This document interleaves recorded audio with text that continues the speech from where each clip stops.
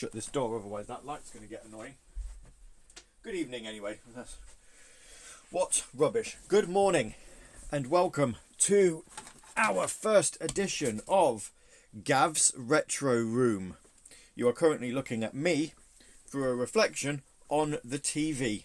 You can see we've got our thing set up. The tripod is set up, and this should hopefully, we might need to tweak it a little bit once we've got the TV on, and we're streaming our first game of this brand new series. So basically, once a month, I'm going to be up here in what we've now dubbed the Retro Room. You can see I've got a fan here. It's not in the way. It's fine. What we're dubbing the Retro Room, because this is where all my retro consoles are. If I just have a quick peeky down, you can see. Good morning, Resident SD. You can see we've got the Dreamcast. There's the PS2, looking rather dusty because I tried to dust it with my hand. Should have done it properly. GameCube. And then further down, Xbox 360, a PS3, and a Wii U. So, all of the retro games are here. And hence what I've dubbed this room. It is the Retro Room.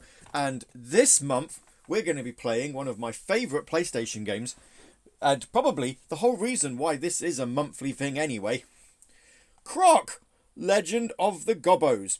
But before we play it on the PlayStation, we're going to play it on this.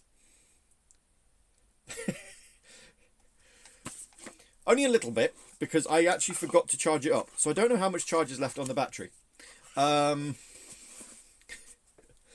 Or should we maybe leave this until there's a few more viewers in? Because at the minute we've only got Resident SD. Ooh. Should we maybe do it as a treat at the end of the episode? It's a great selection of consoles. Also a PS2. Yeah. Also a PS. I see what you. I see what you did there. So this is the Funky S. It's very small. If you want to know how small it is, this is in relation to the aforementioned PlayStation 1 case. It's tiny, is the answer to that. So I think what we'll do a little bit of it now. We can always treat people with a further look later on.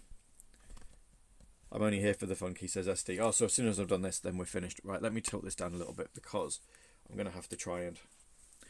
So here you go. Is it going to focus on this properly? Ah, it's already right. Let me come out. I might need to turn the brightness down because you can't see any of this. Oh, hang on. I can do it this way. How does the CD-ROM get in there then? Right, so this is the Funky S. We'll have a quick little gander at this for a few minutes. So it's these are the consoles that you can play on it. So you've got the Game Boy Color, Game Boy Advance, the NES, SNES, Game Gear, Master System, Genesis. Can't change it to Mega Drive, unfortunately. Wish I could, but unfortunately not. TurboGrafx, or otherwise known as a PC Engine. Funnily enough, this is made in France, so you'd think that Genesis and TurboGrafx should be. Why is that not focusing? Focus. Sorry, that's my awful thumb. I've got a bad habit of. Anyway, yeah, you'd think they'd use PC Engine, but never mind. I've lost the D-pad now. Where is it? There we are. We've got an Atari Lynx on there. Neo Geo Pocket, which obviously also includes Neo Geo Pocket Color. A Wonder Swan Color, which I have no games for. And there is a game I've been told I should get for this, though. And obviously the PlayStation. So, if we just show you, before we get into Croc, let's just show you how this works on a game that I might be able to play without looking at the. You can, although I've not got around to it yet because it'll take me ages. You can actually replace these with the actual box art. And Resident SD says the menu UI is nice. It is very nice. I can change it. It's just that's my favourite. So let's get into everybody's favourite game here.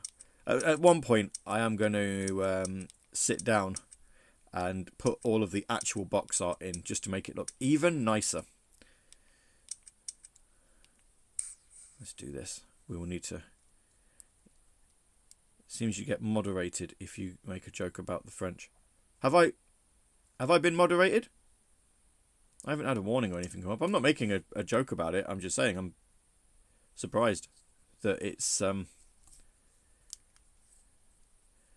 surprised that, you know, given that it was made in France, that it was it's not using the English, you know, the European names, and using the American instead. Right, we do want to start a new game, I'm sure. Oh no, I have. Oh, okay. Here we go. I might have to turn let's turn the screen brightness down a bit. Where's brightness?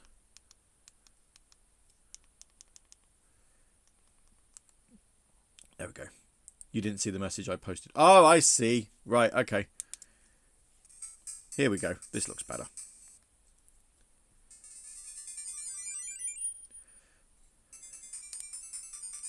So here we go. Before we get into Croc. Sorry, it's going to be a little bit... Also, sorry if the sound is terrible. I'm playing this through the viewfinder, so if my reactions are terrible, that's because... Hello, Earthheart! The first game I ever played, if that is the Master System version. This is indeed the Master System version. No... Oh, no dirty Game Gear version here.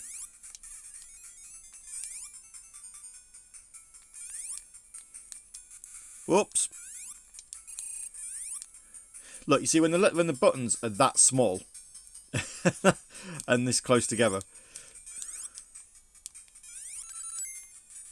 Ah. Oh. Do you know, if I was actually doing this.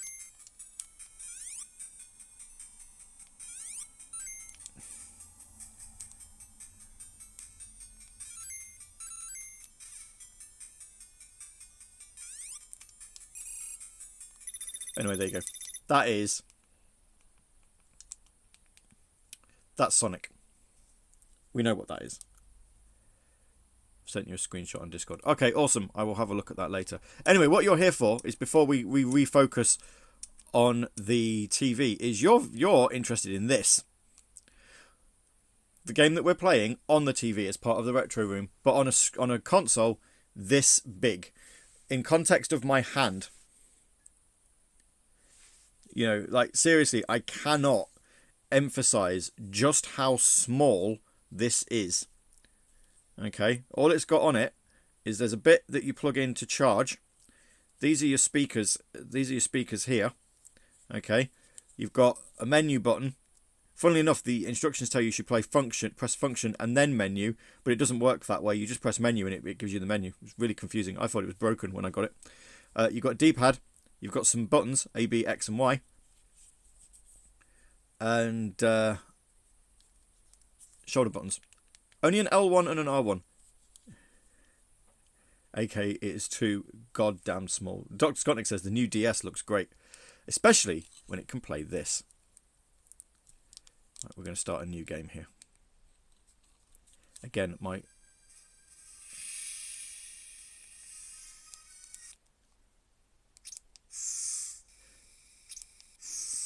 This is going to be one of those where someone is going to make a joke of, hey, I've seen this before, when we start playing it actually on the TV.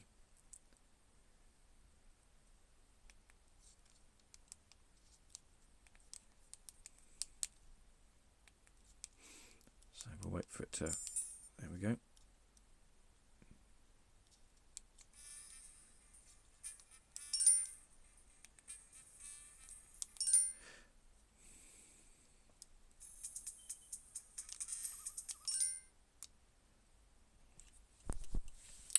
So this is, as I like to point out, this is the exact same console that was just playing a Master System game. Playing a PlayStation game with no problems whatsoever. Other than the fact that the screen is tiny.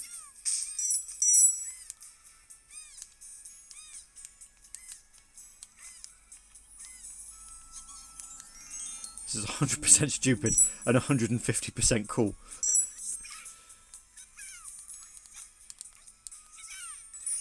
It is insane that this works as well as it does. No problems except tiny screen and missing buttons. That, yeah. That is the other issue. Hello, funky people, says Larry. Yeah, the issue that you've got here is obviously if there are any games that you wanted to play that have got that require L2 and R2, you're not going to be able to play them. I don't even know if there is a workaround to do it.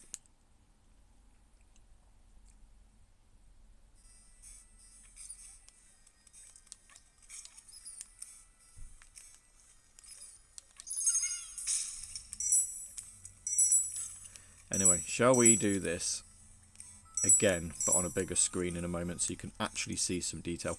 The screen itself, obviously, you know, it's very good. It's very, very detailed. It's just obviously not coming through on the viewfinder here. I almost expect to see Windows 7 Notepad commentary. No, afraid not.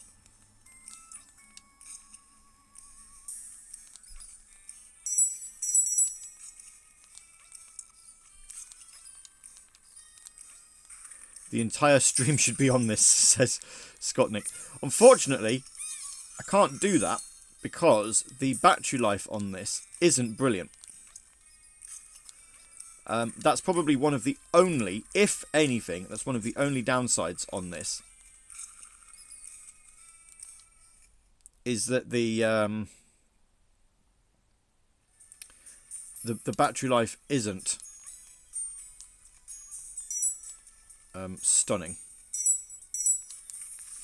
And yes, SD did mention that the whole stream should be on this. But as I say,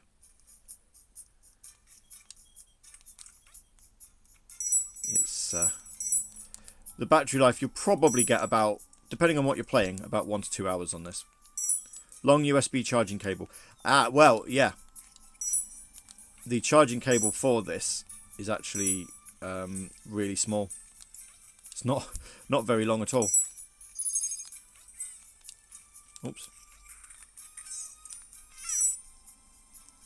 I killed him. Right, okay, anyway, that's enough of that.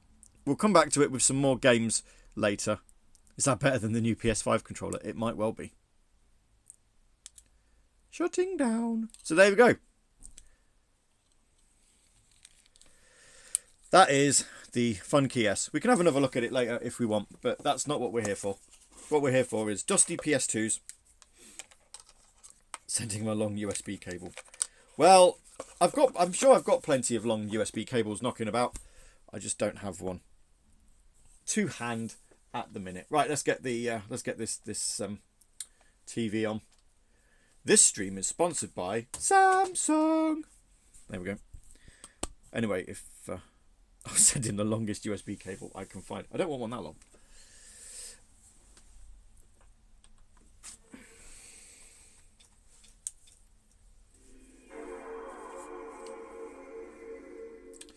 You know, talking about dusting things, I probably should have dusted the PlayStation 2 controller. Also looks a bit of a mess. I'll sort it out. It'll be fine. USB-C or micro... Seriously, do not send me a USB cable. I mean, that's going to be an issue on trains that don't have plug sockets. Yeah. Don't send me a cable. I've got plenty of USB cables. I just don't, like I say, don't have one to hand. So... Nice work on the Samsung sponsorship. I know, right? Power bank. Yeah, you could power bank it, I suppose. I was ready to sign up.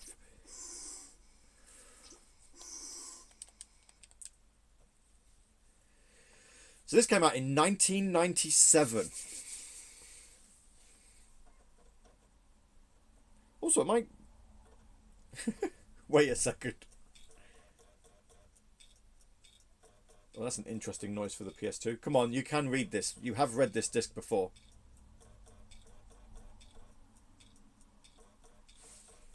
My PS2 is old. If it doesn't want to run it, we'll just switch onto the PS3. It's fine.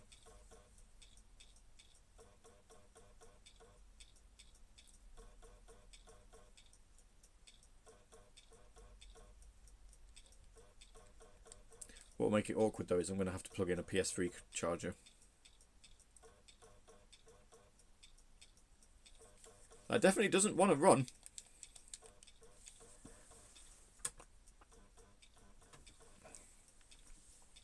I love the fact that my PS2 is dying. Right, okay. Panic not. Panic not. We can do this. We just need to switch onto the PS3, so you're going to have to bear with me. We'll get there, because the funny thing is the slim PS3s do play PS2 games. PS1 games. Ow.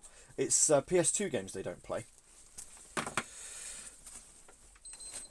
Cool. Right, there's nothing in that. So let's switch to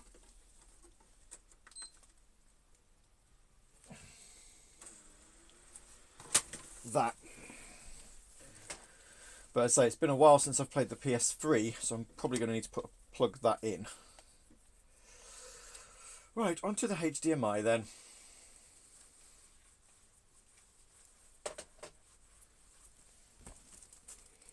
Slim PS3 is a shame I know over PS1. Yeah, the oh, Netflix is patched, is it? Okay, yep, because people use that. Now then, what can I charge it up with? I swear I've got a controller here somewhere. This, if I'm being honest, this is something I probably should have checked before we started streaming. And it is entirely my fault that I didn't. So apologies for this.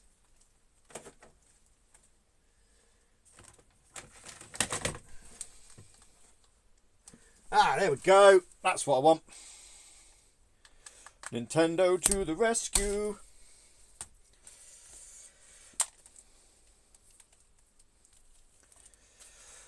This is a PS1 stream on a PS3 with a Nintendo charging cable. Now, I can't remember where the USB charging bit is. Here we are.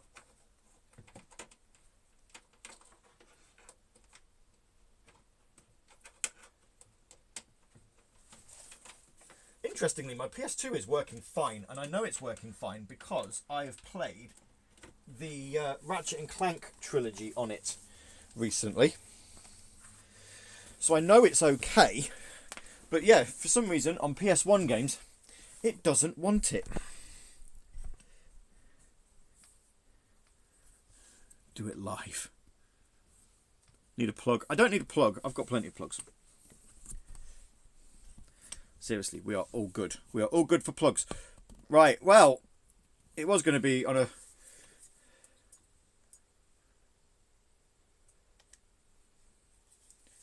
it was going to be on a PS2. Now, we're on a PS3. Failing this, I'm going to need to buy a cheap PS1. I have actually been tempted, I'll be honest, to buy a cheap PS1. Right, am I too close to the screen? Do I need to come back a bit? In terms of the camera. At least it will look better. That's true. It will look better.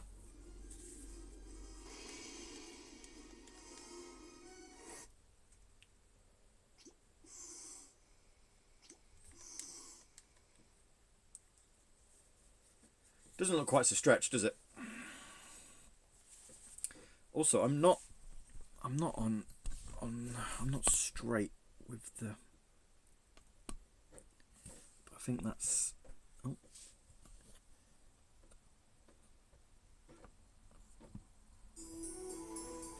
Here we go.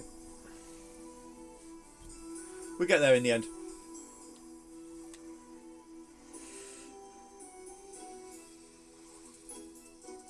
So, fun facts, we were talking about this on Saturday Night Sega a couple of weeks ago. This was originally pitched as a Yoshi game. Nintendo said no. So they just reformatted it into a game with a crocodile. The PS3 doesn't pillar box for 3 games, that's a shame. I'm fairly sure I can change that. I'm sure there's a setting I can change for it.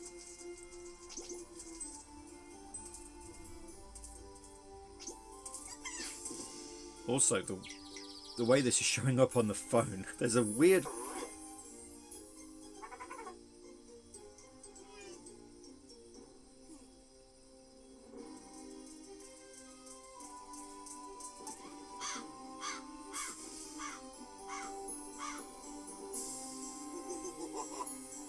I didn't know this was pitched as... Apparently there was a Did You Know Gaming... let me turn this down a little bit.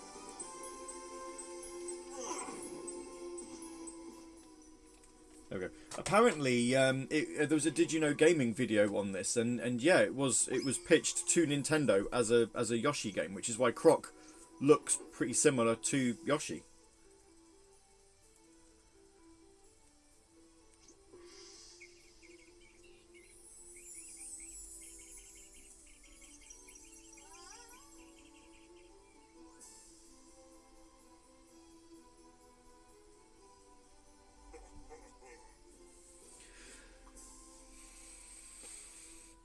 So I'm told, anyway. I haven't actually seen the video myself, but so I'm told it was supposed to be. Nintendo point blank denies it.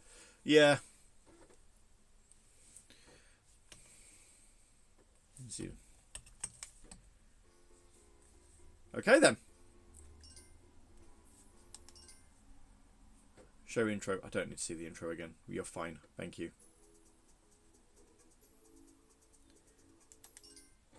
If I'm cutting any part of the screen off, you'll need to let me know here, because I need to... The problem is I'm looking sort of on...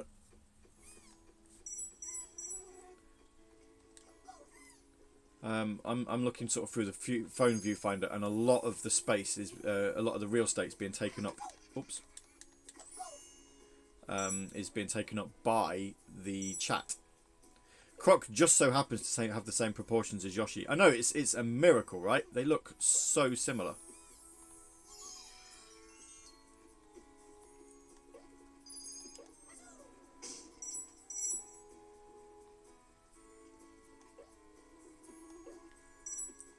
Shockingly, this is easier to play on a bigger screen. Who'da thunk it? So yeah, so slimline PS3s don't play PS2 games. They took the PS2 emulator out of the slim consoles, as opposed to the fat consoles, where they kind of had some aspect of software emulation in them. But the PS1 emulation is actually coded into the hardware, so you can still play PS1 games on a slimline PS3. I believe the same also rings true for a super slimline. A super slim PS3. I don't have one of those to hand to check it, so I don't know.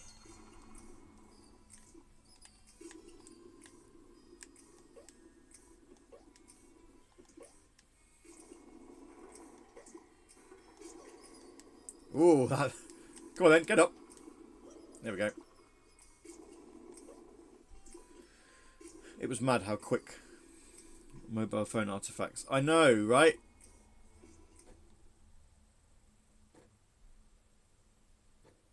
Given that Mario 64 was likely in the works, I can see why they wouldn't greenlight this. Not that it's bad. I genuinely don't think this is a bad game. I quite like this.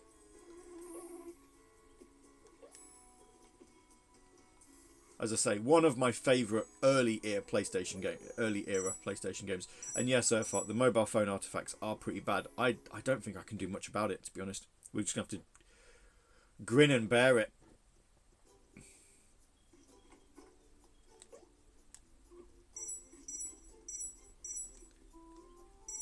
But yeah, I don't know why they got rid of PS2 emulation. I'll be honest.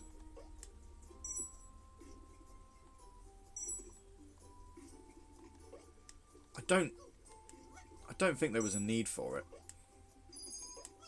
Like, to get rid of it. You know, there was obviously a need for... I might have to look at my work longer. I wonder if when I finish this level, I'll see if it gets better if I move the phone further away. Maybe it's because I am quite close to the screen. So we'll have a look at that and see if that helps.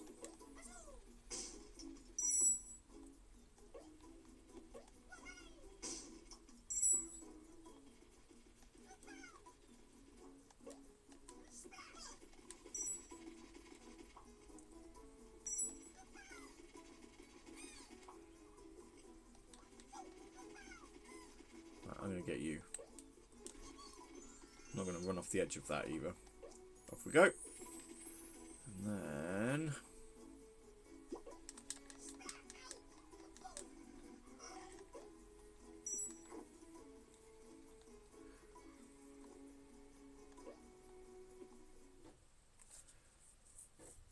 I think it's a mix of how you're recording and the graphical style of the TV mixed with how the TV works. The PS2 emulation was kind of spotty, yes.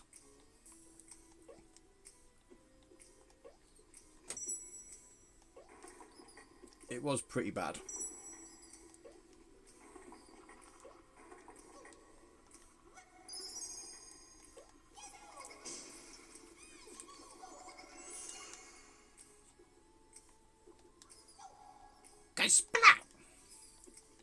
I love him. He's just such a cute little character.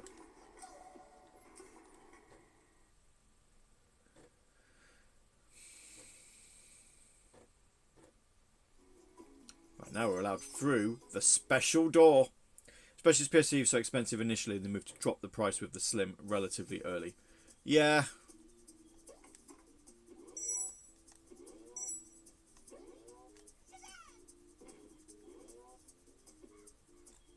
There is that. This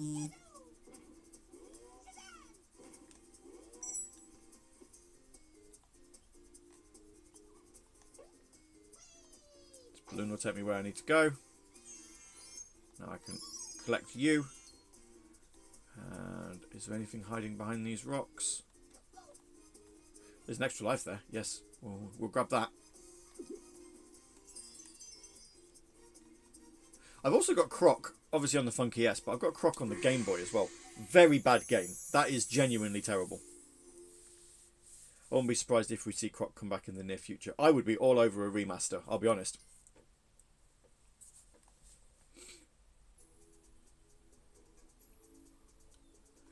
Can I save the game? Do I have a virtual... I think I've got a virtual PS1 memory card on here. Yes, I do. I've got Star Wars Demolition on it.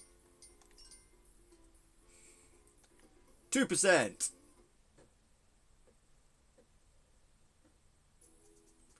Underground, overground, wombling free.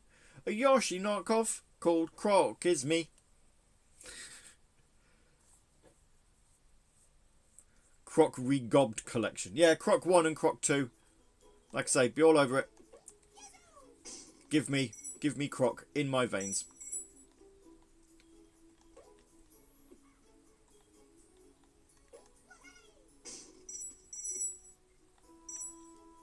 Do you know what? Actually, if I'm being honest, I can't remember how much of this game I've ever played.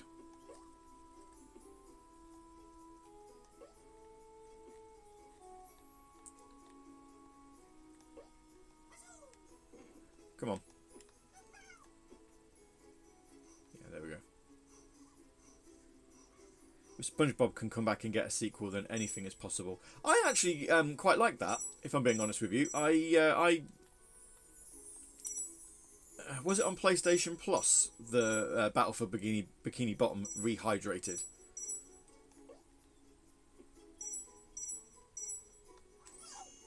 Ah, he hit me with his thing.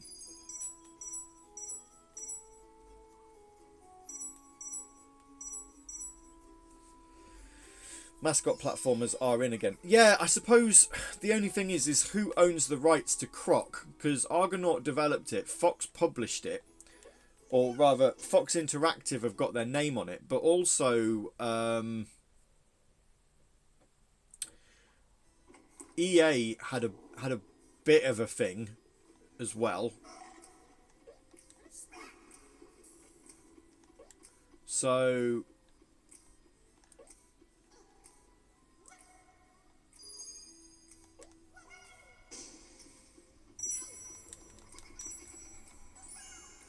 I suppose that's the only thing really, isn't it? Is who does actually own the rights to Croc? Because I don't even know if Argonaut are still... I don't think Argonaut are still a thing, are they?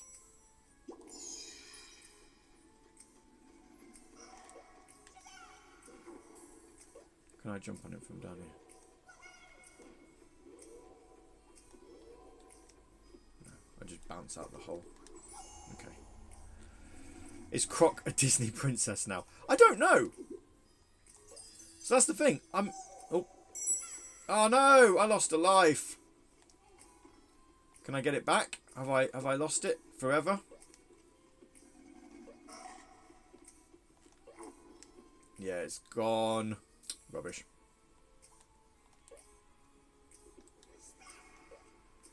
So I don't know whether when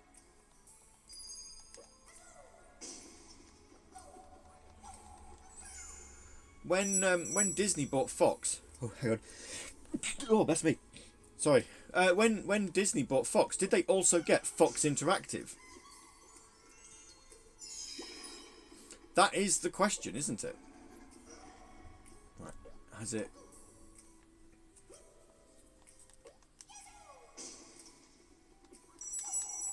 I don't know. I'm sure somebody with a bit more knowledge of what Disney actually bought. I found out it is still owned by the old owner of the developer. Oh, well, there you go then. So, odds are, probably not. Whee! Jez Sands. Okay.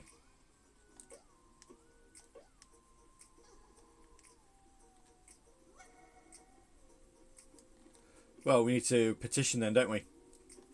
Remake Croc.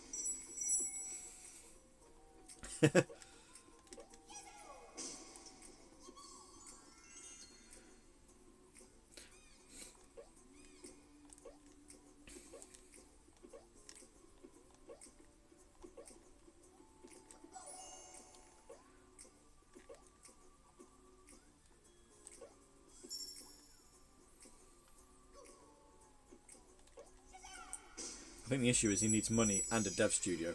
Well, yeah, they're minor things really in the grand scheme of everything.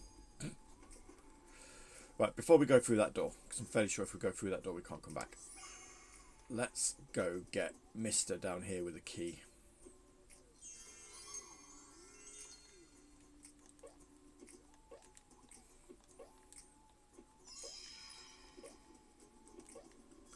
So the first time I played this, my cousin had it.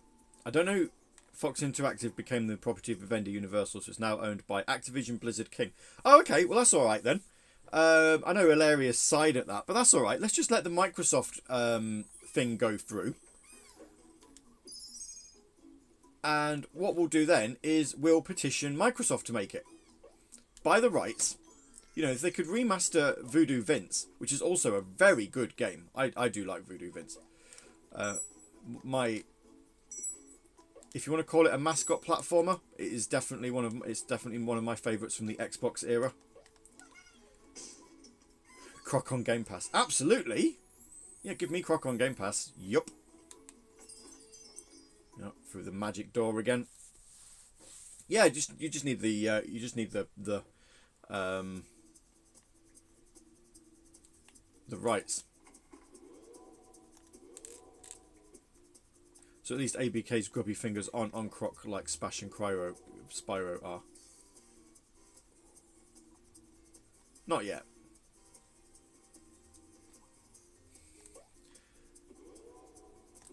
Microsoft to remake Croc, please. I'd say announce it at E3, but they're not at E3, so that's not going to happen. Anyway, hope you're all doing alright.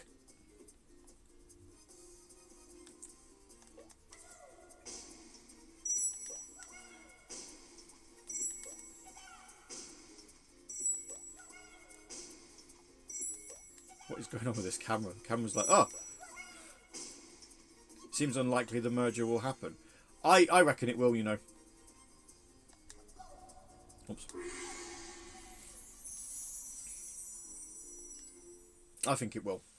For the pure reason that a lot of the arguments seem to stem from Sony saying competition will be taken away. Are these all...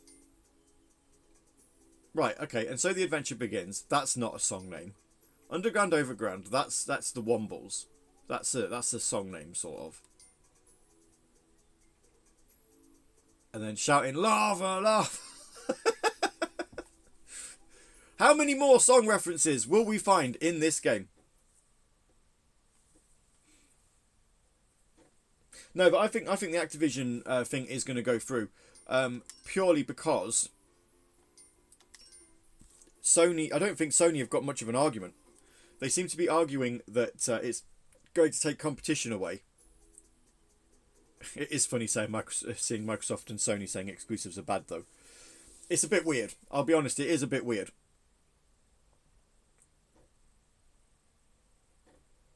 But yeah, they. I think the whole thing seems to be Sony are saying that, oh, you know, the PlayStation brand will be irrevocably damaged because you can't play Call of Duty on it.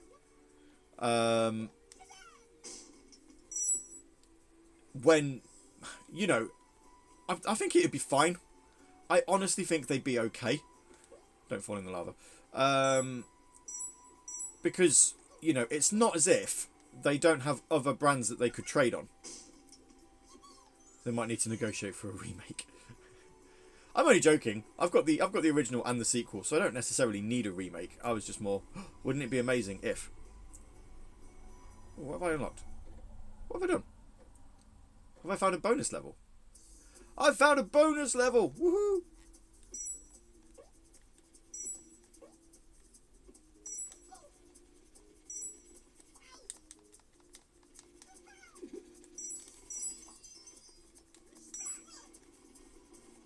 Probably shouldn't let him run into me anymore. Or the guy who's on fire.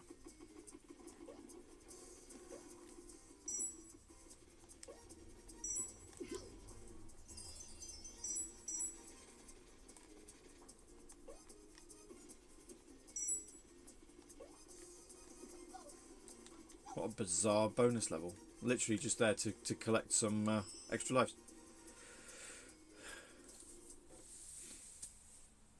Call of Duty is huge, though. Huge enough that Microsoft would be willing to wait 10 years to make it exclusive. And that's the thing. If Sony's whole argument on the merger not going through is that they'd lose Call of Duty, and Microsoft have already made a concession in that, I can't see any reason why they can't put it through. You know, why the acquisition won't be sanctioned.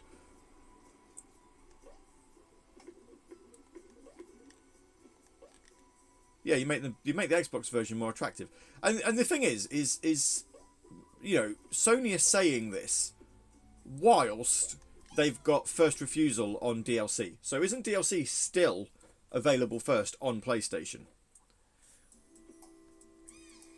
Okay, we've got to try and guess. Right, so he's in the middle one.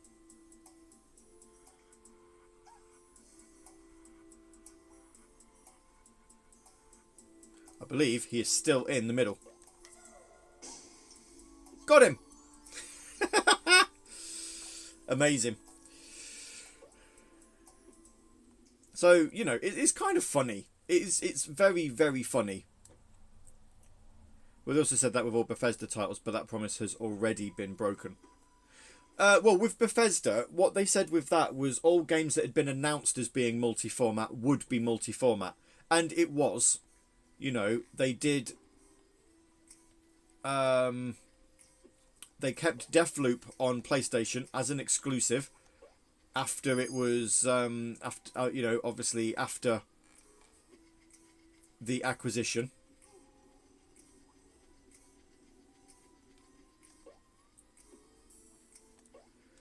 I think with that, with Bethesda, it was very much. Oops. Very much a case of wording.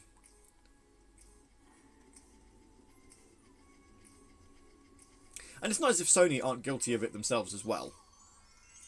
You know, buying Bungie. So if there's ever a Destiny 3, that will be exclusive to PlayStation. Although I'd hope not, because I haven't played Destiny 2, and I will refuse to now on the pure reason. What has that done?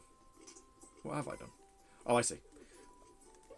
On the pure reason that they started, the game just got too big, and they started locking content. You know, it's like, oh, right, well, we're going to put this content away. That's curious. I have a key for a door. But where's the door?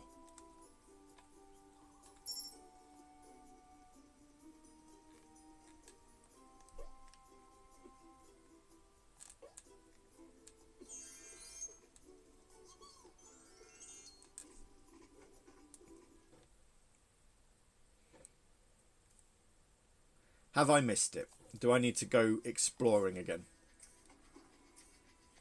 Is the door up here? Ah, this is a... Right. Ah, the door is up here. I see. No, don't go in the balloon, you moron.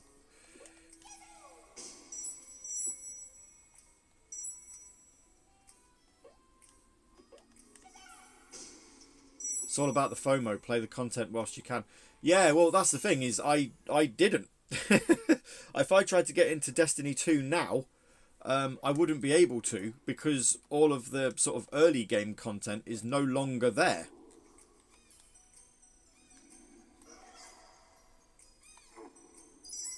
So, yeah.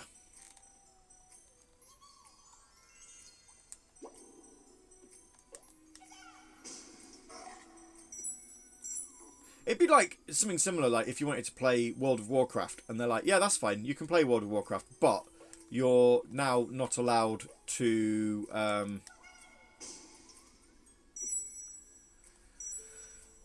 what do I want to say? You can't play. You can't play like the first expansion. You can play the base game. You can play all of the later expansions, but you can't play this expansion. It's not available anymore. Sorry. I'm more annoyed that I can't play content I paid for. Yes, exactly that. You know, it went free to play, which is fine, but then to start taking content out that people had paid money for. I played the first Destiny and I thought, yeah, it's not bad. It's not brilliant, but it's not bad. And I thought I'd probably get around to Destiny 2 at some point, especially as for a while it was on Xbox Game Pass and it was given away on PlayStation Plus. But I've just not bothered because first of all, it took far too much space up on either hard drive, but also, you know, not having the full content. Nah. Well, what are we doing?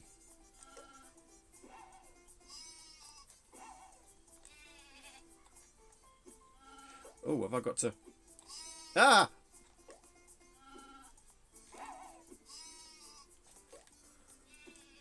I can't do it.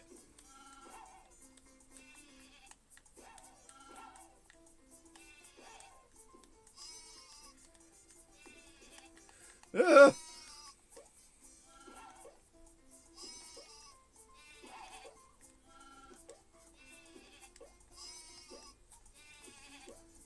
Jeez.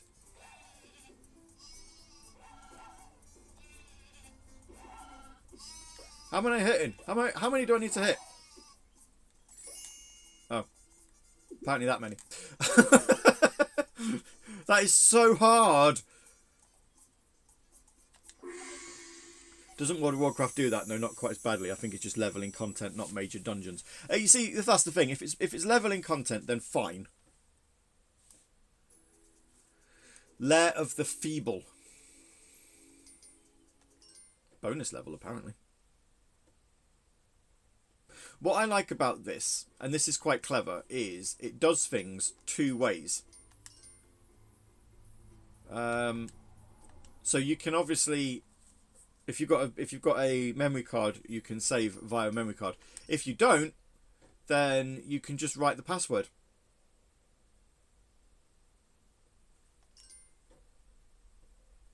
Very clever.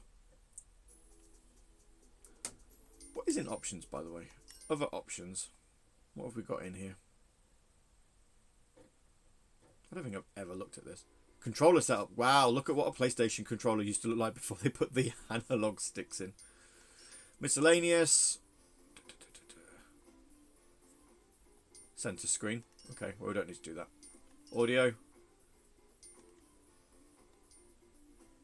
Dolby surround. Yeah, I think we're all good.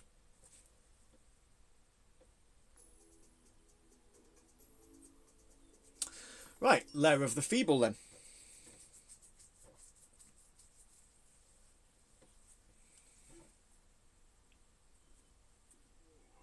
Oh, it's not a bonus level, it's a boss level.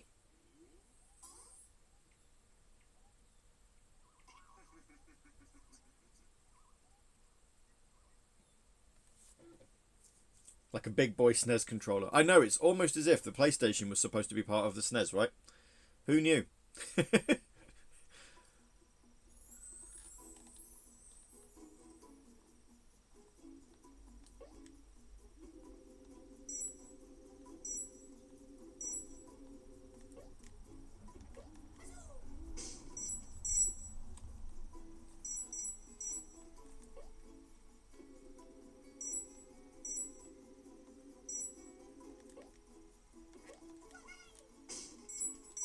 Off into town, catch it. All right, cheers, Larry. Thanks for joining in.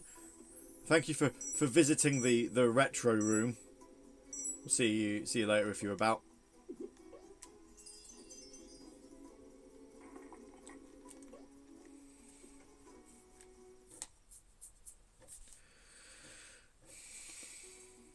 But yeah, honestly, with this game, I can never remember just how far into it we got. I don't know if we ever finished it.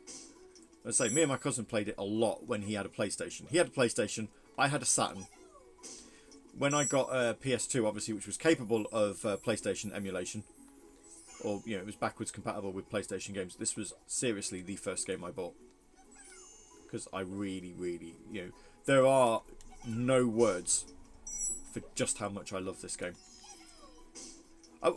Maybe not so much the game, I think it's more Croc. I just think Croc's adorable.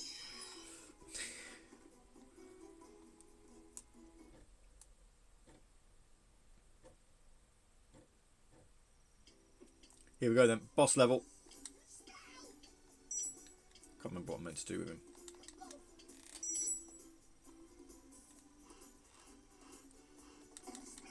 Oh, that's it. I've got to wait till he...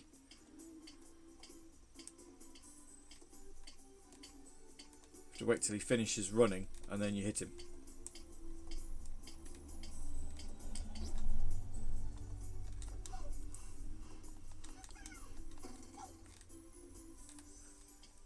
Ah, he's after me again! Having, like, zero camera control in this game is so difficult. Like, I just really... my instincts are just to hit the analog sticks. But, of course, they do nothing.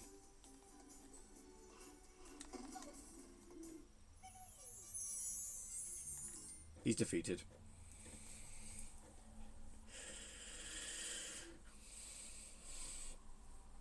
And now he's going to turn back into a duck thing.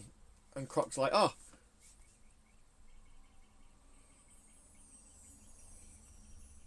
that's it. Take me to the next world. The Tumbling Dantini. We will save our game after every level.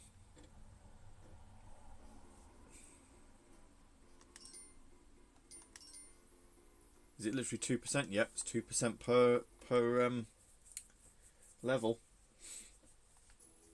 That would lead me to think that there are 50 levels in this game. Who knows? So, well, we can obviously play this, and it's a bit easier for me to glance at the stream, at the chat, whilst I'm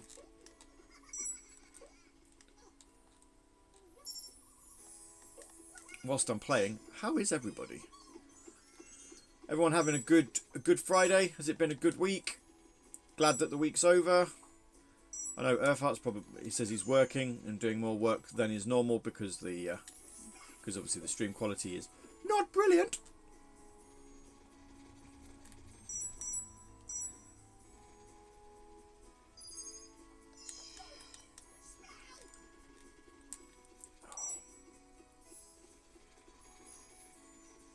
In fact, it is very weird. Croc almost looks blue.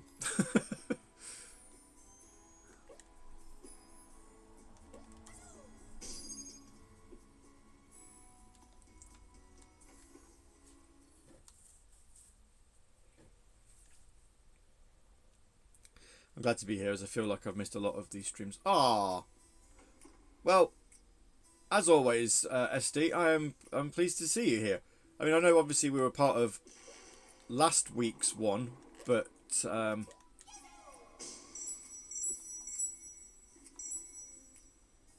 how's the pork sandwich? Oh, it was amazing. I love Watkins, our local butchers. They are the best in town for that sort of thing. No sandwich envy for me today. Earth says I'm alive to most people's anger. And I assume Tuesday after we'll be skipping due to the date. Oh, yes, Valentine's Day. I'm in Sheffield. I actually can't remember what time we come back. So I don't actually know. Is the answer to that. I can't remember what time we got train for. But we're in Sheffield all day, so Mina might allow me to stream. I haven't actually asked her, I'll be honest. But yeah, lots of prep for Dark Souls, says Earthheart. I kept telling myself that I was going to do some Bloodborne prep, and yet yesterday I found myself playing Judgment. Spend the evening with your wife. I've spent all day with her doing shopping. I'll be exhausted.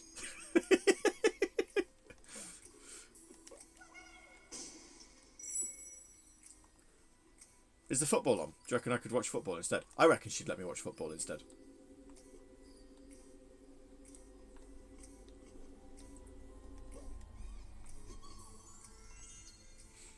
Well, actually, I tell a lie. I'd have spent all day with Mina and Alexis because she is also with us in Sheffield. So is exhausted really a good time to Dark Souls? I don't know. We might have to take a week off, won't we? Just in case. Best not upset her.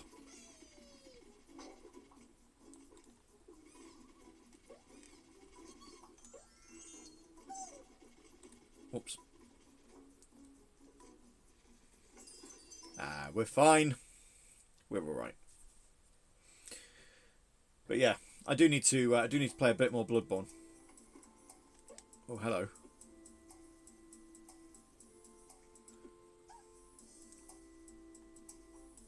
Oh, I have to pick one. Let's go with this one.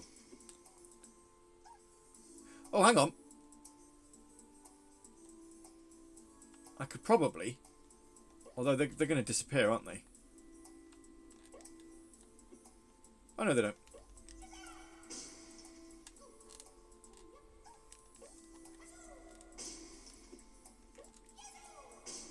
Come on.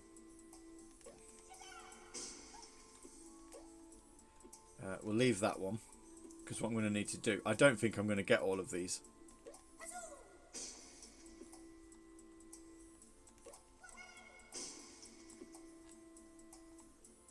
No. Ah.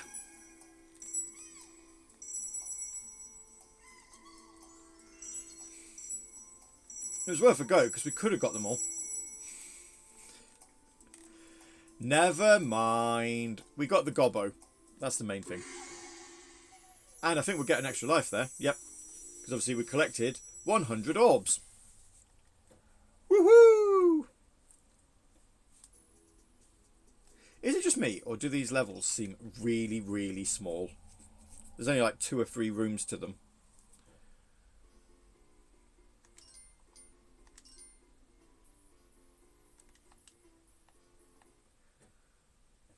%10 of the way through already. Yeah. As for what we're doing, so obviously, yeah, next Tuesday we're going to do some Dark Souls with Earthheart. And I promise not to...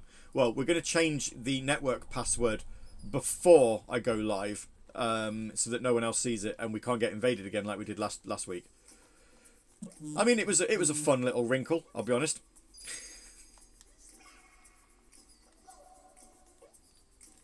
Oh, I can't get up there. No! Oh. Have I... Yeah, it's still kept it. That's fine. So as soon as you make a jump and you're just like, you moron, what have you done that for?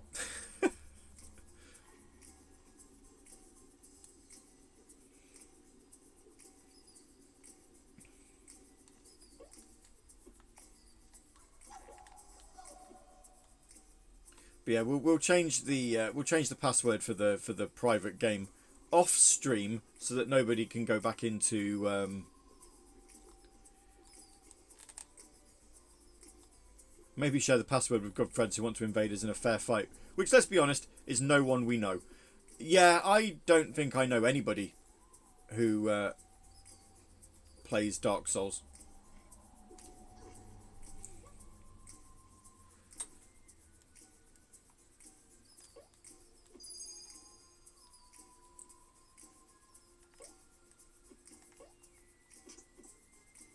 What's this done? Ah, there we are.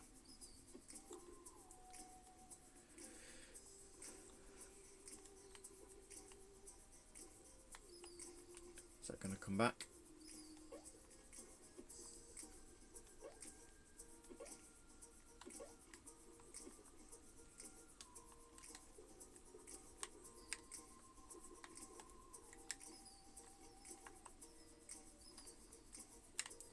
Nope.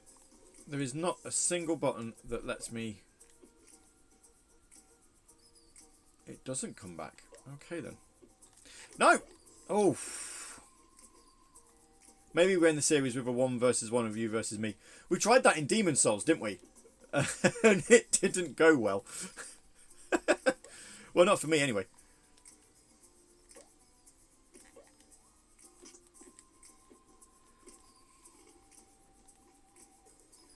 Down it goes. And boing. There we go. We could do that. I think I think doing a 1 versus 1 to finish that'd be pretty funny.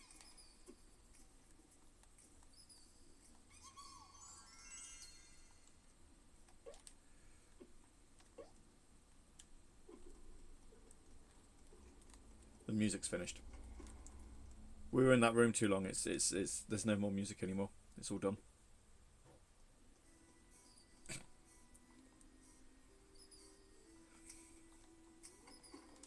How bizarre.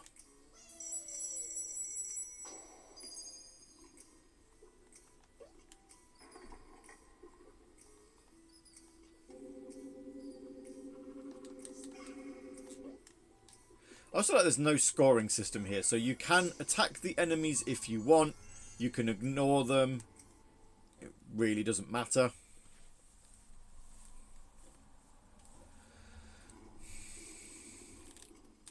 But yeah, I still haven't got any sort of idea on what I want to stream next Friday. Because as I say, the retro rooms are going to be weekly. Not weekly, sorry. They're going to be monthly streams. So we're only going to do 1 a month up here. Because this room does get a little bit cold sometimes. Ah, he shot me. Bit rude. So we're not going to be up here all the time. But I don't know what we're going to do as our next main stream. I don't know whether,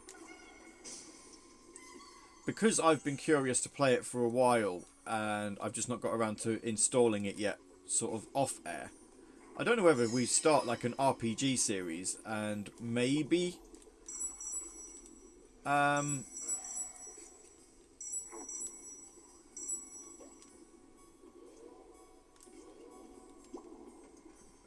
maybe look at Dragon Ball Z Kakarot.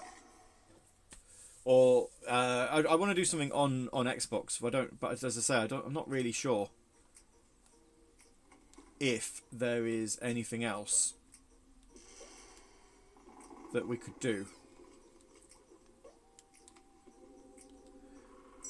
I haven't really got any platformers, so. And we've done Klonoa. RPGs on Xbox. Yeah. Yeah, Dragon Ball Z. And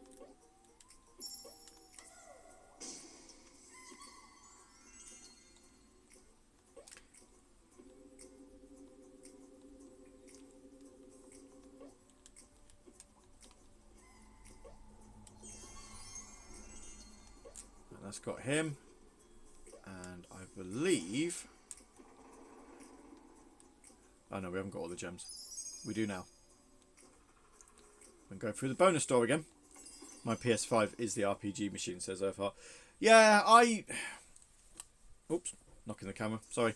My problem is that I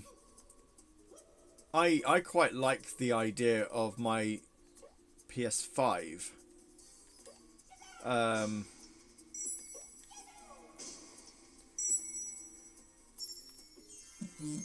oops.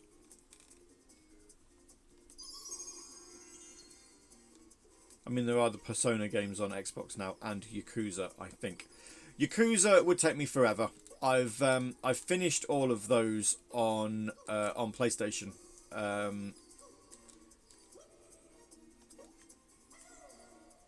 I jumped too early.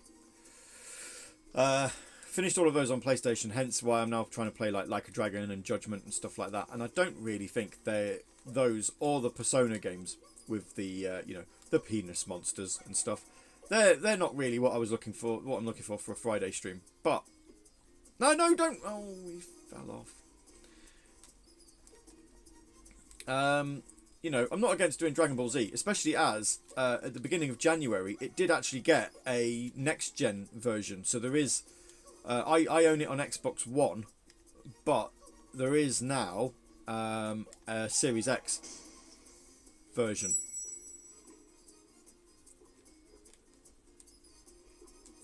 So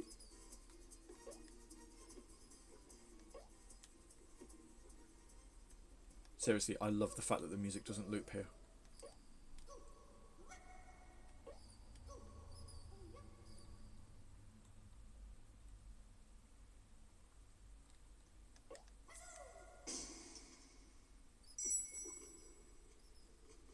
Music's gone. No more music. I've not played Kakarot, so if you fancy it, I do want to play it. Because with Kakarot, it's oh, there we go. Music has come back. Hooray! With Kakarot, I do believe the game actually goes through the story of the anime like pretty completely, so I can kind of watch, you know, play that without needing to watch a lot of the anime, and then I'll be able to watch the movies. There we go. Woo! The only other Dragon Ball game I've ever played is Ultimate Tenkaichi on the 360.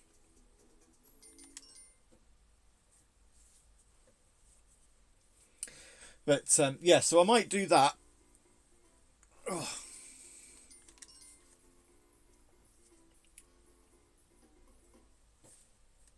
Might do that on the normal streams, and I'm not entirely sure when we're going to do the when we do the retro room. Whether we do it, because we started it on the 1st of the month, whether we do the first stream every month rather than just plucking random dates out. Does it make sense for people if we do it that way?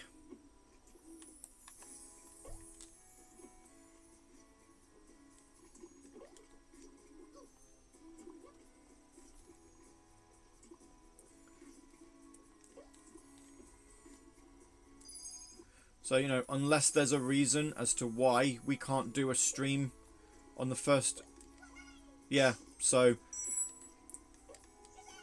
next month, I did put it on Twitter and on Mastodon, but for next month, we will have a look at Billy Hatcher and the Giant Egg. So potentially retro stream and request roulette to start the month. Yeah. Earthart is here for the ride, he says. Bless. Oh, wait! Stop running off.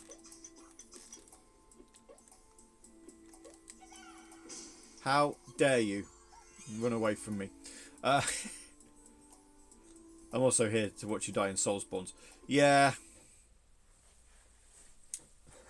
I am looking forward to... When we've done Dark Souls Remastered, there is going to be a break from sort of Dark Souls types games, but I absolutely am going to I need to break that box. I am absolutely going to be, when we do Dark Souls 2, I'm going to do it solo. And see how much fun we get there.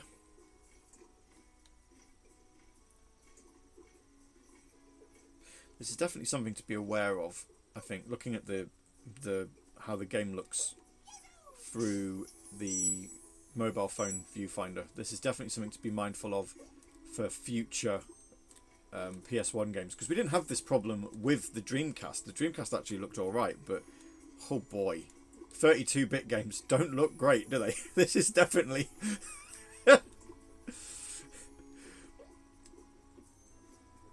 absolutely befitting the retro. Befitting the retro title, because this is so poor quality.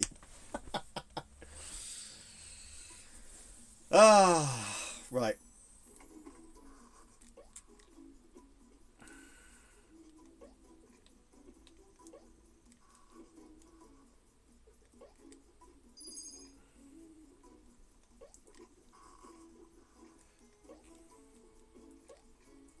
I don't actually know if Croc 2 is any harder. I played it briefly just to see if it worked.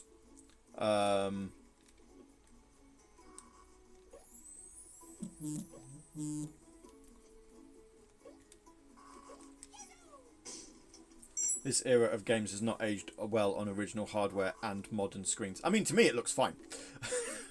Obviously, to everybody else, it does not.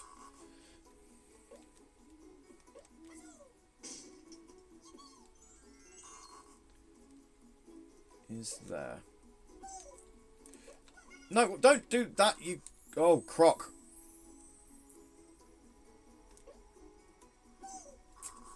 Well, I've got plenty of lives. It was worth looking. I just wanted to see if I could... Oh, I can't go that way. Okay, then.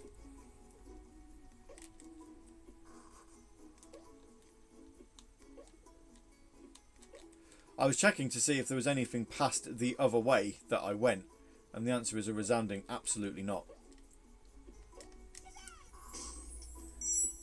You should play this upscaled on your Series X. Is there, and I'm going to guess the answer is no here, but is there a PlayStation emulator on the Series X that will play actual PlayStation games? Actual, you know, would the PlayStation, would the Xbox, did I just say PlayStation far too many times there? Would the Xbox Series X, does it have a PlayStation emulator that would play actual PS1 discs?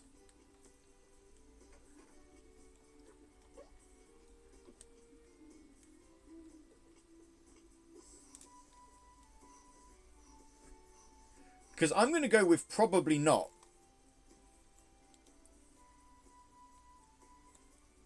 Fuck Mrs. Lightgun Games, specifically Point Blank. Yes. Point Blank's good. But my one that I feel like I'm going to miss the most is actually one that I can still play, but obviously the gameplay is going to be marginally different because of the... because of it. But Resident Evil Dead Aim was a good one. I did very much enjoy playing that game, but obviously, you know, you have the minor dilemma that gun cons no longer work, but you can still play it with a PS2 pad.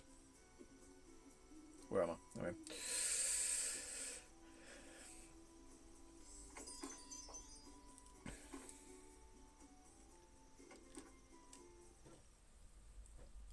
Ni no Kuni is on Xbox. It is! Ni no Kuni remastered, yes. Yeah. What is this? Right, so what? Am I supposed to go underwater here?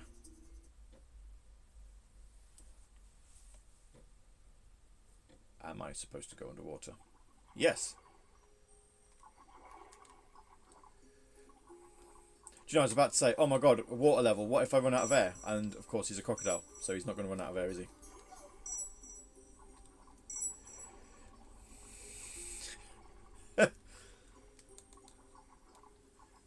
He can't swim for toffee.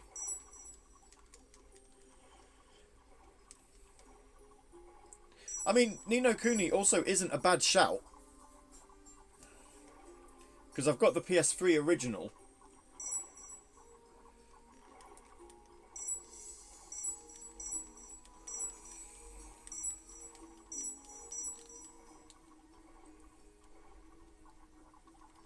Don't Crocs still breathe air? Apparently this one doesn't.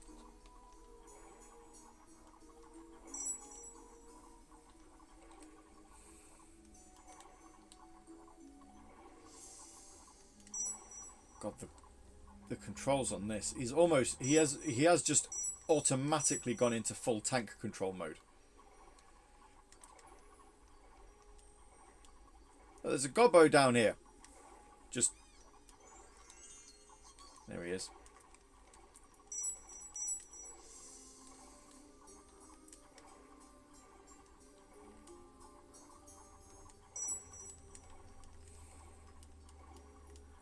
Let's spin back around and collect these gems on the way out. Oh.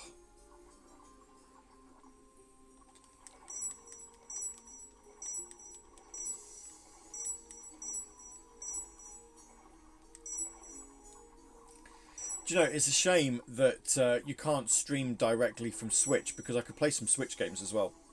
But I'd have to stream those off camera like this. And yeah, I don't know. It wouldn't be great, would it? So I can't say I'm enamoured by the idea of doing that.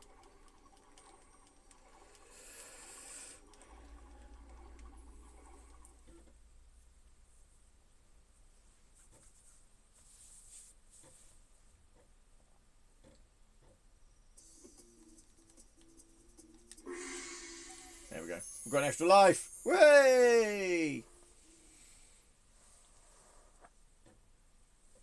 Also, I didn't realise Final Barline has 4 to 5 season passes of music already planned. Yeah, I think there's 3 season passes that come out like 2 to 3 weeks, every 2 to 3 weeks after the launch of the game. And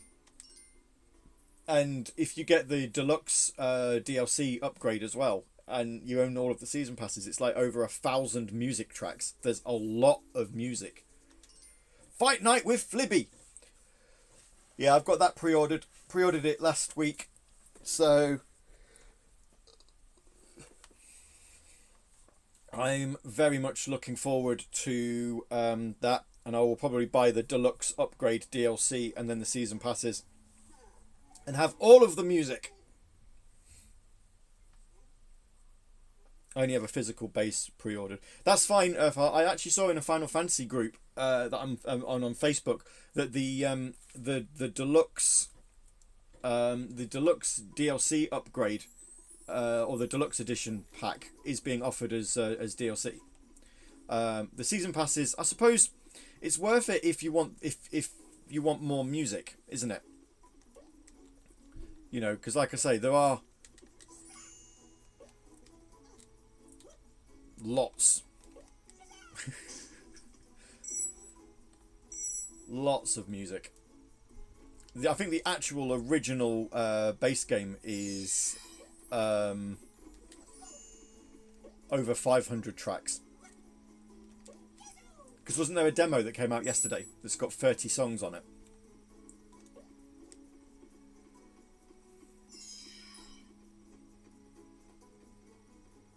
Better not lock my favourite songs behind it. I think the DLC's actually from other Square Enix games. So there's like packs with The World Ends With You, Nier and Nier Automata, and stuff like that. I think all of the Final Fantasy songs are actually in the base game.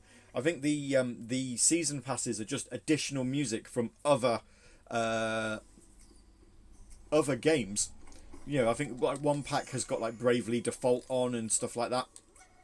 They have actually, I mean, there are some like surprise editions that they haven't announced yet, but they have actually sort of outlined the some of the franchises that are going to be on the packs. There's like I say, literally there's loads, like plenty of music. But as far as the actual Final Fantasy music goes, It's I don't believe any of that is locked behind stuff. Actually, wait. Near music is in Final Fantasy 14, so free, please. I don't know. There is a full list. If you go on Square Enix's website for Final Bar Line, there is a full list of music that is available. Oh, what's the time? Oh, 20 past 11. Okay, I'm expecting a delivery at midday. Here we go. We're fighting a ladybird, because of course we are.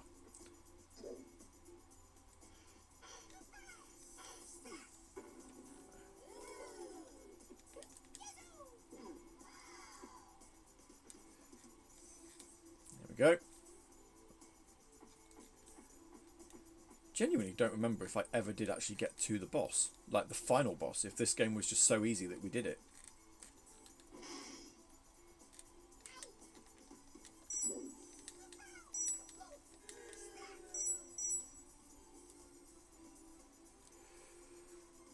I thought he'd be tired after slamming the floor. Apparently not.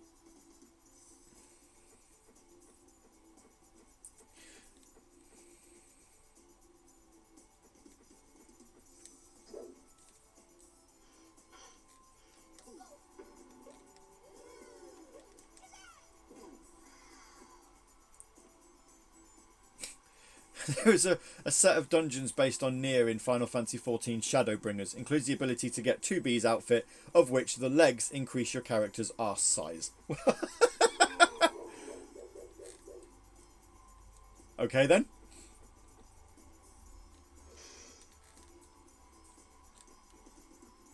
Why not? Yeah, I would imagine the Nier stuff that's in Final Fantasy XIV probably not in the base game. Might be in the DLC.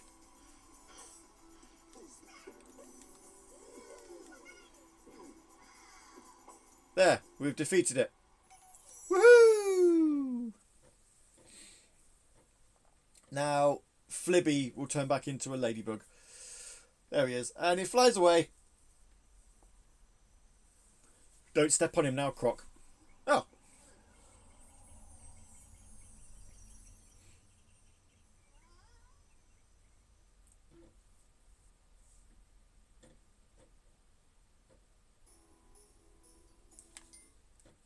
We're on a new island.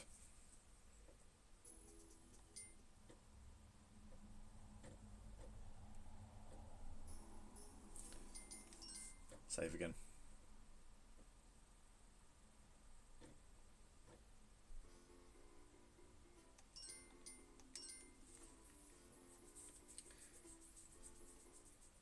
I am actually wondering now about PlayStation and whether there is an emulator on the Series X. I would imagine I'd have to sort of activate dev mode, and did they not try and block that?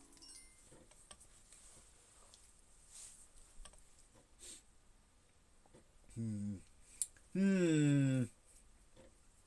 the Xbox even read CD-ROMs?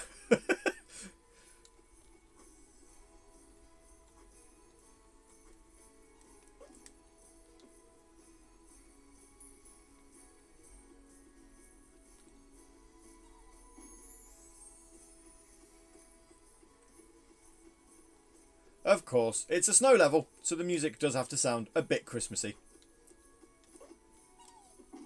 Because, you know, of course it does.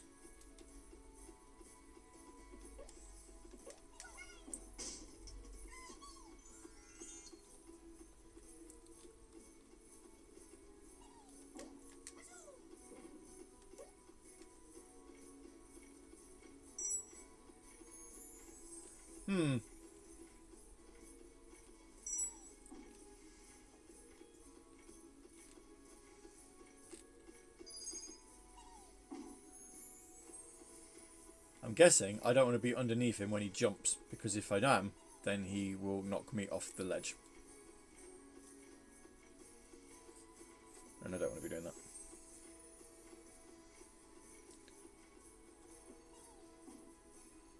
Apparently you can still install RetroArch in retail mode. Huh.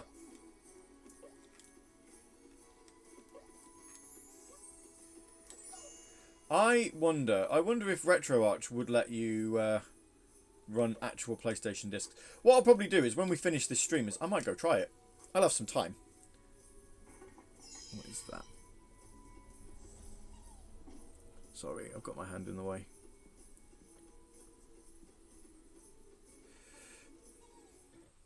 I've got RetroArch on my Steam machine. It's all right.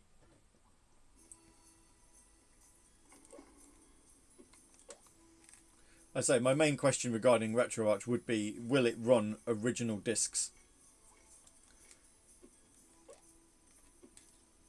So, you know, if I was to put in a... I still think, you know, it'd be nice if we could actually play, you know, old games upscaled on a console. But I think I would still play them on original hardware like this for Retro Room streams. But it could be curious. I haven't seen a demo that uses original discs, but that doesn't mean it isn't possible. Genuinely don't know. I will find out.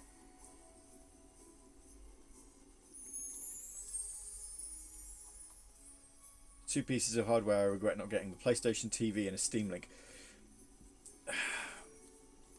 PlayStation TV, I kind of wanted when they announced it, but then it kind of all seemed a bit redundant, because it was very much a case of, oh well, not every Vita game will work.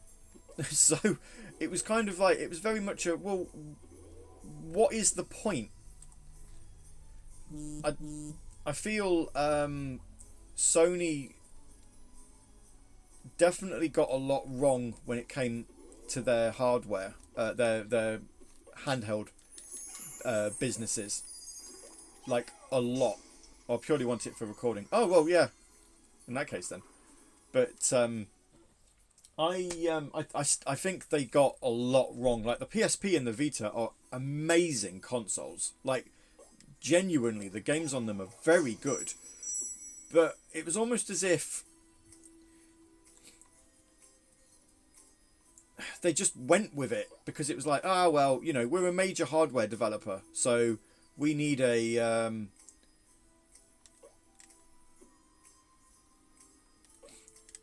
you know, we need a handheld. And they didn't actually care. You know, they didn't care about it. They didn't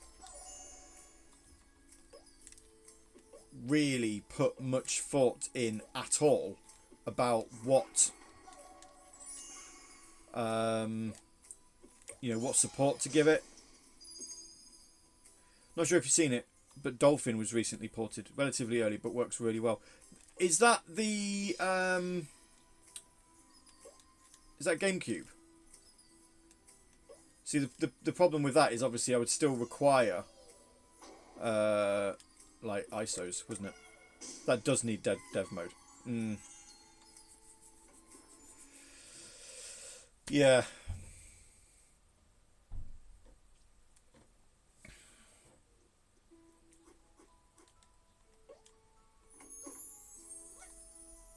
Wii and GameCube. Well, it definitely wouldn't take original. Oh, hang on, I've got someone at the door. Bear with me a moment.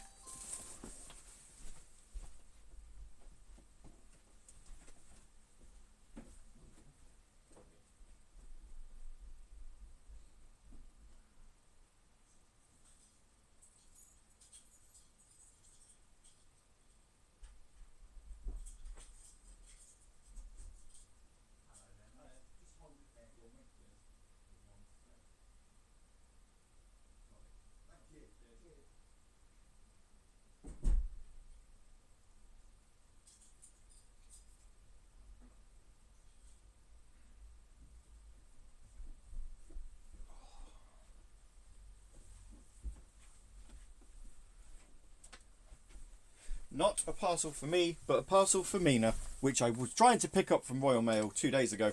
But Royal Mail were being particularly anal about it. K surprise. Or key surprise. Yeah, basically, they sent us a, oh, we couldn't deliver your parcel, and they just put story on it. And then when I went to pick it up, they told me I couldn't deliver it. I couldn't pick it up because I needed something with Mina's name on, not mine, even though the card just said story on it. So how was I supposed to know who the parcel was for? I had a bit of a moan. I'm not going to lie. I did have a bit of a whinge. What is going on with the camera? Camera's there's having a bit of a moment. Here we are. There we go.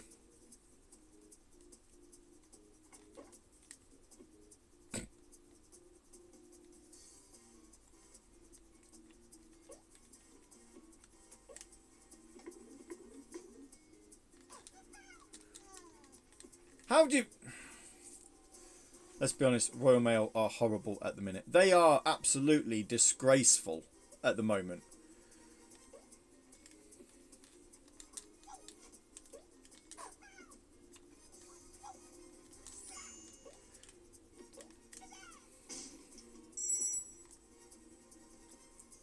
The rules are more stringent. So, I mean, they're just ridiculous.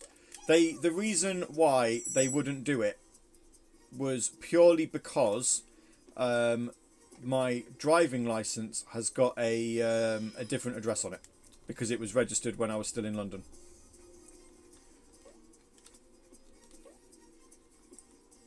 But if I'd have taken my passport, which doesn't have an address on it at all, it would have been fine.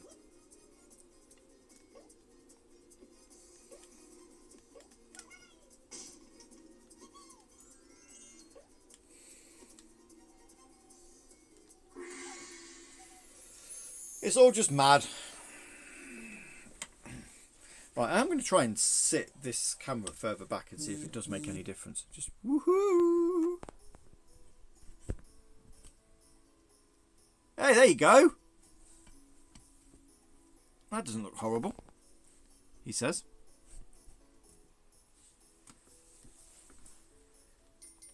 We'll find out when we actually get into the game. But that doesn't look terrible. I'm still on the wonk though.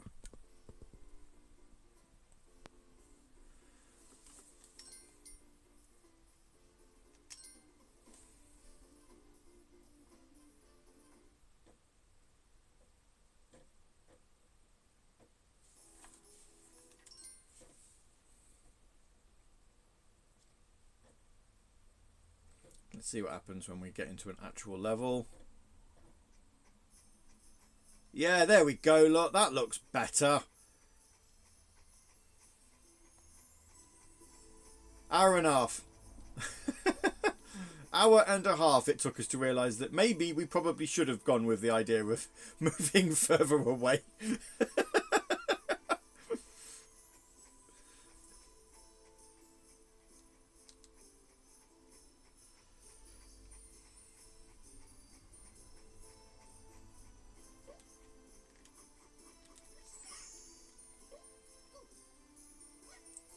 Well, late's as good as never. Unless it's, you know, a parcel from Royal Mail.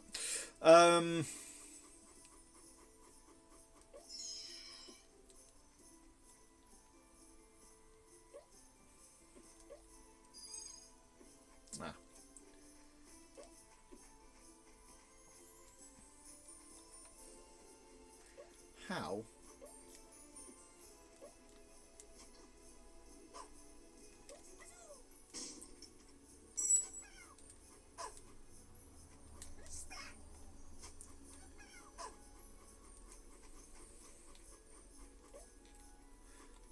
So the question I've got here is, how am I going to make that jump? Because that looks like it's just far too far away. And it is far too far away. But he also looks like he's too far away on the other side as well. Unless, actually, hang on, do I not need a key? And then I need to go back and press that button, don't I? That's going to be it. That's going to be what I need to do. Okay.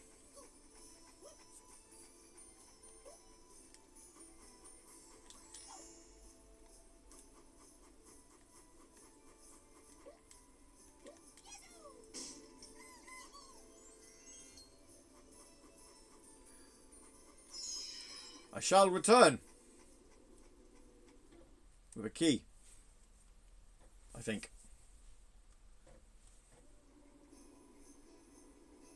There it is. There's the key.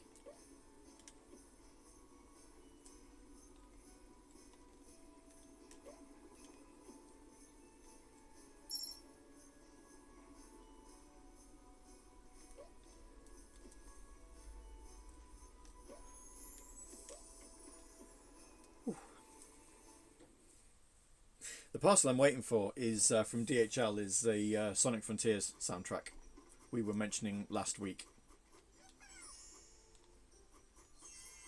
There we go. And that. There we go, you see? Yeah, that's it. That's what we needed.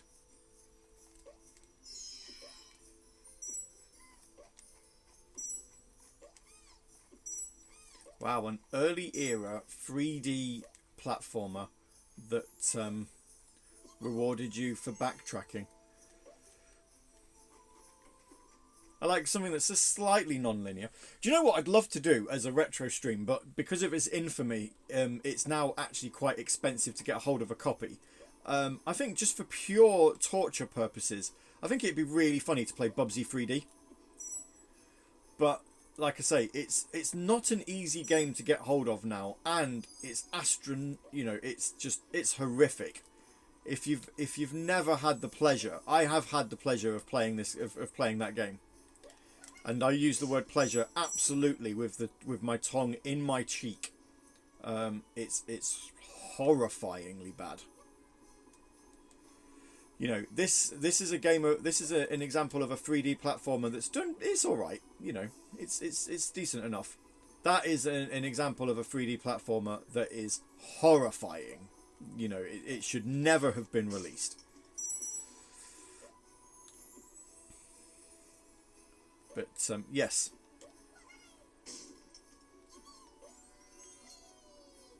Whee! There he is, look. Still cute. Ooh. That's a small. No! Oh!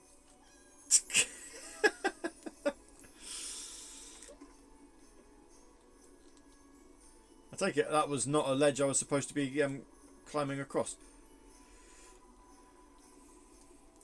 But yeah, I don't know if anybody else has ever bore witness to the horrifying crime of Bubsy 3D. Obviously, a lot easier and cheaper for me to emulate it on the. What was that vibration for?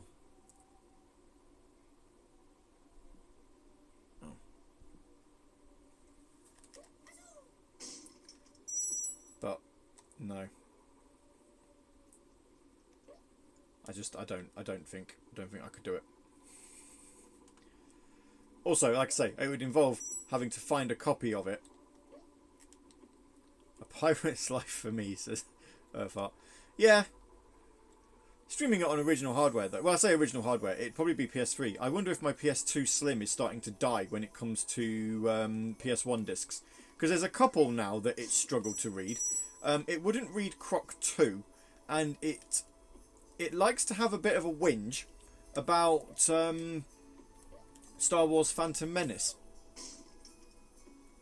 So yeah, I wonder if as far as PS1 games go, the PS2's sort of had its day, and it's just like, no, I don't want to do that. In which case, you know, it's fine because I still have a console that will play them. You know, it's not as if I've lost my my entire thing. My one bugbear is I have lost my memory card adapter that I had.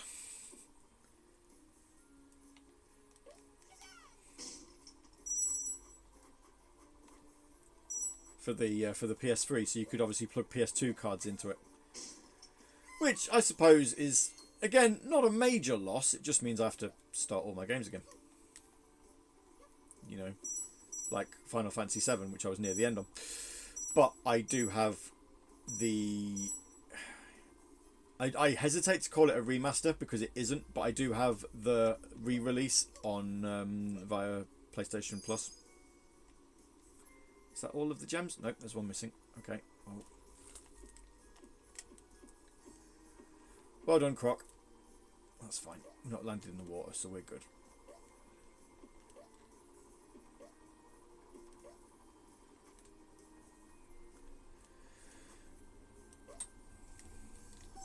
Now we landed in the water. Do you mean the remake or the HD? Yeah, HD version in inverted commas. That one.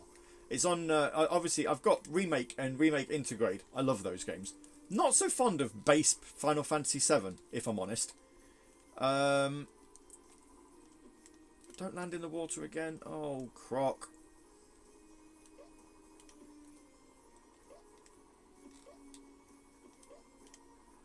Why is it I can make all of the jumps except this last one?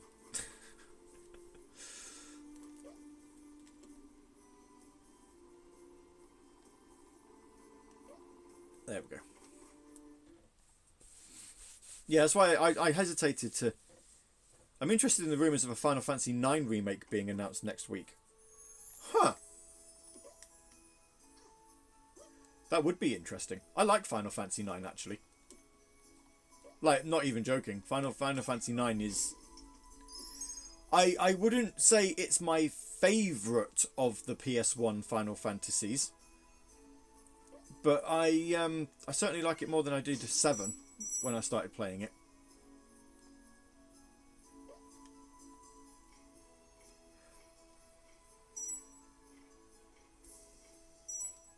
Nine is my favourite, bar Tactics A2. I did have an idea, actually, before we started Retro Room as a new stream idea. I did have an idea of having Final Fantasy Fridays, where we would play a Final Fantasy game. But obviously, you know, it would take us forever to get through anything if we did Retro Room, Final Fantasy Fridays, and then 2 streams of something else. We'd never finish anything. When you consider a Final Fantasy RPG is like 40 hours at best, you're talking 10 weeks every 10 streams. It'd take you a year just to get through one game. So maybe not.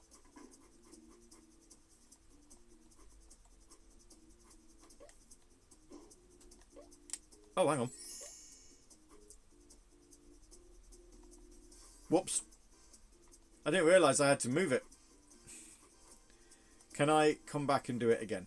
No, because the door's shut. Oh well.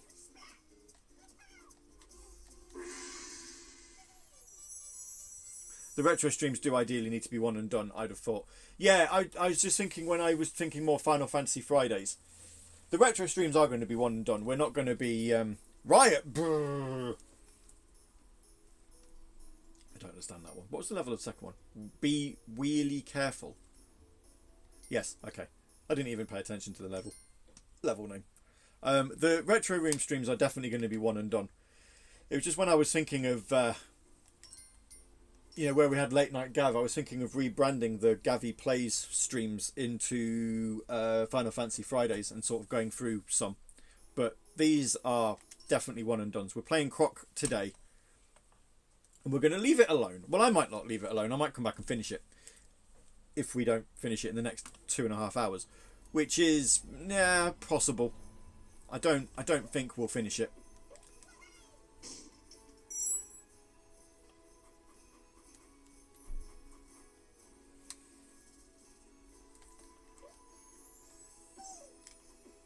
That's a dog.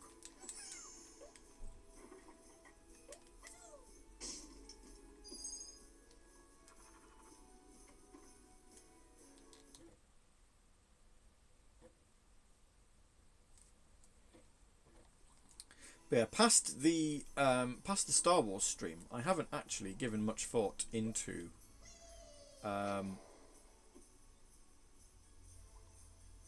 what we're going to be playing.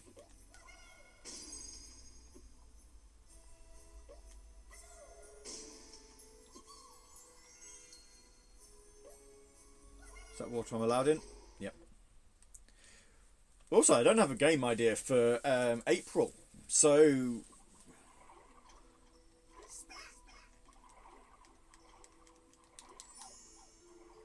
yeah, I don't know. Obviously, we're doing PlayStation. We're doing then we've got Billy Hatcher on GameCube. I mean, I could do another GameCube if we want. We can do some Dreamcast.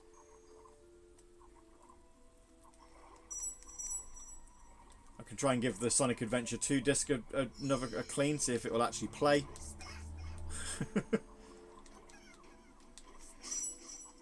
That's until you do Final Fantasy 14 Fridays, right? I jest, although you can solo most of that. I still need to figure out how to do that.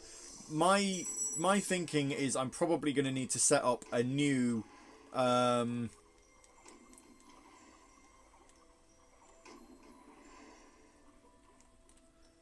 probably going to need to set up a brand new PlayStation account just for it, because the PlayStation account that I've got tied into the beta when they were beta testing Final Fantasy 14 on PS4, and it won't let me play the full version now because I've already had an account. So it's obviously soloing it for free is only available to new players. So I need to.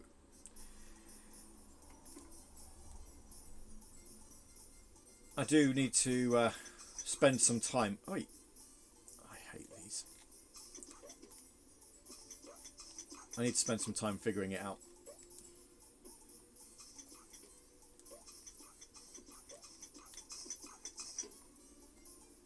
Stop running away from me.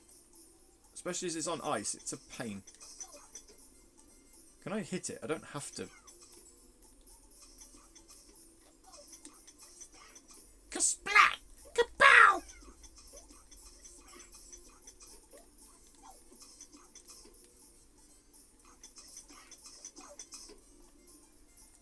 I really do want to play Final Fantasy 14 though. That's the thing. It'd be an absolute major time sink in a time where I don't have time for it. But I'd love to give it a go. Just need to, as I say, just need to sort out the PlayStation or the Square Enix account thing.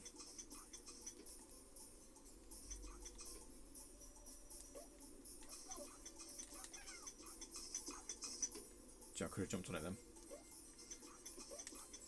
I've got it! Yeah. Stop running away from me, you... Evil.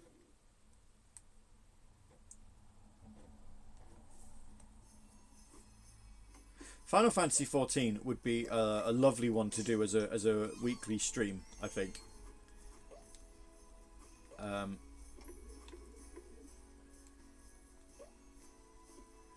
I've sort of gone off the idea of doing Theatre Rhythm when that comes out, because as I say, you know, there's the whole idea of I assume you need Square to wipe your account or something. Oh, I just set up a new PlayStation account. You know, I just have to do that. I've got some email addresses that I can burn for it, for that purpose. Because I would imagine I don't need PlayStation Plus. I'd have to have a look.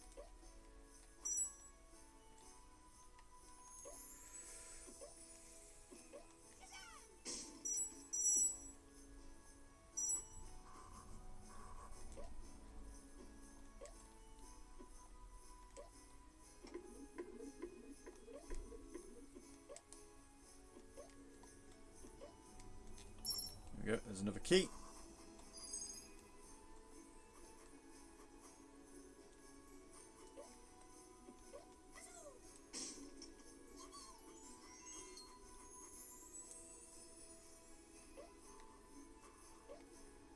Ooh, there's a key up there as well. I need that key. Right, okay. Let's get that key. Whee!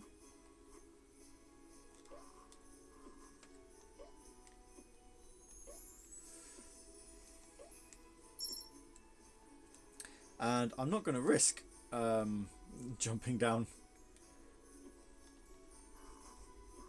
into the unknown. Play it safe.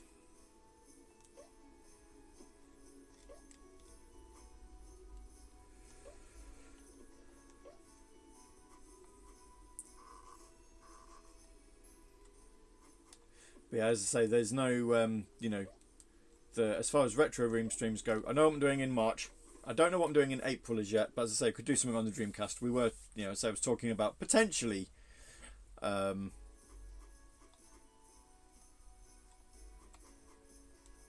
working on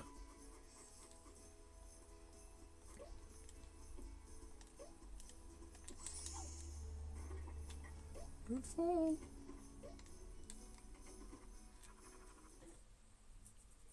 The Sonic Adventure 2 trial disc. That'd be nice. Be nice to get that working. But I don't really know what else we could play. There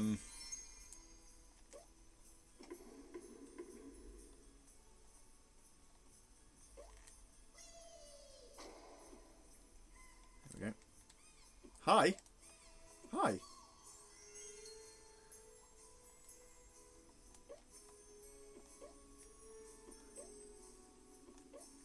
Lots of backtracking in this level.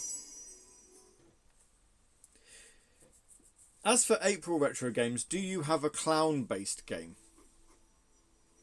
Ooh.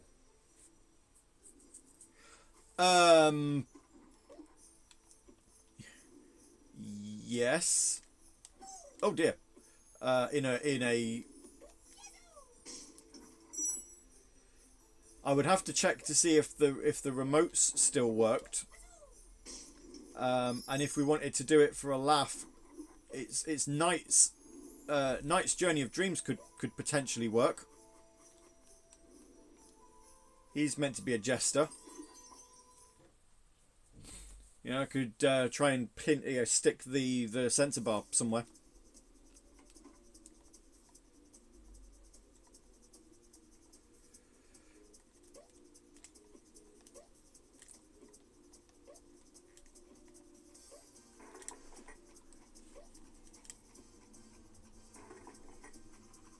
For April Fools. Yeah, no, I like that idea.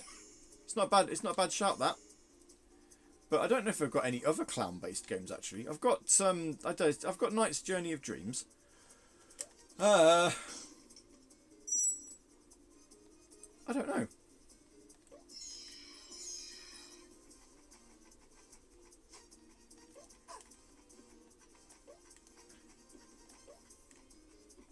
Oh no, he's fallen. Oh.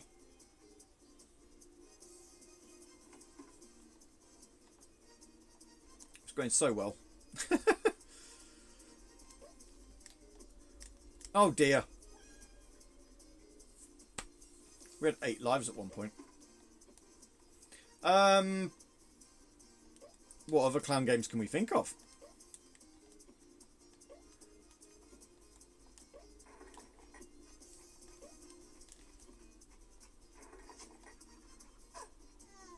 That did not even hit me. Come on.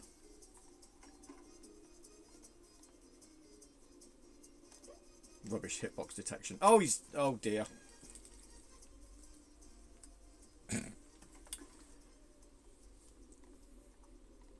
Well, it's all a laugh, innit?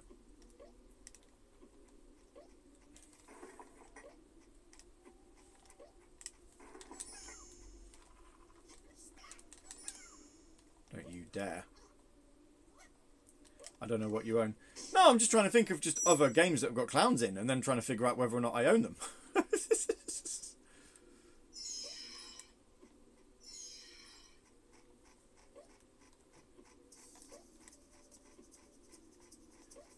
Because I'll be honest, there aren't that many that I can think of. Hooray! We got over.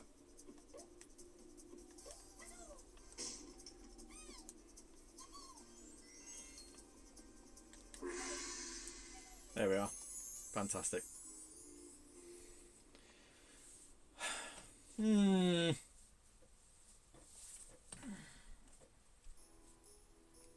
Chumley's Snow Den. Awesome.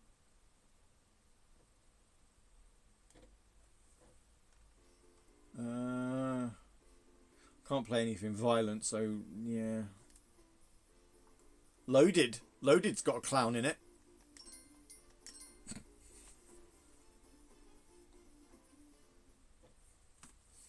Seriously, how many levels does this game have? Does the case tell me?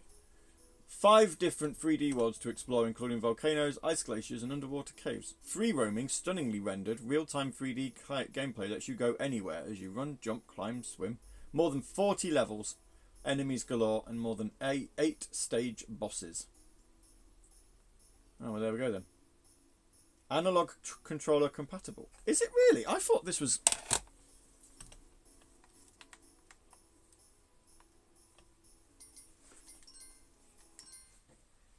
all this time have I been playing it with the D-pad when I could have been using the analog sticks?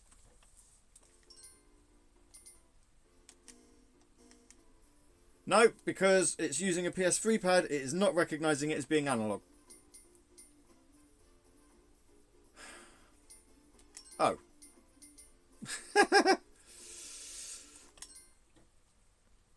I only thought Croc was like an early era, but no, it came out 1997. Yeah, that's 3 years after the PlayStation came out. That shows what I know.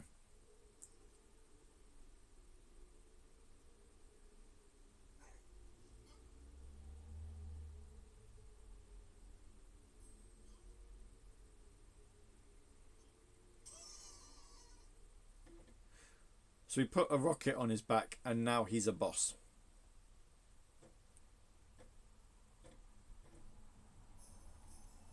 I don't understand the logic there. I probably won't understand the logic there. But fine, whatever.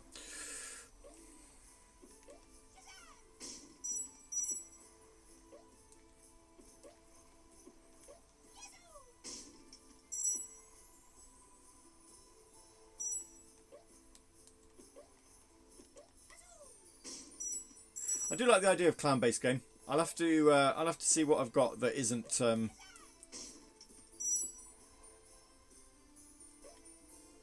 Knights, just so we've got a bit of variety. Otherwise, it's going to be Knight's Journey into Dreams, and all of the fun that will entail. Because that game's not brilliant.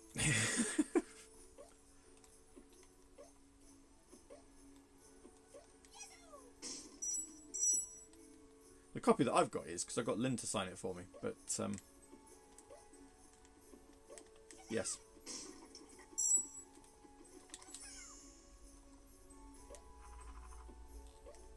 And I think she even drew a little knights on it.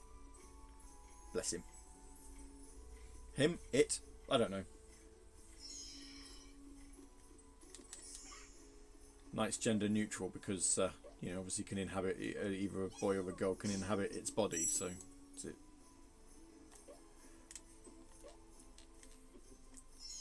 Not have an actual gender. What would be nice is if we had McDonald's Treasure Land Adventure and had original hardware to play that on. Or maybe... See, look, yeah, he's literally... That's it, yeah, he's literally a boss because they've strapped a rocket to him.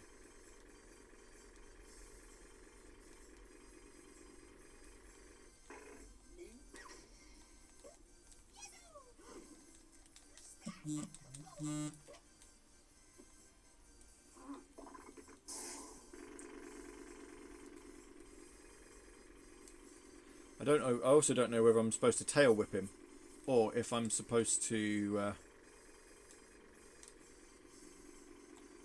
jump on his back.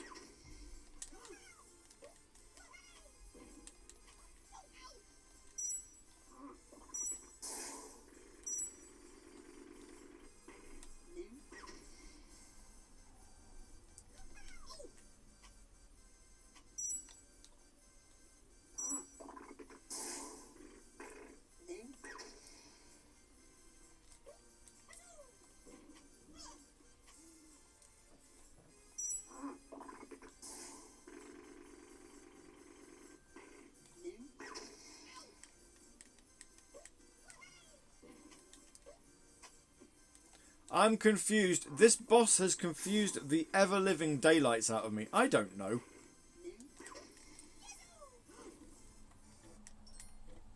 Oh. Well, I don't know. Level complete, apparently. He was supposed to do it to himself.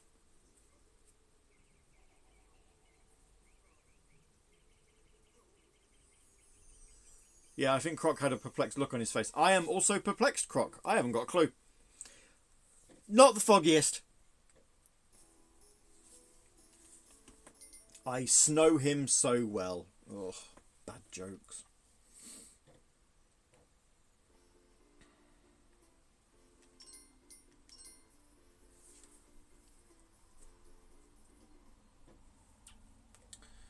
There aren't any other GameCube games I own that have got clowns in, I don't think.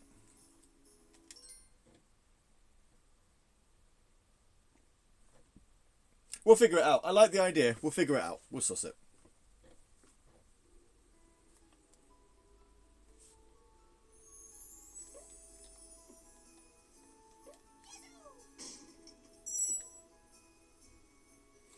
I like how World 1 just throws lives at you, and now we're in World 2, it's just like, you'll be alright.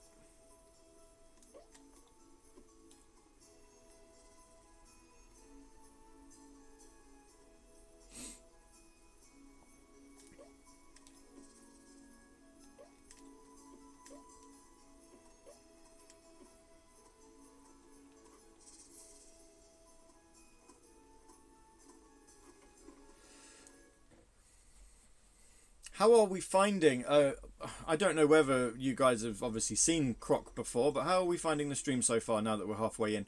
I will probably get to the end of this level and then take a quick little food break. Because it is 12 o'clock-ish, so...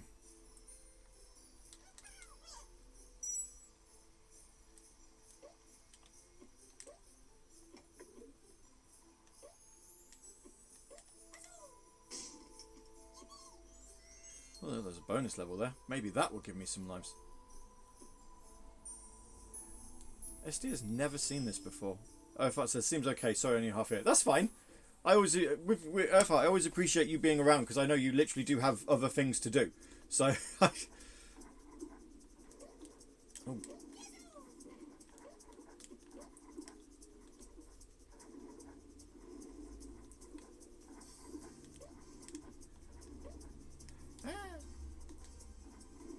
With the question marks blocks, you can't tell this was pitched as a Nintendo game at all. No.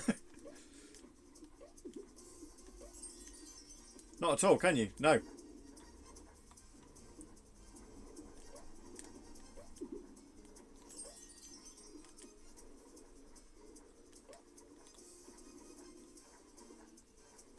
On a side note, did you see the 2 new Power Wash Simulator levels they're adding? Yes, I did. I was trying to resist the urge to go back into playing that, and yeah, Tomb Raider and Final Fantasy VII. If they don't have achievements in, I reckon I'll be all right. But if they put achievements in them, then yes, I will need to I'll need to play it. Isn't the Tomb Raider set? Is that not already out? Was that not the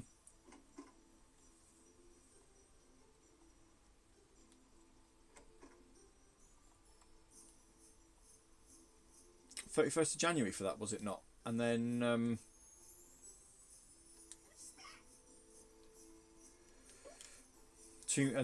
Midgar coming later. SD says this era was a missed one. Oh really? Okay. There are some whoops. There are some gems when it comes to this era, I'll be honest.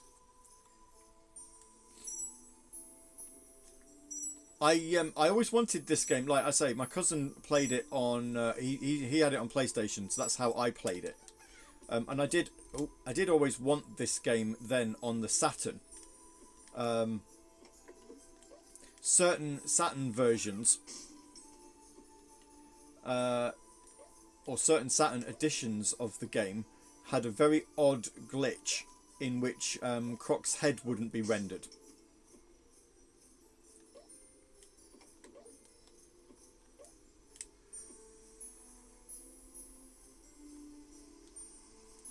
So you could play the game just fine, you just wouldn't have a head. But I did always want this game on the Saturn. I just never played it. I actually can't remember whether for the Saturn emulator that I've got that I do actually have a version of Croc on it. So in that sense, I don't actually know whether the Saturn how the Saturn version sort of compares to this.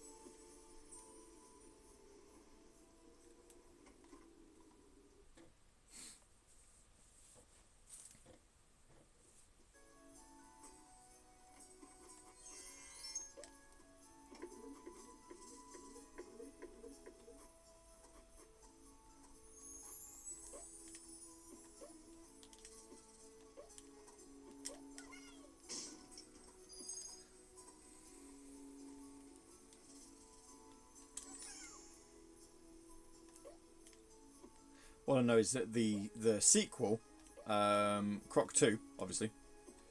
No imaginative titles here. All I know is the sequel was PlayStation only. I have a Saturn and an N64 somewhere in the room I'm in now. See, the N64 I never owned.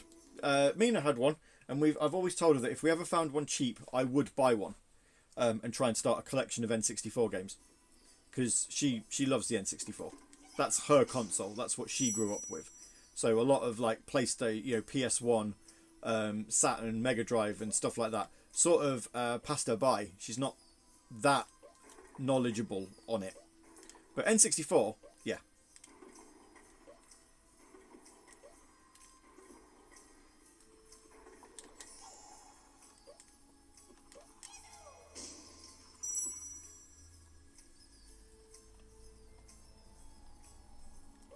So I have said to her that one day we'll own an N64. We'll get that back, and if we do, so what you're saying is when I start let's playing some N64 games, invite Mina to watch. She'd love it. I mean, if she's around, she doesn't tend to, watch for Twitch and stuff. And when I'm doing my Tuesday streams, she's usually asleep. Although thoughts have turned to if Blue Cross are doing the 1897 challenge again as to what animal-based games I could play, and whether or not we have the potential of blindfolding again like we did last year. I had a lot of fun with that.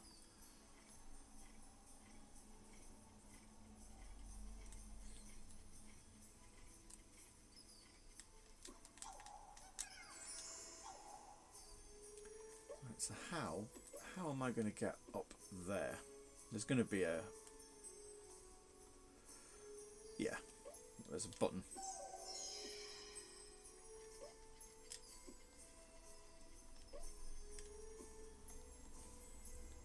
I don't think your Tuesday streams are that bad. No, she's always asleep. She never stays awake for them. But yeah, I am thinking about what animal, what streams could we do for a Blue Cross stream again. Different streams. So we're not doing Monkey Ball again. Although Monkey Ball was by far and away, I think, the most popular stream of those.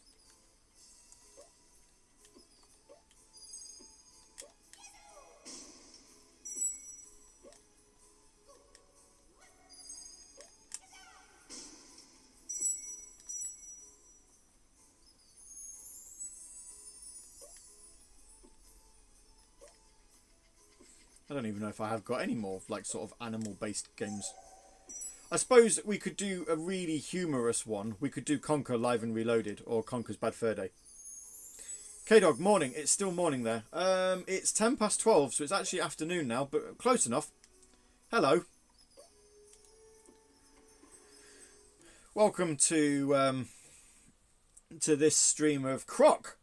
Legend of the Gobbos. It was supposed to be played on as close to original hardware as we can get, which was going to be a PS2. But I think my PS2 in terms of... Don't you go in the water. Don't go in the water. I think my PS2 in terms of actual original playing PS1 games doesn't want to do it anymore. So now we're playing it on a PS3.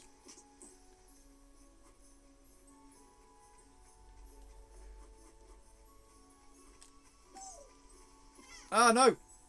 Died.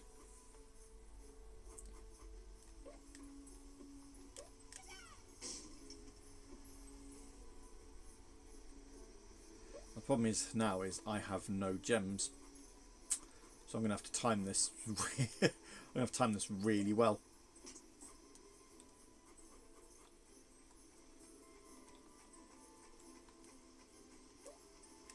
There we go. Got it.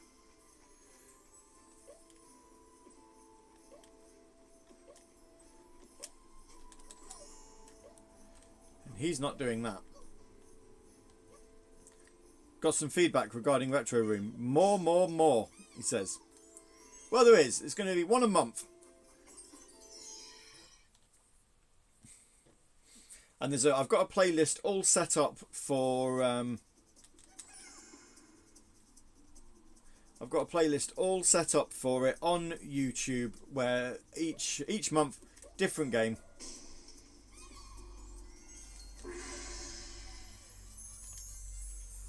There we go. And as I say, this month is obviously Croc. How do you like it? Say no snow. That doesn't really work. Yeah, it was a one-off. Basically, it was a one-off stream when we did. There we go. We are now over a quarter of the way through the game. It was meant to be a one-off stream when we did Freedom Planet. That was just a laugh. Sorry about the vibrating. Anyway, that's notifications on my phone. Then we did Half-Life, and it was only really after Half-Life, and I was like, well, hang on a minute. We could probably turn this into a monthly thing. So I asked on Twitter and on Mastodon, and the response was, I wouldn't say overwhelming, but there certainly wasn't anybody who said, no, don't do it. So that's why we're here, streaming retro games. As I say, once a month.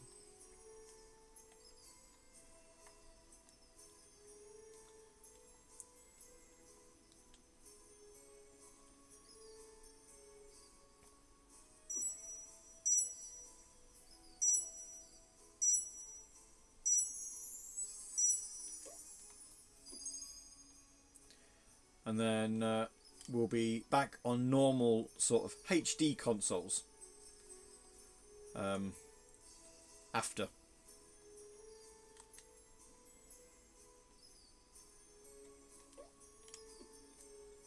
Whee.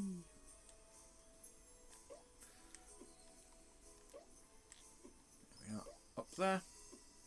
Oh. I know. I was going to say, is this somewhere that I have to slide down? But no. It's just a slope. Nothing special about it. Just a slope.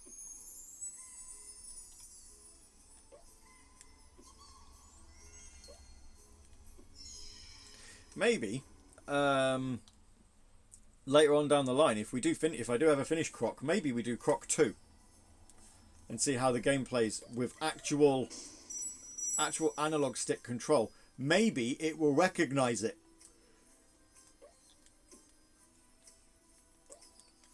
You know, not recognizing the PS3 pad's got analog controls. It's a bit weird.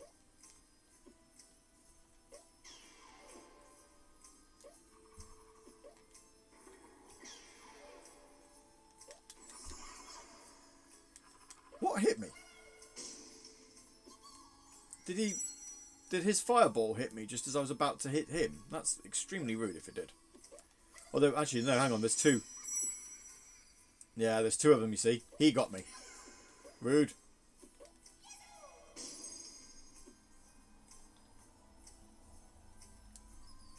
Right, we're all done in there.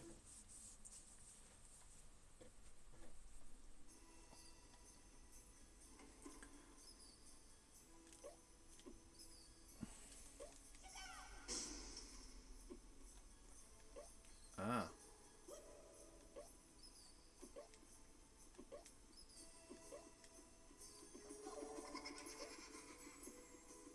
Right, that makes sense. Yep, I can see what I'm supposed to do now. Clever. SD has a date with the butcher. Yes. Has to be done. I'm so grateful for mine. £2.40. It's a bit more expensive than it used to be. It used to be £1.95. But, oh, so good.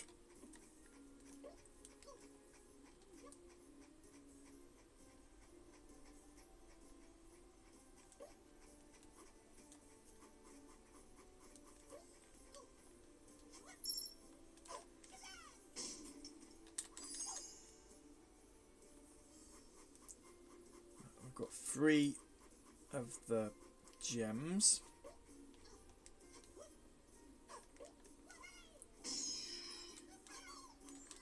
About the same price here, says SD.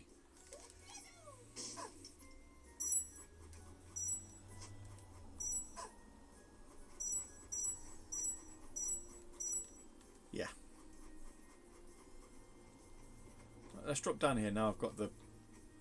There we go. Camera will eventually figure out where I am.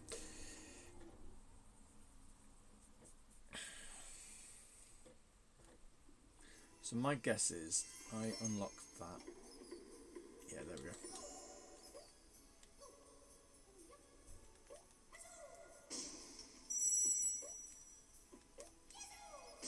I thought it was going to move the blocks underneath, but this works too.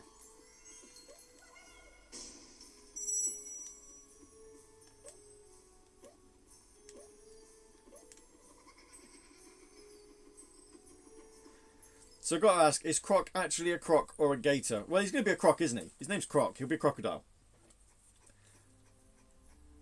I can't imagine for 1 minute that they would name him Croc and he's actually an alligator.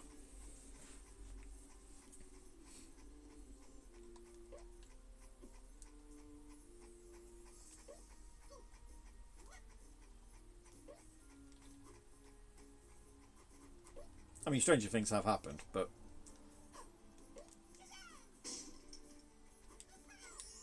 I reckon it's a safe bet to say that he's a he's a crocodile.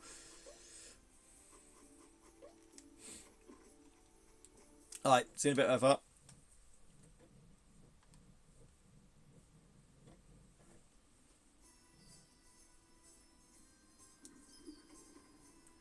So there's something that way. There's nothing this way.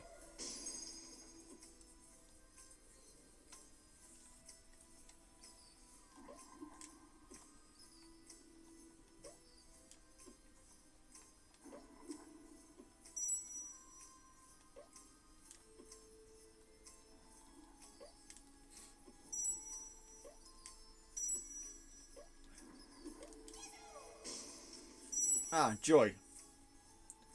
I love these platforms. He lied.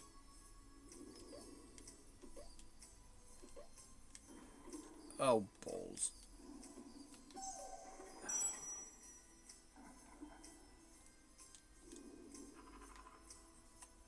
Come on then. You're gonna...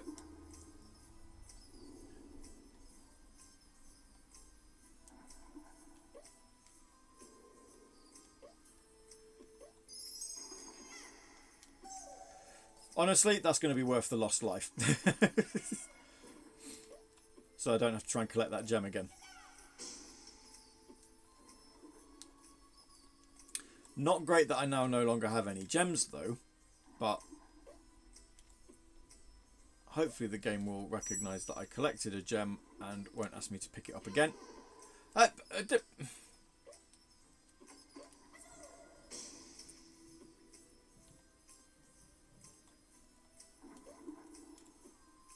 weird. I collected the gem. How did I die? Do I need at least 2 gems? Had it not registered that I collected the gem?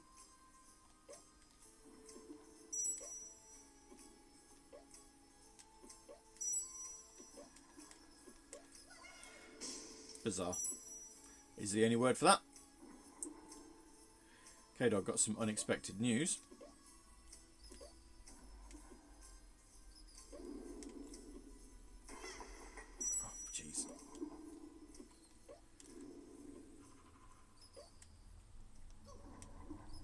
I love how the music on this game doesn't loop very well. It's really amusing.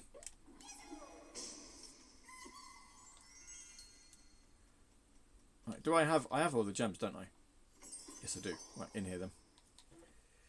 Why take the exit when we've got the bonus exit that we can use?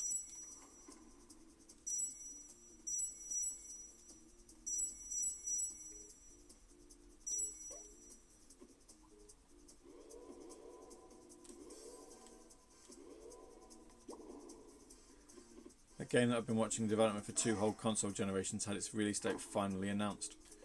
Ooh, what game's that then?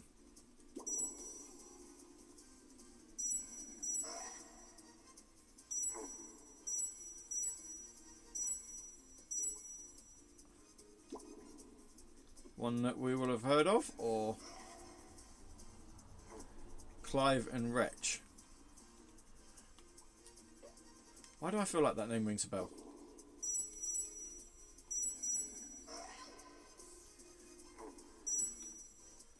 How dare it! This Stupid snake thing. I had a decent amount of gems there.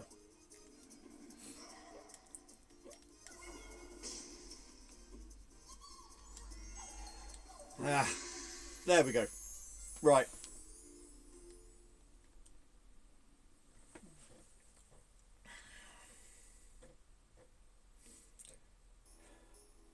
License to chill. My name's Croc. Right, okay, I'm going to go get some food because it's halfway, it's 23 minutes past 12. We are over halfway through the stream. We are apparently 28% through the game. If there's meant to be 5 worlds, I'm not entirely sure how that works, but never mind. I'm going to mute the microphone for a second while I do that. We'll start the level first so I can pause it. It's supposed to be a Wii U launch title, but now releasing on Switch on February the 24th. Oh, okay. Maybe that's how I know it then. Anyway, yep. I'm going to pause the microphone so that you don't hear anything, just in case I need to take a toilet break as well, because the toilet is literally 2 doors down, so you will hear it. And I don't want you to hear that, because that's not something that anybody needs to hear on a stream.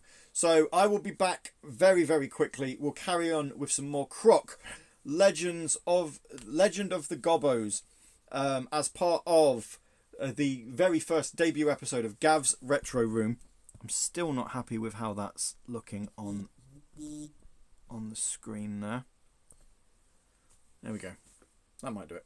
I'll be back shortly.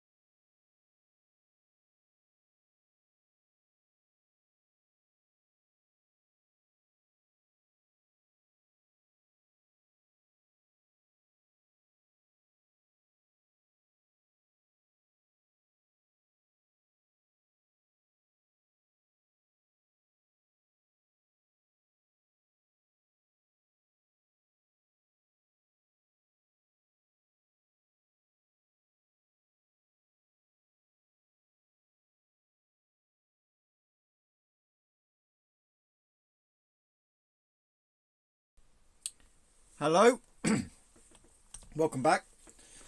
Well, I'm back, so thank you for sticking with us and watching the back of Croc's head for 10 minutes or so. Whilst I was having some food, I was just doing a quick bit of research on the what Resident SD was talking about earlier, the RetroArch on Xbox Series X. There is a version that runs on retail mode, but you can't run discs on it. There is an official version of RetroArch that you can run on dev mode. You can run discs off that one, but obviously you have to keep booting the console in and out of dev mode in order to do it, which is a bit of an annoyance. So I'll probably leave that alone and just stick to playing retro games on original or close to original hardware. So just thought I'd mention that because I did actually do some, I looked into it. I did some research. So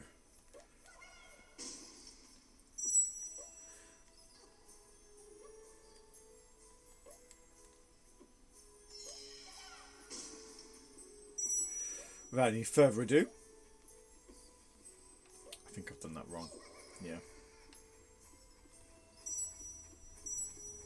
Let's get back into this beauty of a game. I say beauty of a game. It's not the nicest looking game in the world, is it? Let's be fair. But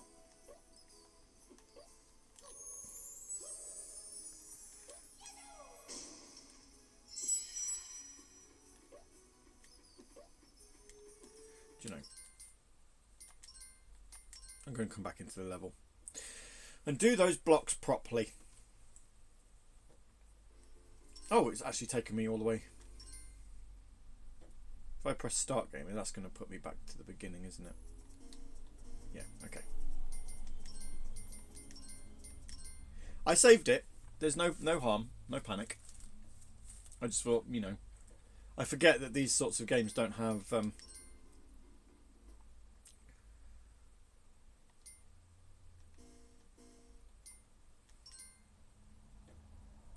auto saves or anything like that.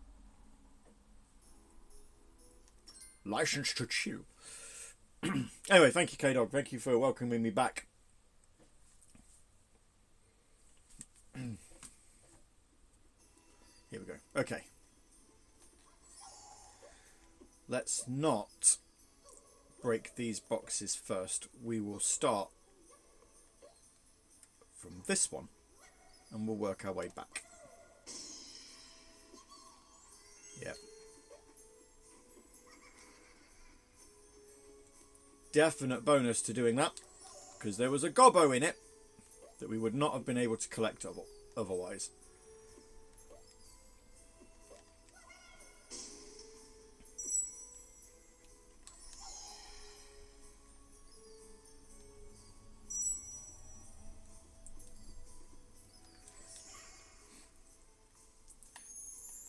So we're not always going to be alternating amongst the retro consoles. As I say, we'll be playing sort of on the retro room. We'll primarily be playing games from Dreamcast, PS1, PS2 and GameCube, with some Wii thrown in as well. I can do, if there's demand for it, because I would classify them as retro consoles nowadays. So if there is demand for them, I can throw in PS3... Oh, pardon me, PS3, 360 and Wii games as well. Please tell me I'm allowed back out that door if I...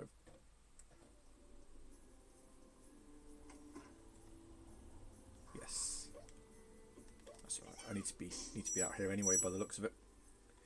But we can also throw in PS3, 360 and Wii U if there is interest, because personally, I'd call those consoles retro. I know opinions may vary. But, the Xbox 360 did come out back in 2005. That was 17 years ago. So...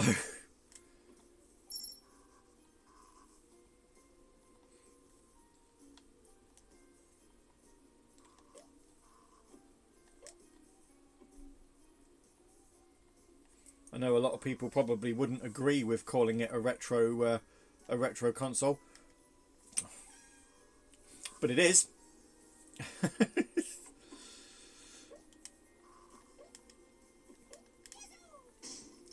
You know, PS3 is 16 years old. And they are both, and the Wii U as well. Well, not so much the Wii U actually, but the PS3 and the 360 are both of them 2 console generations old. I think we're going to find out what happens if I run out of lives here.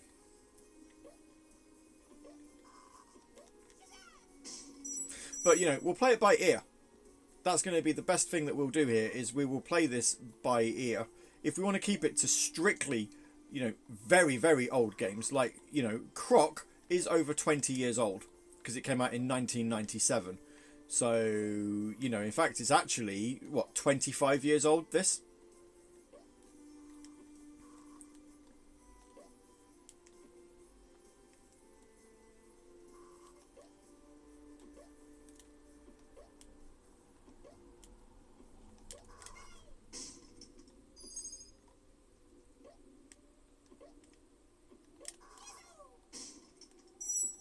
Now, the question I've got is, do I or do I not go through this door? Let's find out. If I go through this door, I just need to do the level again, won't I?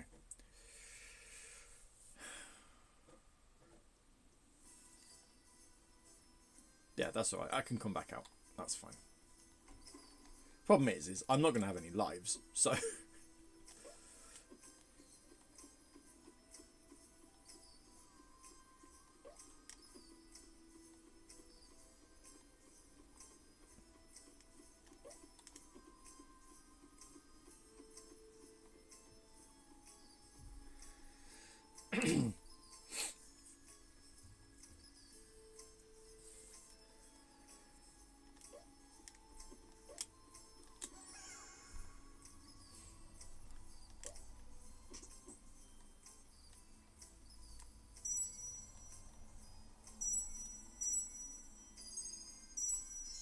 Oh, I do need to go this way anyway.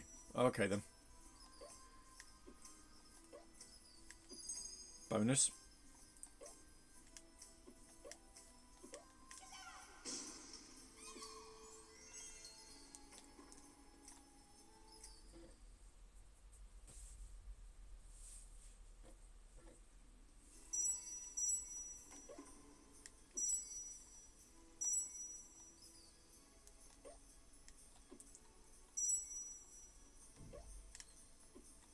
No!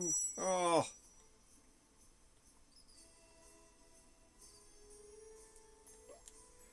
Rubbish.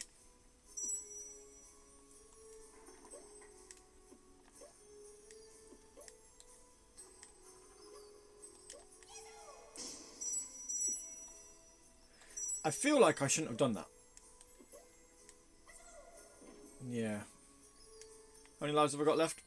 Oh. Not enough to rectify that mistake.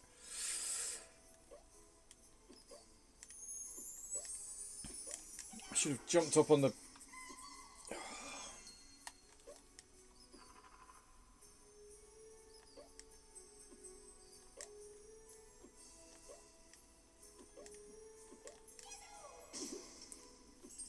I've got an extra life now.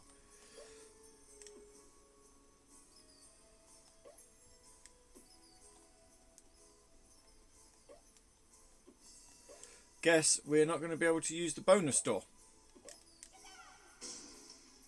Because although actually, if I exit the room and come back in again, that might do it. Although I've only got 3 gems anyway, so I think there is a 4th that I would need to collect at some point.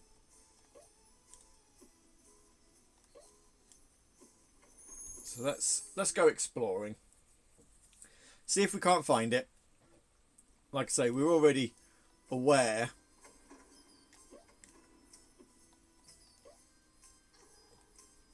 that we're not going to be finishing this game today.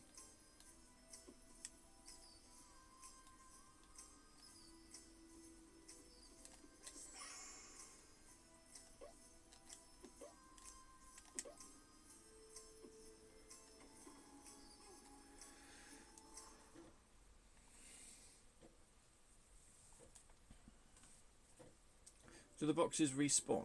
No, they don't. Okay.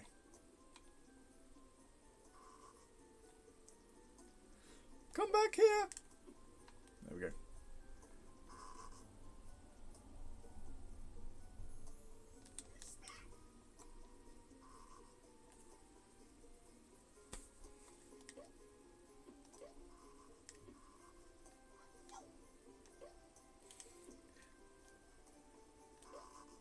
Nice to see Croc's position is not relative to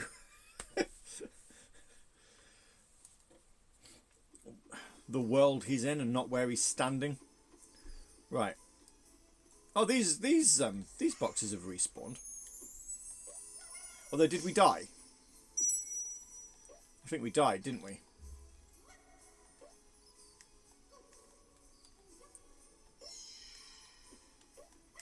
Yes, we died before we came in here. Of course they respawned.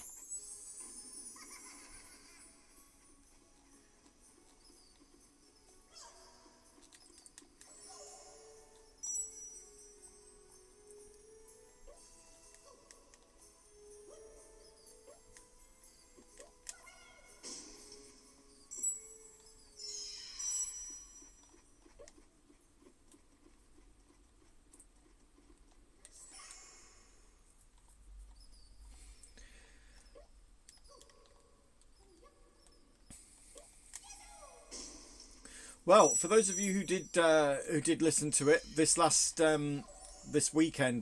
Sunday, was the Radio Sega Fan Choice Song and Remix of the Year Awards. If you did listen to it, what did you think to the winners? The winners being, of course, in the remix of the year was I Am All of Me by Victor McKnight with Noah McKnight and Penny Parker. And the song of the year being Undead Noid, the opening theme to Shenmue the animation. I'm probably going to talk about this on Saturday Night Sega as well, because I know a lot of people who tune in to Saturday Night Sega don't tune into this. And I think that's extremely rude, and I think they should.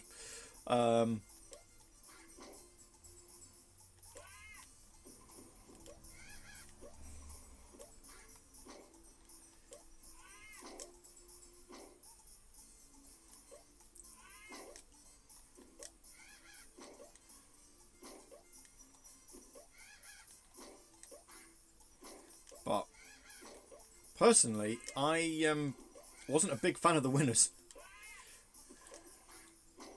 I don't mind Undead Noid, actually. It's not a bad song, but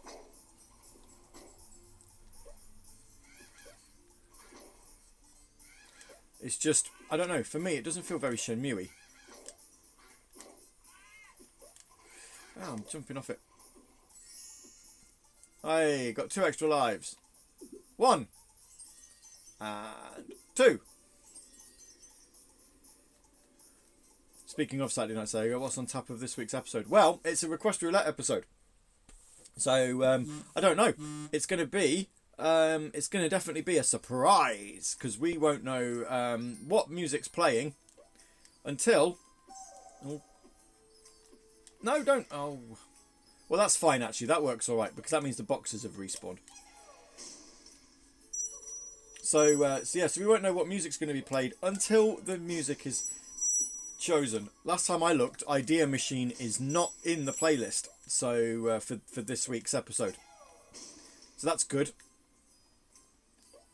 Because it's not a particularly great song, but yeah, it's going to be our last episode before one of the milestone episodes.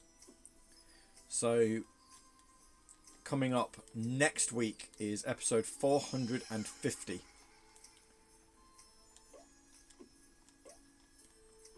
I'm not going to break that last box because we know there's nothing in that. I'm going to break this for some gems. Any opportunity to try and get an extra life, you know.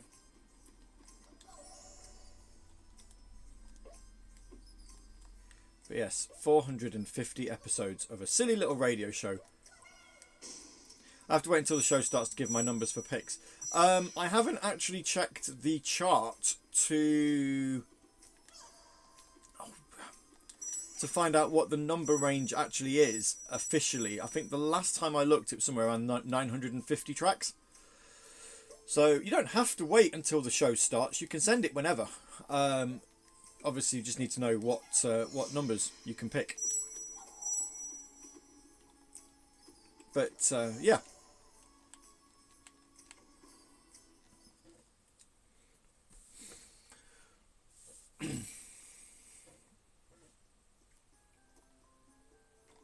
It's absolutely going to be a good one. And then next week, there's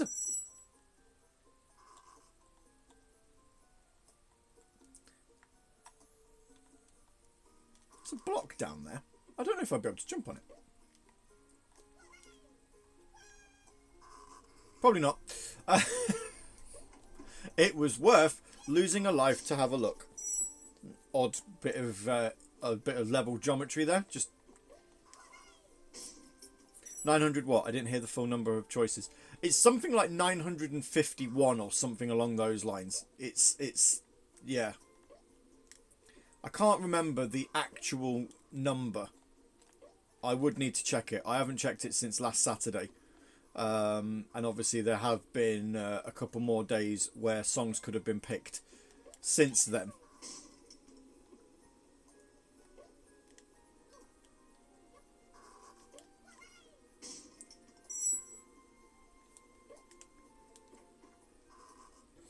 But I'll confirm at some point because I need to put a tweet out. So keep an eye on the socials, and it will be on there, no doubt. Where are we going? There we go. But yeah, it's if I've got some time to sort of think and articulate thoughts while playing this game, it's crazy. I know we've said it before. I know I've said it quite a few times on the radio that it's just insane. But when I started Saturday Night Sega back in March of 2010, the intention was that it was going to be finite. You know, there wasn't an awful lot of. I didn't think there'd be a lot of longevity in it. I didn't think people would want to just hear me, you know, talk nonsense on the radio for so long.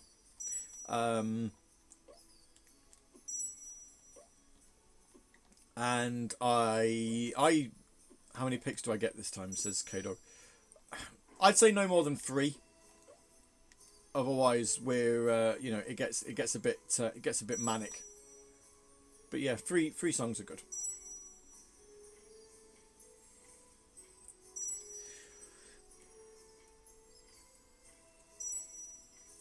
This last gem that I need is going to be here, isn't it?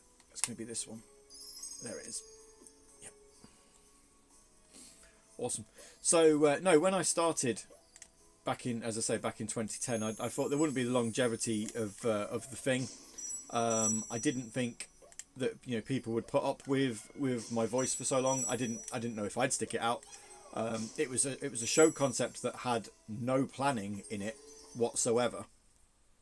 Because, you know, you had when we started, and this is the key thing, is obviously when Radio Sega Live started, it was just me and SD, and that was it. You'd have Sega Ages on the Friday, you'd have Saturday Night Sega on the Saturday, and that was it. Your Radio Sega Live was literally just one weekend. Welcome back, Earthheart. Yeah, so, you know, the Radio Sega Live weekend was that. It was just a weekend of programming. You know, nothing during the week.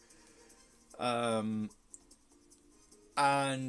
when you sort of compared...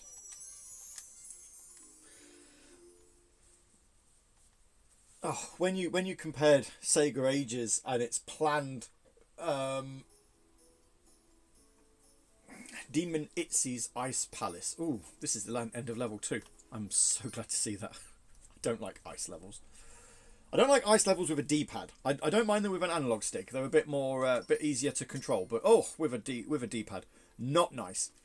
But yeah, you know, when you had Sega Ages, which was nice and planned, and there were show themes every week, and everything was all, you know, pretty. It sounded pretty professional. And then you had me, who just did whatever.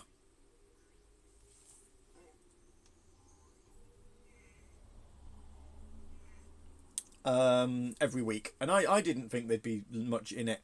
So I got to episode 100, and we made a big deal about it, and was like, "Hey, episode 100, we finally got here. Time to finish." And then I didn't. Was this?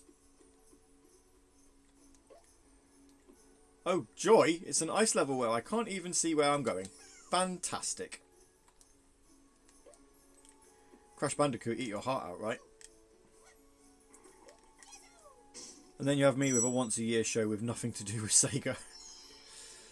Yeah.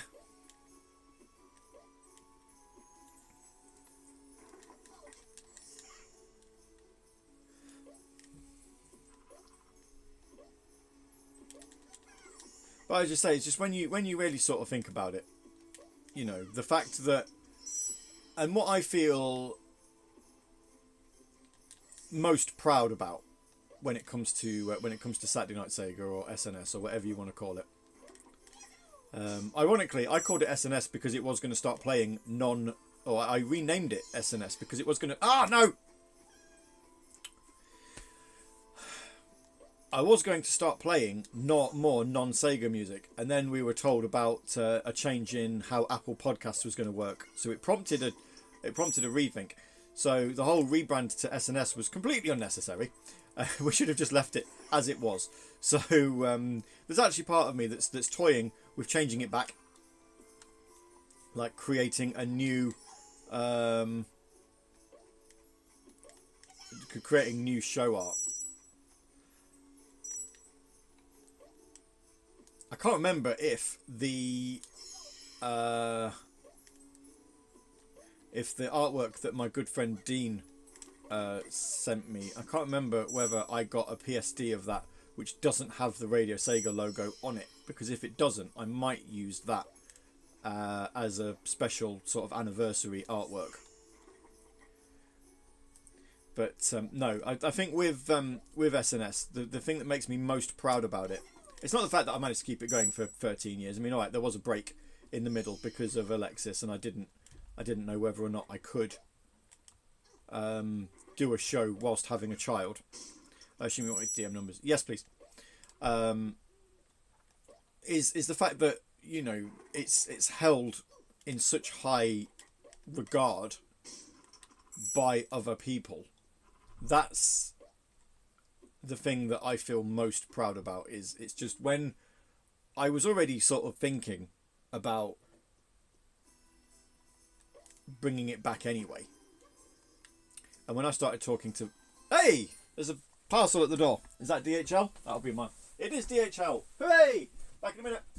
I will go back to my story in a second.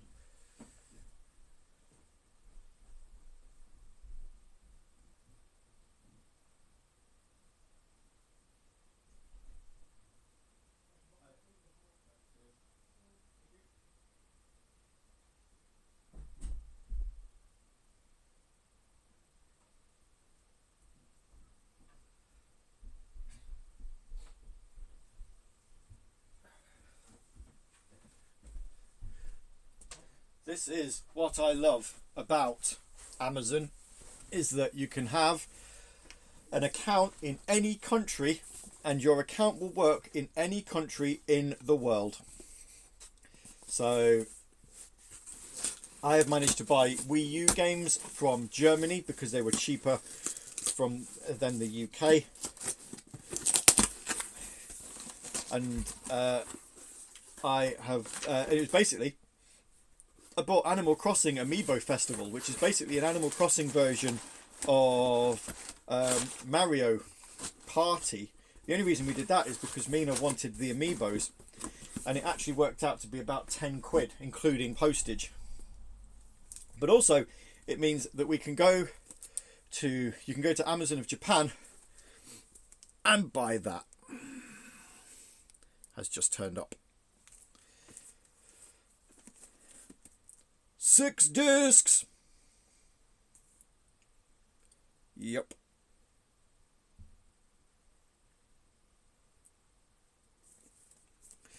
Awesome. Right, well, that'll get a play later.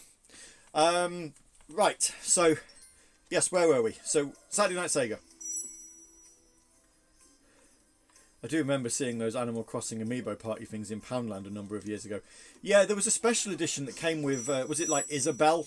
Is that her name? Or there was like one or two of them?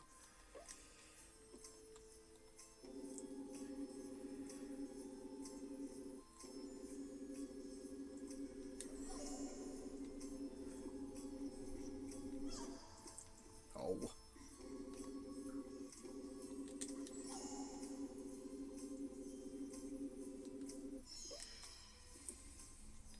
Okay.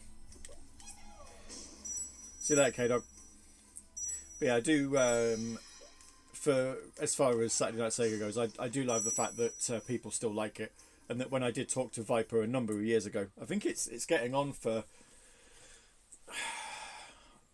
4 years ago now that I brought it back. I like the fact that as soon as I said, look, I'm thinking of bringing it back, he was like, oh my god, yes.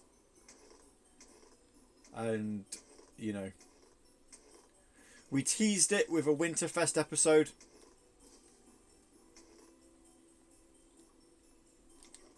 And then brought it back in full. Right, I don't actually know what I need to do with this one. Oh, there we go. Ah! Now I've got two of them.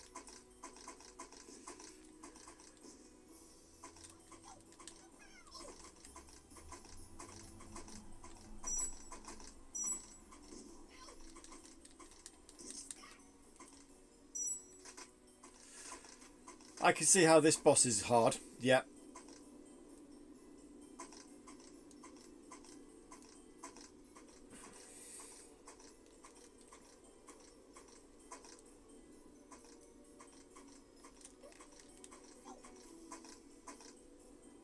How do I defeat the ones that are just...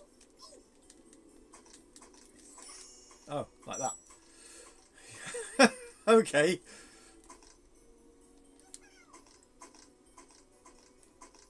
Oh boy, digital version of that album is £45. Yeah, I paid... I mean,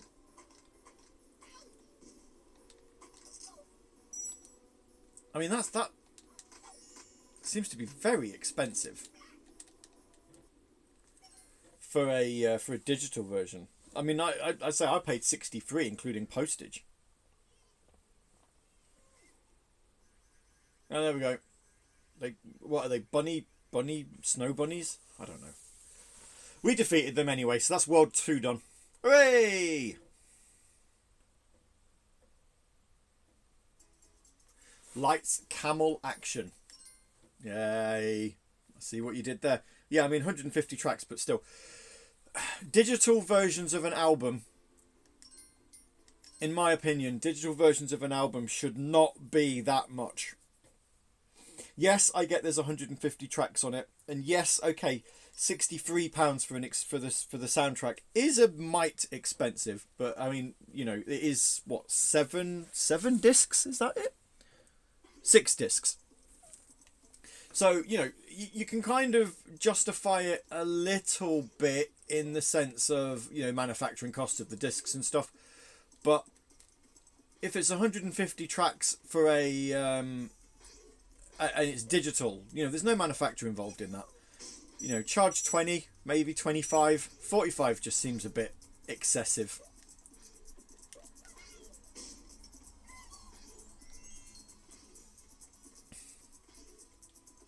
Right, this is a level or a set of levels, should I say, that I do not recognise.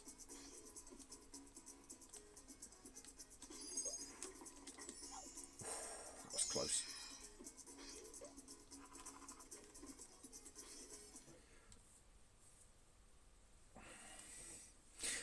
I was talking about Sonic music, though. I'm still waiting for Sega to reveal more news on the 30th anniversary Symphony World Tour.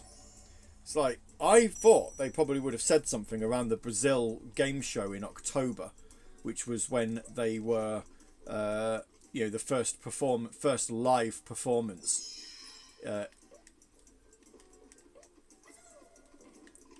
with a crowd. I think £30 to £35 is reasonable for the sheer volume of music. Continue game, yes please. But yeah, no option to buy individual tracks. That's... wow. Okay.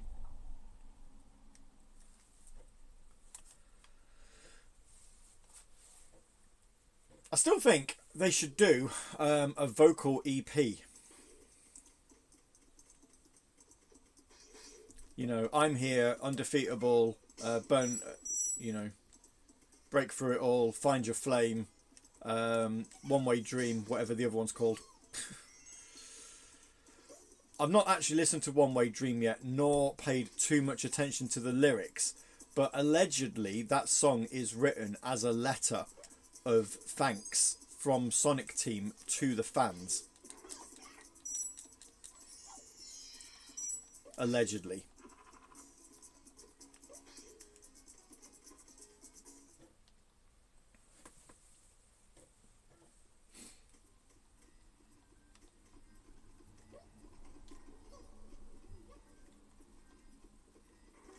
Ah! No, don't do that, Croc. Come on, get off. Oh, jeez.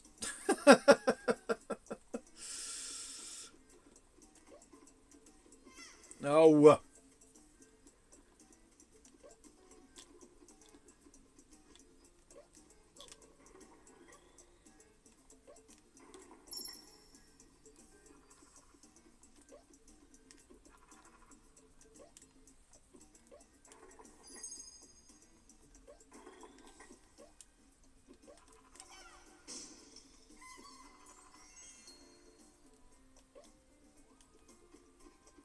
Awesome, we've got to get back up the top of that this walkway now with no lives and no gems. And yeah, we're not going to collect any gems before.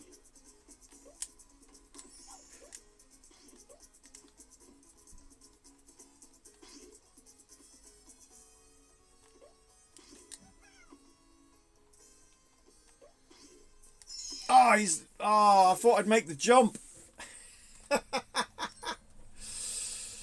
Oh, painful. But yes, I am definitely looking forward to news from Sega with regards to the 30th anniversary symphony. I don't think there'll be any bonus tracks. I mean, I'd like to think physical versions are now closer to 90 quid, and would quite like to listen to this album before I travel. The physical version, if it's still on sale on Amazon Japan, the physical version will set you back about 60 quid plus postage. That's that. Oh, sorry, 60 quid inclusive of postage, should I say? You know, make it sound like it's £60 you know, with postage is extra on top, which is not true. But you obviously then you have to wait for it to get dispatched. I mean, I set mine back a couple of days. It was due to turn up like Wednesday, so I delayed it by a couple of days because obviously being off today.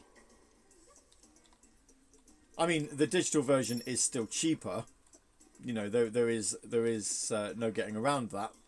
But for physical version, if you're paying 90 quid, you're kind of paying too much. I wasn't going to pay £90 for it, and you know, as I say, Amazon's definitely, Amazon Japan is my go-to for soundtracks now, because they tack the customs onto the postage charges, which is quite handy because it means that you're not going to get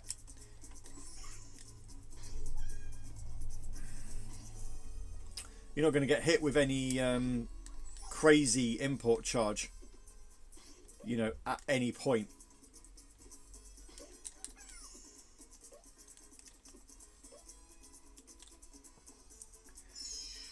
Because you pay it before it's dispatched, so it doesn't get stopped.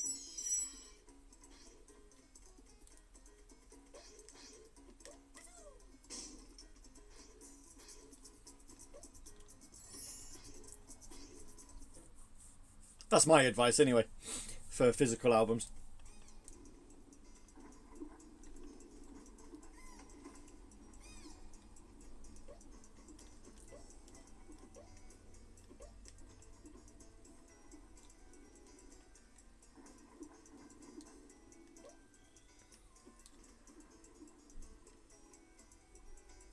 I know you do get some people saying, "Oh, but Amazon, they're not a very good company." Blah, blah, blah.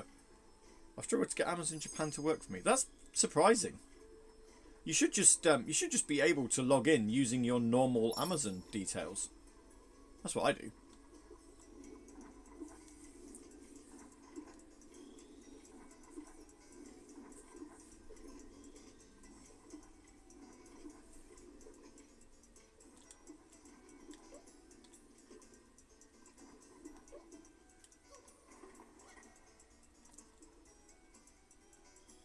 The address doesn't work for them. Weird.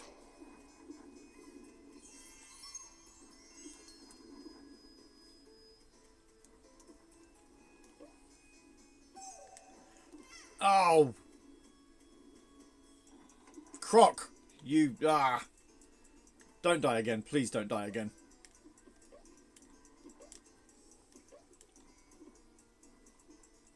Because, you know, I don't want to do this level. I don't want to do this level again, if you don't mind.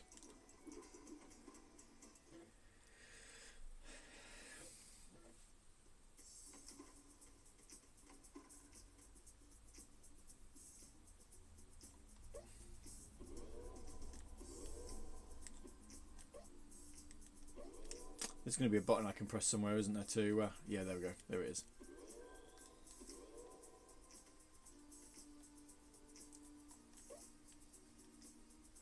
Ha! Oh, dear. Hang on, let me just... Ah!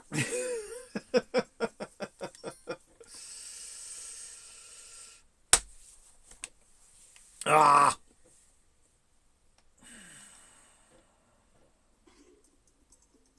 How are we finding the beginning of this level?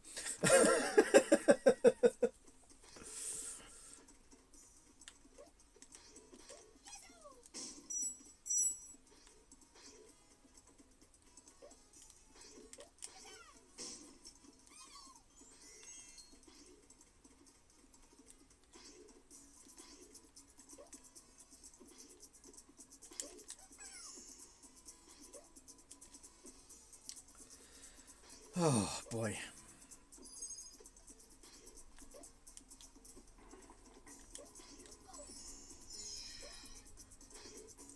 Maybe if I can do these bits without losing loads of lives. Without knowing how good or bad the controls are, I'm not sure if I should be saying get good or rip. I mean, they're responsive enough, but I'm playing a 3D game with a D-pad. And I feel like it wouldn't be quite... So basically it's tank controls. And I feel like it wouldn't be as bad if the game recognised the fact that the DualShock was an analog controller. In fact, I don't even know if I can turn it on. Controller settings... Oh, I can change it to analog mode. Okay, right, so we'll do that.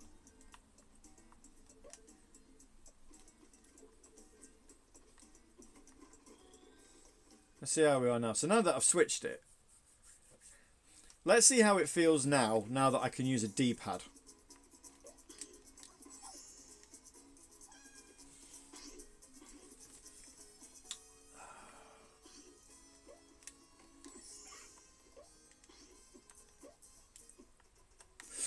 Oh. No, I don't like that. I don't like that at all.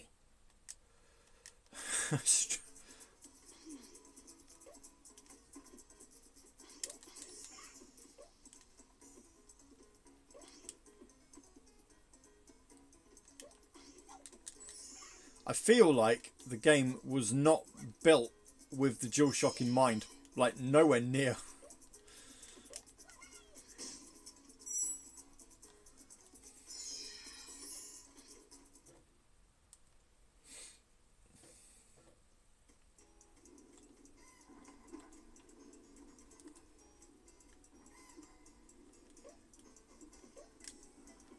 Croc was Dark Souls before Dark Souls became a thing.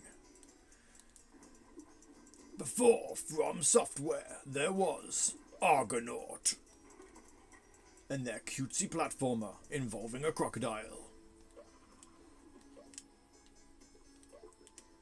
How hard? You decide.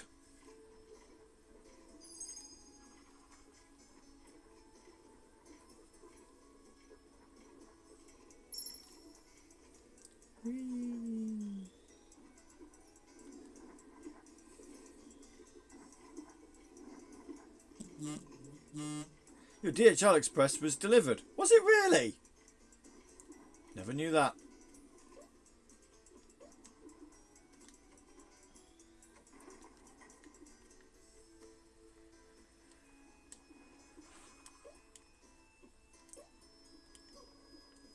Glad they told me.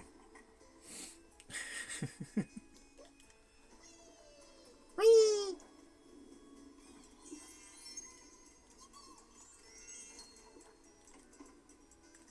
Look, I've been able to do other levels without gems before. This one shouldn't be any different. I just need to remember to, you know, not jump into the boiling hot tar. It's generally speaking a good idea. No, stop double jumping, Croc. Oof. No! Oh, I had gems. I didn't realise I had gems. Operative word there is had.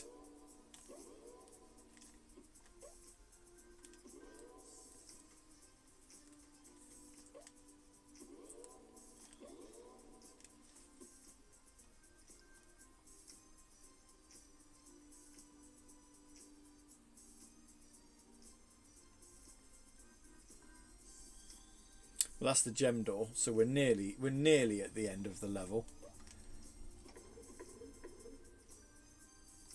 Yeah, thought so.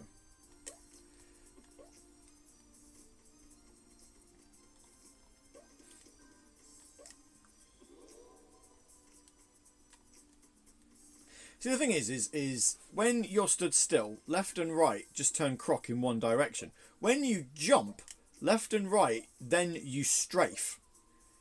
So you can't accurately change direction when you're jumping.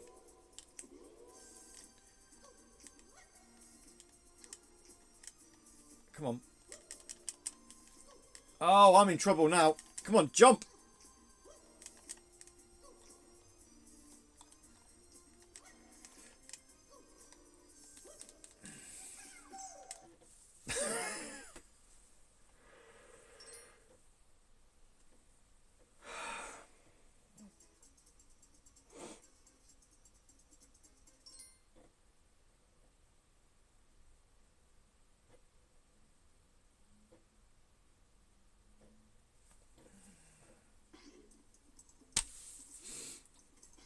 Ah!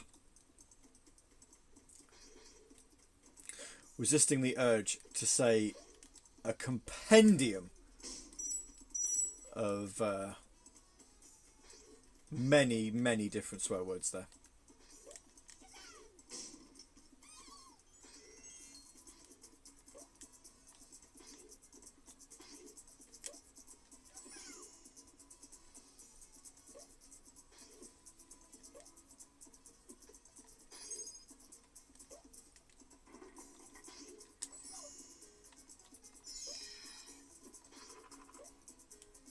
Welcome to Croc Souls. It's the thing is it's not that hard. It's just Croc was just not giving me any opportunity to jump. He wouldn't, you know, he just wasn't.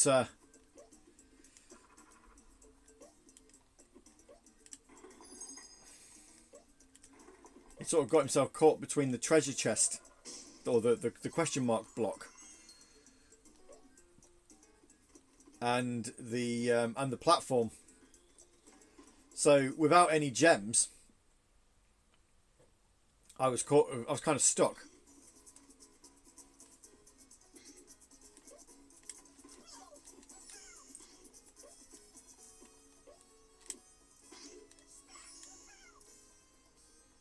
There we go. Look, look, I've done this in one go now. Almost. Almost didn't.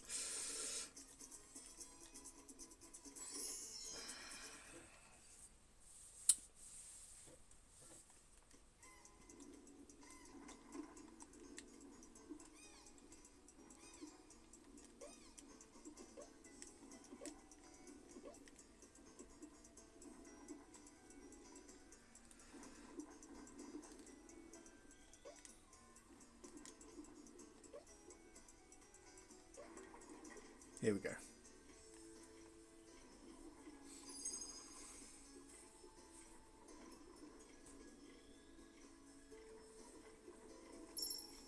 I think for lack of any better options, I think next week on the Friday stream I will get Dragon Ball Z Kakarot installed, and we'll do that. I'm sure we'll be all right to stream it. I don't think there's any sort of issues with relation to licensed music or anything like that, but I'll look into it. And we'll do something. You know, we'll have 2 RPGs on the go for a little while. I need to change the Twitch schedule anyway because it's still showing up as Demon Souls and Shenmue 2, so I do need to change that on the website. No. Oh.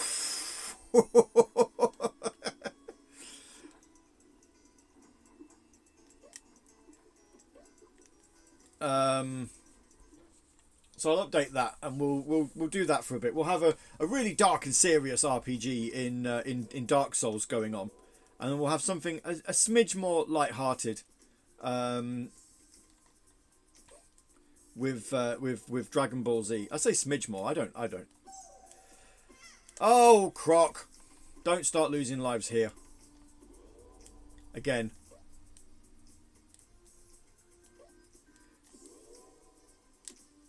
There we go. Yeah, we'll do something a smidge more light-hearted with some Dragon Ball Z.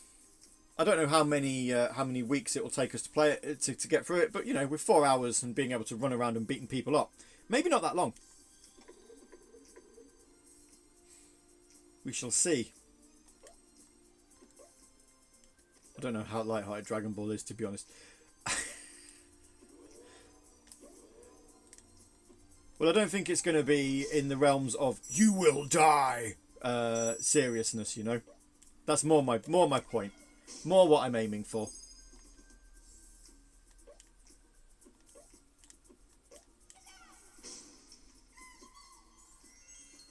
Hooray! Right.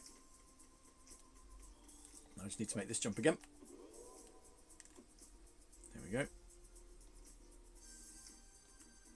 And I guess, yeah, I'm going to have to go through this door and then come back without dying.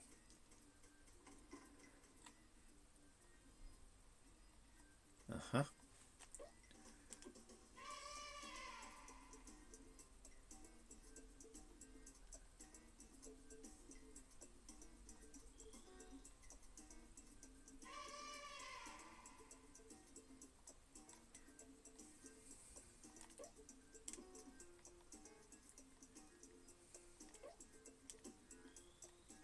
Okay, yep, that's fine.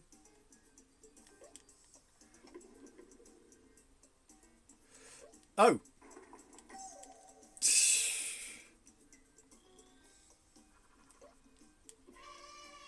Oh dear.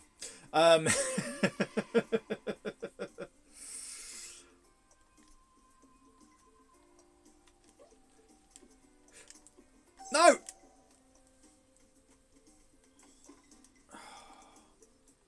Do you know what? No, I'm not doing this level again. You can just see it coming a mile off. You can see me losing another life in that room a mile away. So, no. Not doing it. We've already got one level where we didn't get all of the Gobbos anyway. It's not going to be the end of the world. And as I say, you know, in 40 minutes, let's face it, we're not going to finish this game. So, no.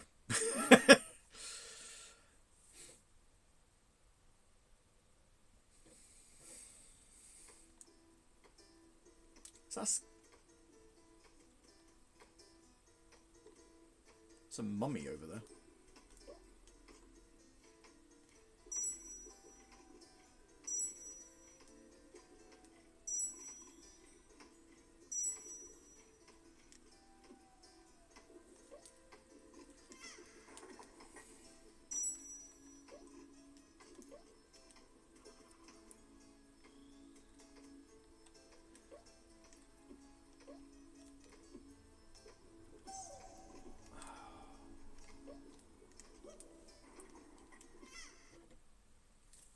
Yeah, okay. Why not? I mean, I'm sure I had enough room, but yeah, why not?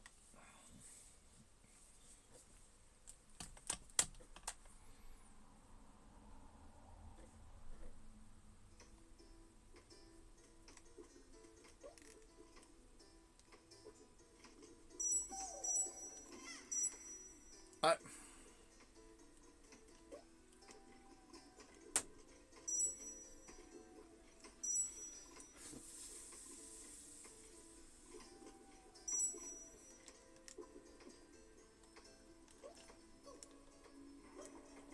See, look, that's what I tried to do last time. Plenty of room.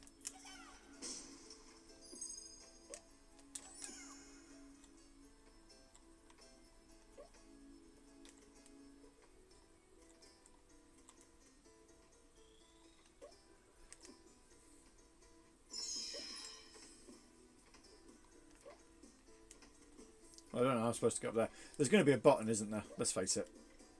There'll be a button.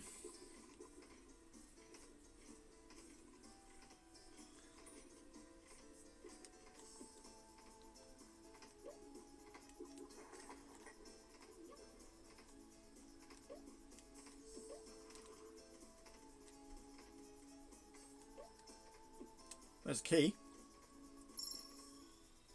Let's not go down the large hole then.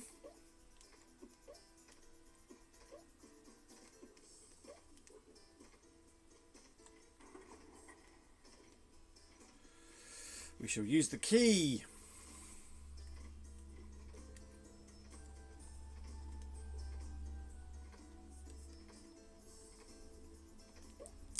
And see where that gets us. No, don't do that, Croc. Don't. Oh, you. I've still got the key. I've still got the key. That's fine.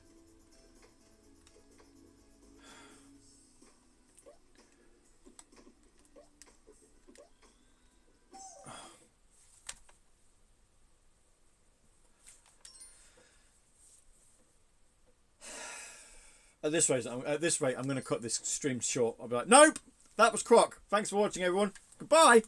Just.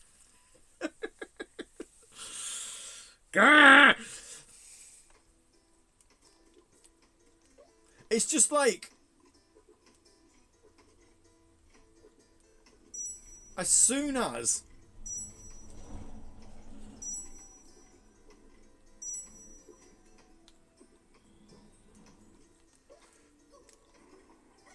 sorry, got distracted. Server Earthheart. That's fine. It's all right.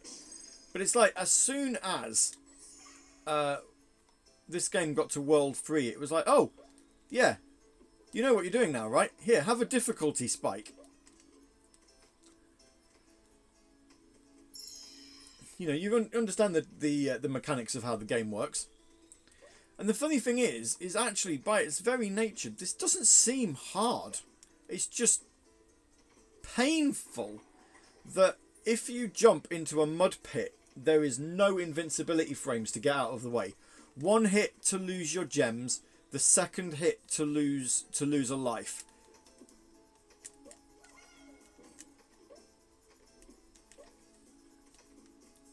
You know, there's just no getting out of it. That's the thing, is it's almost cruel.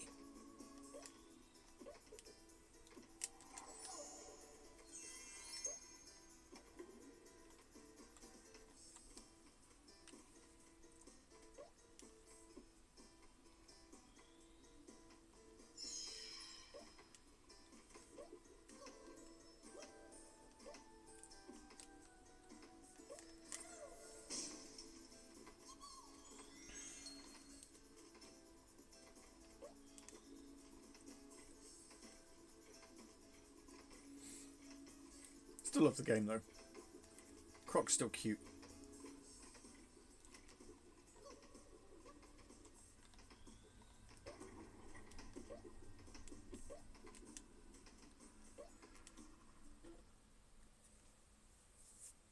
We actually got past that first room.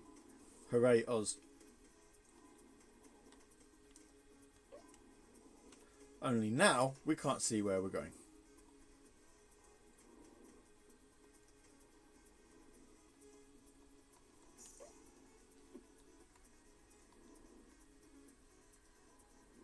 Well, that's not freaky at all, is it?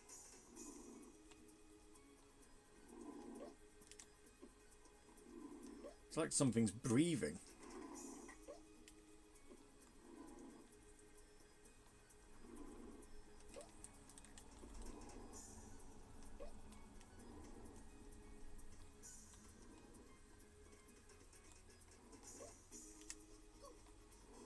Oh dear.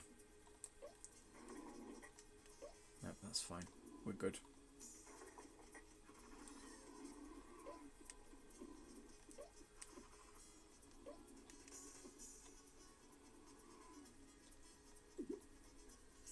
Yep, extra life. Why not?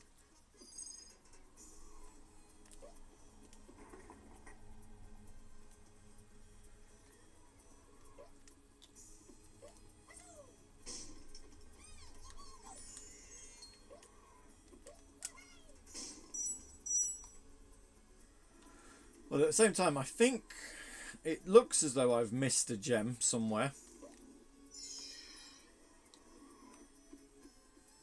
Although... What?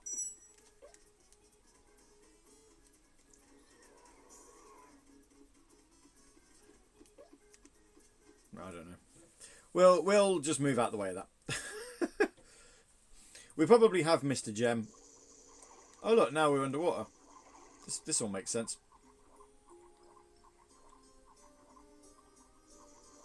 Also makes sense how there's electricity pylons that apparently don't electrify the entire water, just the bit that they're near. You know, yep, that makes total sense. Everything should be dead.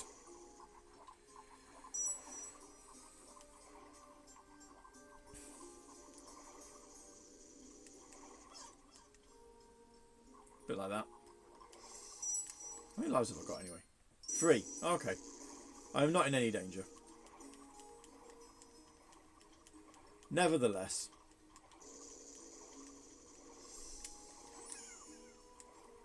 Oh, he's got a key. Take that. You never know when that'll come in useful. Probably the next room, because I've not seen anything in here with a cage. Come on. Take the key, Croc. Take the key.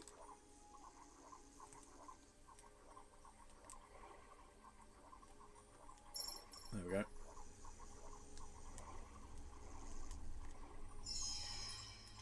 Took us that long to get the key. The enemy respawned. Oh look, we're still underwater. That's fine.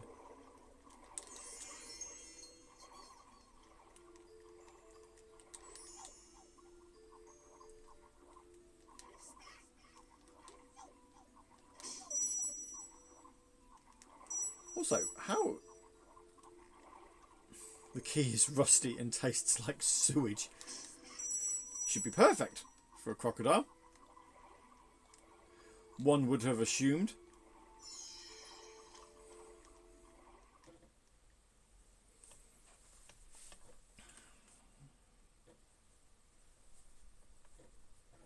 Oh, we're magically out of... Yeah, there we go. We're magically out of...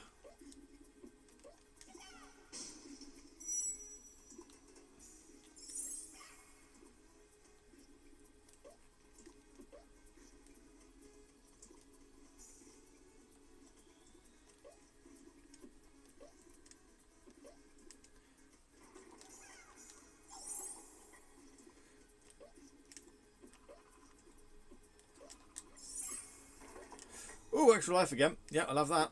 Thank you. Don't.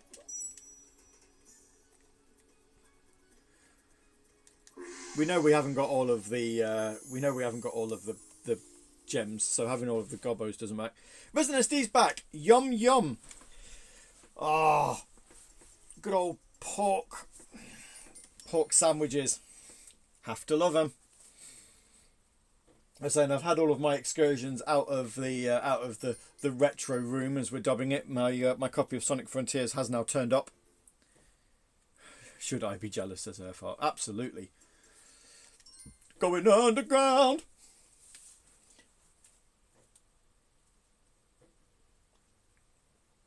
I did, whilst I was in town, I did go into CEX, and I have got myself a copy of, because with us having finished Klonoa last week, and I've now platinumed it, I'm probably not going to play it anymore, so I have traded it in. It has gone goodbye from my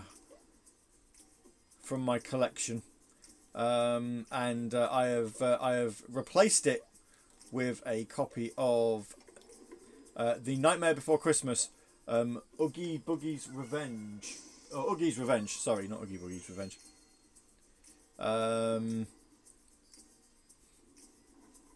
So, yes.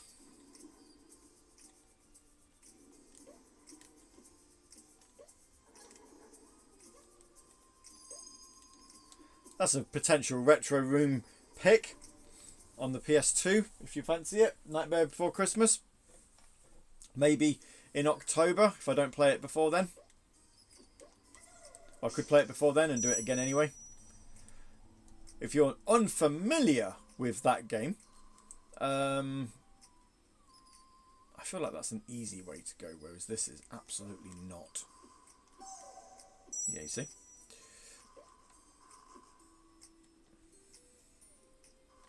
If you're unfamiliar with the Nightmare Before Christmas game on the PS2, it's basically Devil May Cry, but slightly more accessible to younger audiences. I do say slightly.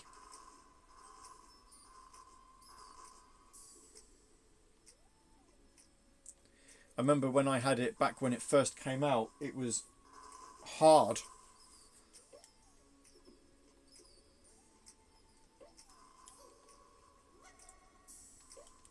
And also has a very bizarre way of dealing with boss battles, which is kind of in keeping with what the game, what the film itself was, but is weird, because you don't fight bosses in the traditional sense.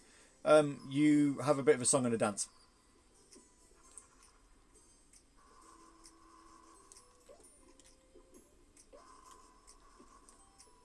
Dr. Scottnick is raiding. A massive raid of one person. Well, thank you for... also, SD is the raider. Well...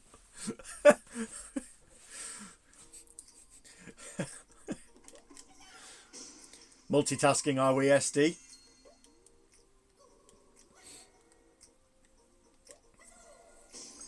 Well, thanks for coming back, Scott. If nothing else.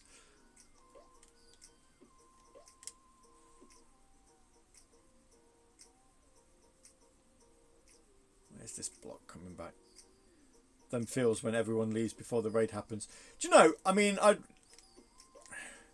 yeah, I suppose there's that. Resident SD got to watch a wonderful short film.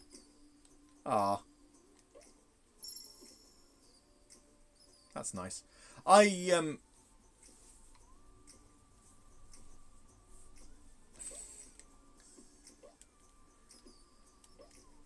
I've noticed a lot, and I think I've said this before, and I think it's probably due to time of night.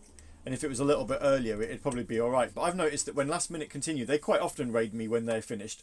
So I always get like 7 or 8 viewers, which is like, hooray! Massive amounts of people watching. And then literally within about 2 or 3 minutes, most of them have left. And it's just like, yeah, thanks for coming.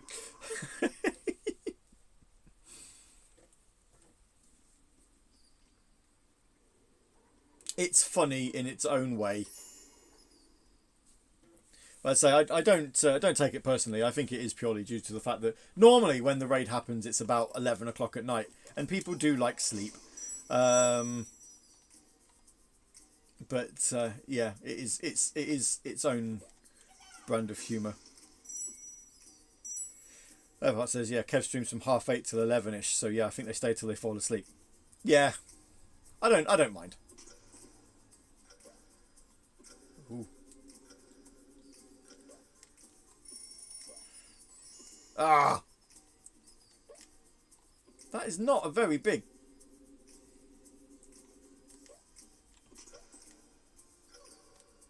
No, what have you done that for, Croc? You moronic excuse for a Yoshi clone. Ah. Note to self: don't jump backwards. We are pork boys today, says Scott. I had a sausage and bacon bap with tomato sauce.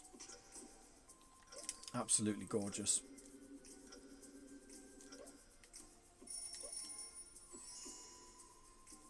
Again, rude. I was playing Res and I forgot how incredible it is. I haven't played Res in a long time. Not base Res anyway. I played Res Infinite recently.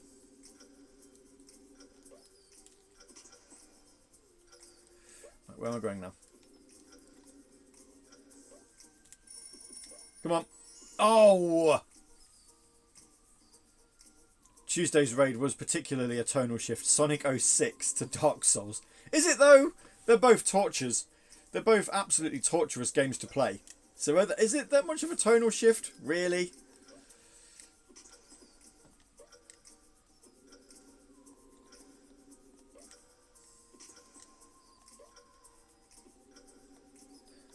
Right, last button. Come on, we can do it. Hooray! Now I've got a platform.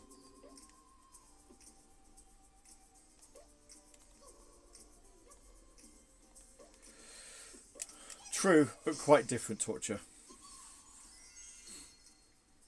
Also, we had to take a break and play Outrun. I did see, actually, when I turned Twitch on to get ready for the Dark Souls stream, I did see that he was playing Outrun Online Arcade.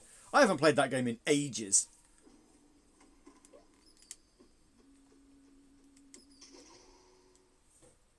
Should give it a go.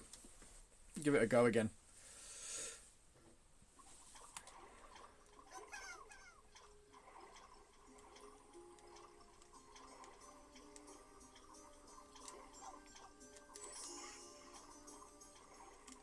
Should actually turn the 360 on at some point and see that it's still got all of the games on it that it should have.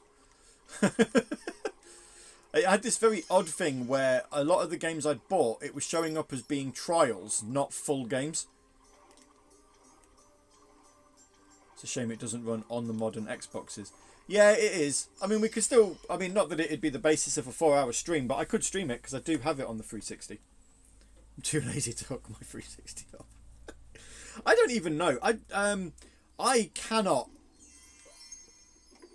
For the life of me, I can't remember what consoles I've got connected via HDMI. I know the PS3 is one of them. I think the Wii U may well be the other one, by pure virtue of the fact that obviously I used it most recently. Whereas it's been a while since I last played the 360.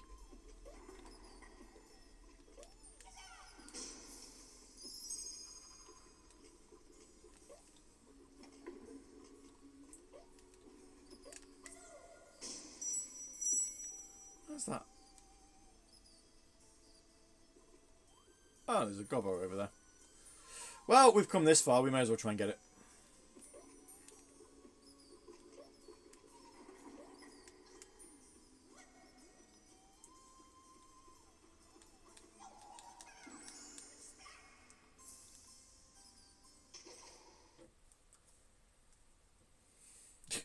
.360 Elite is even underneath my TV. It's just not plugged in. Yeah. Same.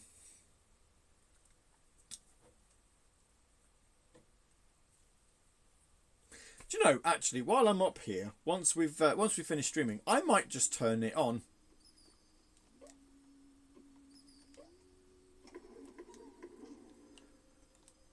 Might not necessarily play anything on it, but, you know, just make sure it works.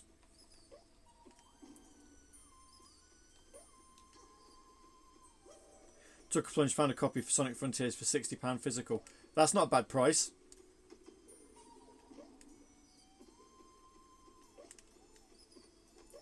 That is not a bad price at all. I mean, if it's a choice between 60 quid physical and 45 digital.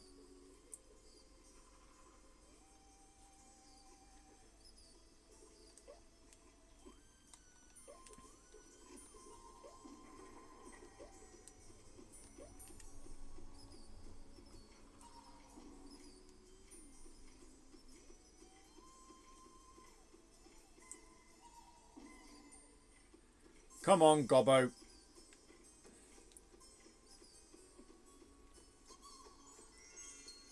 Yeah. I was going to check to see, could I? Yeah, I can. Hooray! Skills. Mad skills. I just need to figure out how to get the transfer of the CD without a CD drive.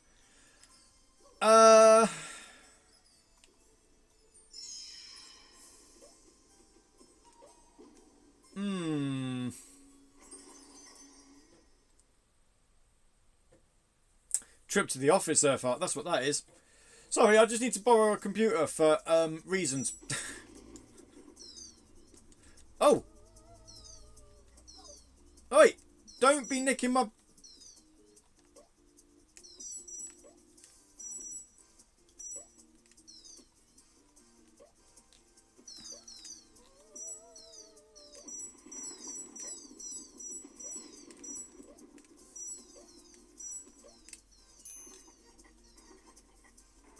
Okay, so I've got a key. Oh, I don't know what to do with it. Fine.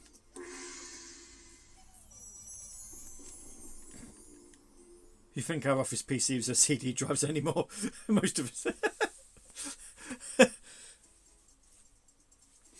The deadly tank of Neptuna.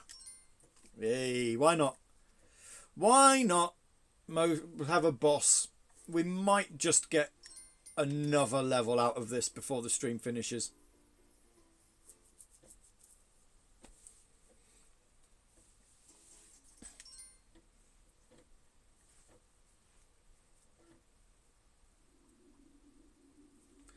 We're going to turn the fish into a tank.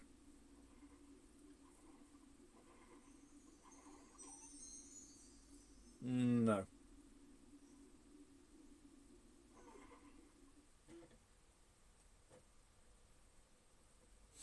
This will be a fun boss.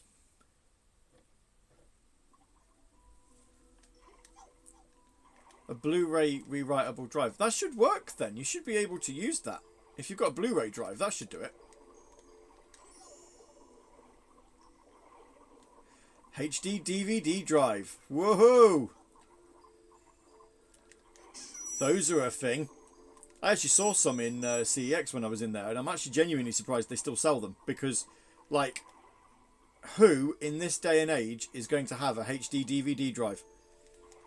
It's not connected to a PC. Well, you're halfway there, like you said.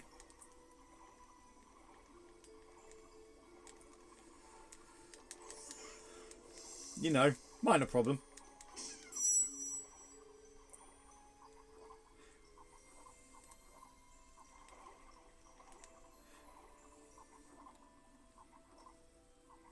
The LG Super Multi Blue. I've never heard of that.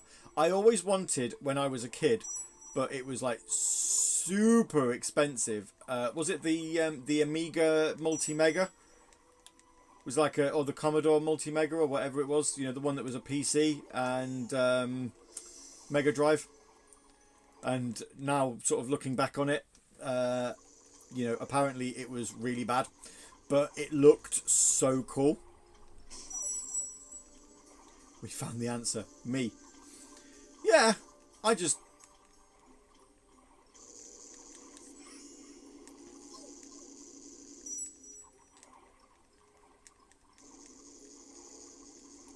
Yeah.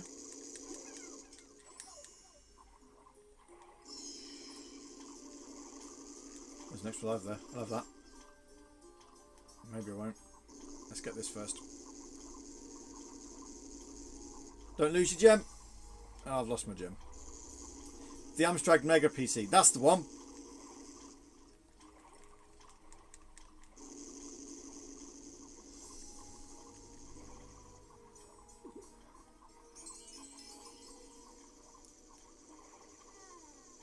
That was well worth collecting. I'm so glad I did that.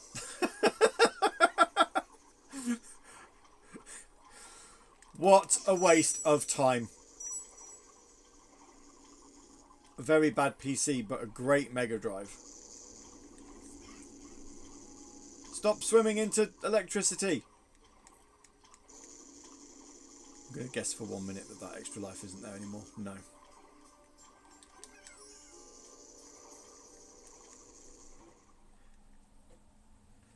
Wasn't it like super expensive as well? Like nearly £1,000 or something daft?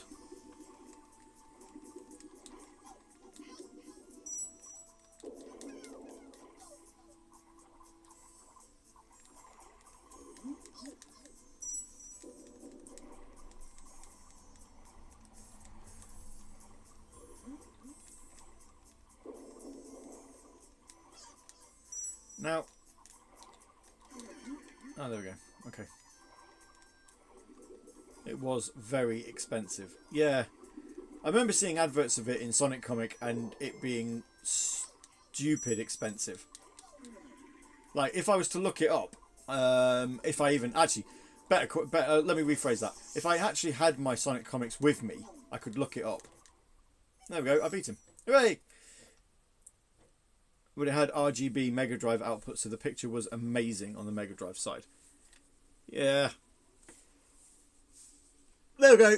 Bye-bye, fishy. Off he goes.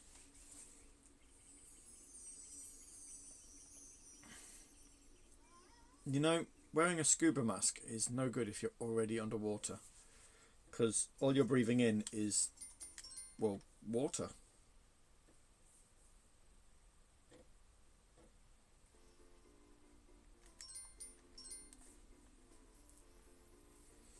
Game saved, 40%. There's meant to be only like 4 worlds or whatever. How are we only 40% of the way through? What am I missing? Or is it one of those that as soon as you defeat the boss, it's going to unlock like bonus, super ridiculous hard levels or something daft like that?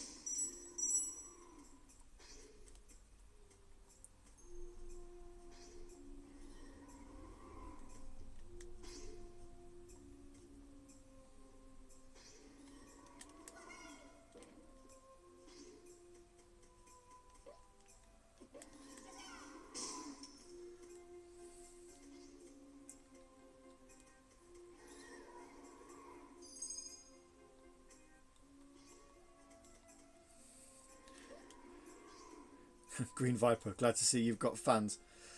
Yeah, not many, but you know,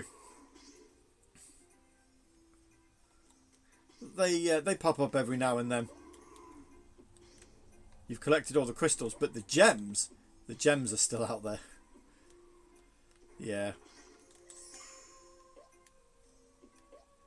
sounds about right.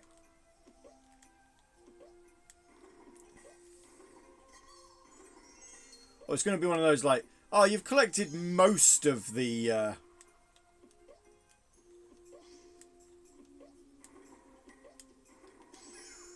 You've collected most of the gems, but now we've put... Next. Let's have a look. Oh, sorry. I love the integrated PCs back in the day. A friend of mine bought a PC TV, which was cool, but again, experience, and was a 486 when Pentiums were a thing. Would I say we're quality, not quantity as an audience? Yeah.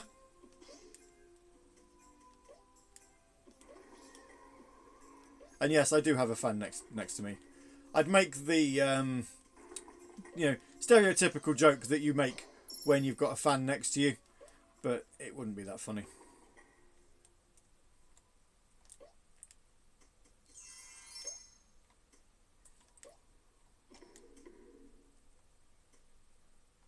And, you know, I've made the joke more than once, so...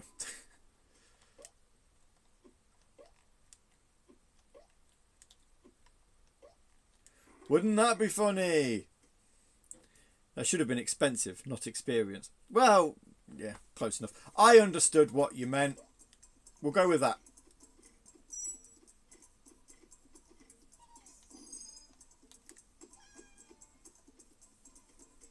I must depart, says Scott Nick. That's fine. I mean, we've only got about 10 minutes anyway. So thanks for being a part. And I shall see you next time. By bringing up said fan, I feel like I've struck a nerve. No, it's fine. I honestly don't. It's fine. You know. It's all humour. It's all good.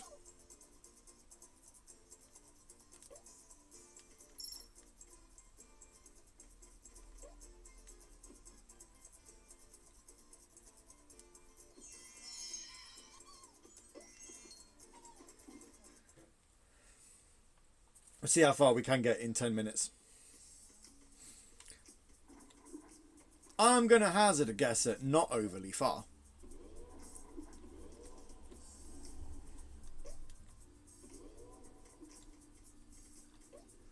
But especially if we've got these bloody mud pits. Have I already missed the funky action, by the way? Yeah, I mean, we can always load it back up for some more humour. We did it at the start, but if I lose another life, we'll go back to funky because, yeah, there we go. Continue. No. There you go. Hooray! That's Croc on the PlayStation. Ah.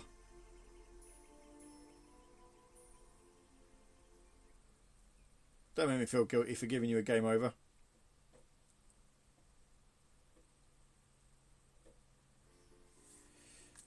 Okay. Turn off system. Do you want to turn off the system? Yes, I do. Okay, right. Do we want to see Croc on the funky, or do we want to do a something else? Because when I showed it off, the funky that is, before anyone else gets any weird ideas, it was only really Earthart and Resident SD that saw it. And even then, I'm not entirely sure Earthart saw it. So, we'll do it again. I'm going to have to angle this to a point where I'm going to feel comfortable playing the damn thing. I did see, says Earthart. Right, here we go. So this is, for the last 10 minutes or so of the stream, this is the Funky S.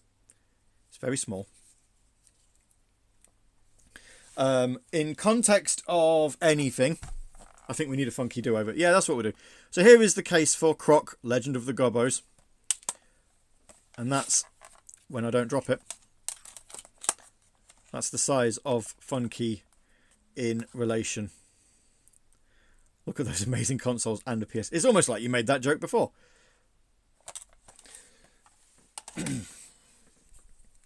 Some people missed that joke earlier. Yeah, so, right, let's have a look. What's the...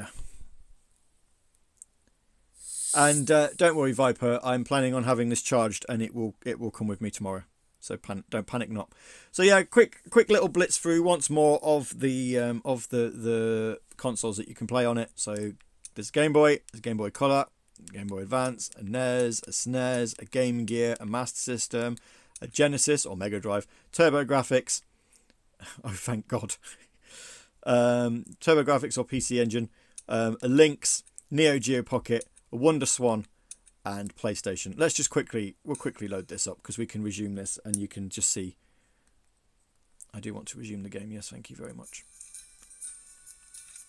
So this is Croc running on the funky. Have you tried the Mario 64 port? I haven't actually. I don't know if it would run on this.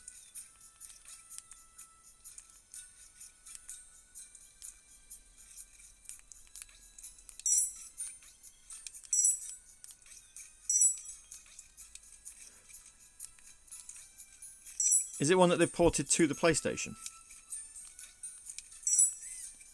Oh, someone made one for the Funky Native. Oh, have they?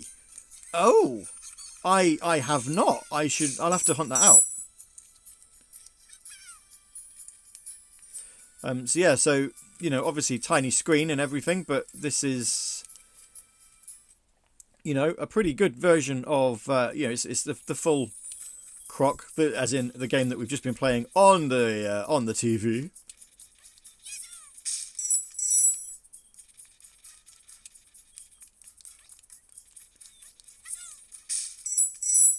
So there you go. Right, let's come out of that. Some of the other games that we can play on here. No, oh no, that's fine. So we could play the only Neo Geo Pocket game. Columns is a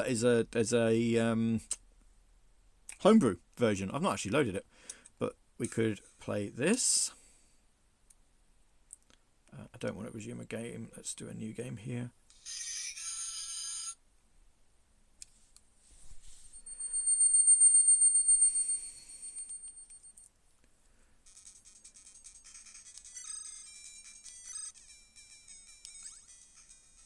Do I need to change the brightness on this? Hang on. No, the brightness is already down. Okay.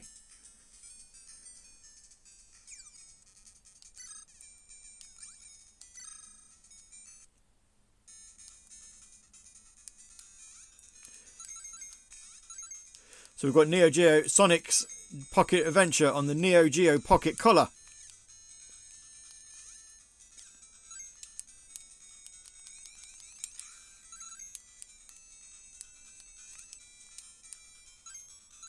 And come on, phone. You didn't have any problems.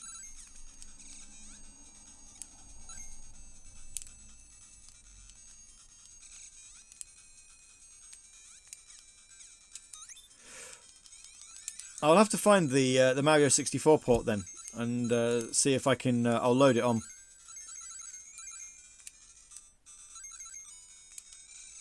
Oh. It's a funky emulator. It's got emulators in it. Yes.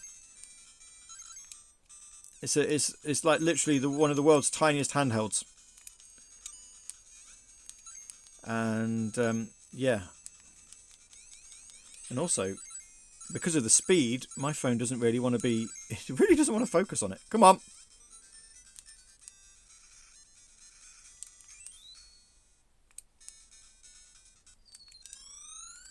It's getting that.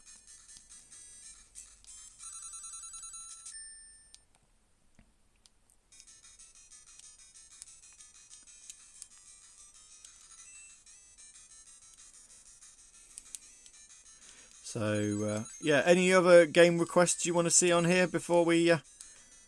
Did they do a bigger version? Nope. You can get... There are other companies that do retro handhelds that are small, but, you know... But no, with the fun key, you know, the hat lol. The clue's in the name. It's a keyring.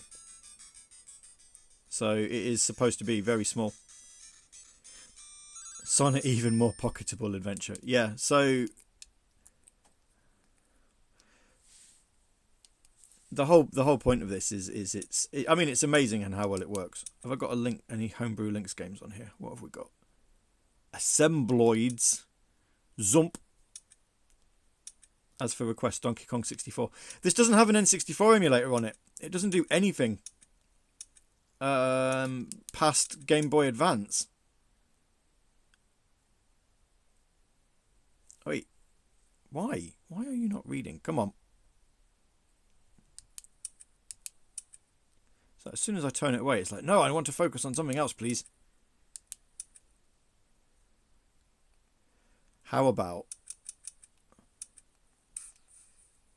But GBA is after the N64. Yeah.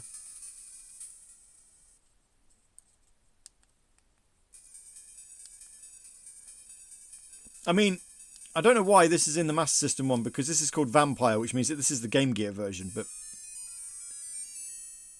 Tiam's River.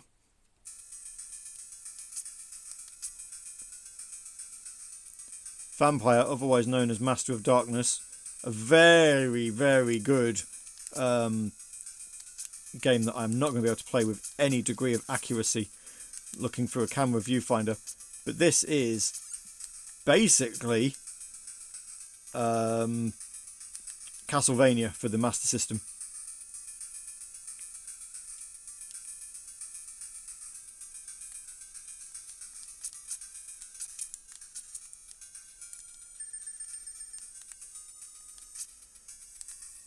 and it is very, very good. If you've never played it, I would urge you to give this a go.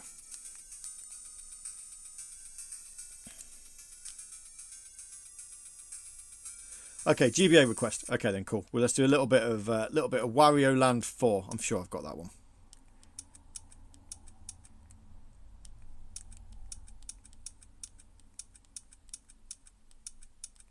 There we go.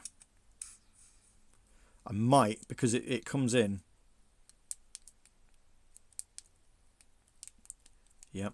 Yep, I know you're the ones who did the...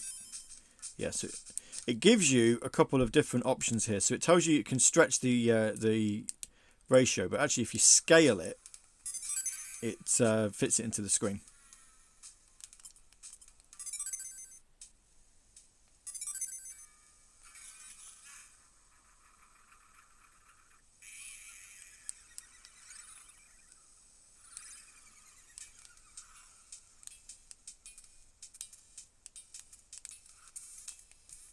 It's actually been a long time since I played Wario Land, if I'm being honest.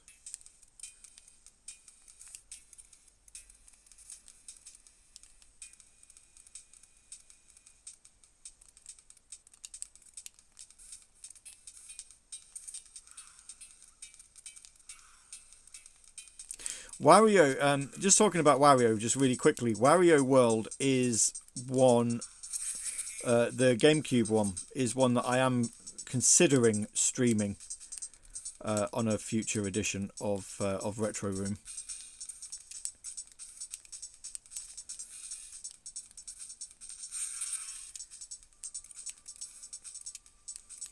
Oh God, this is so bad, so hard to try and play this through a viewfinder. It's a lot easier when you're actually looking at the thing.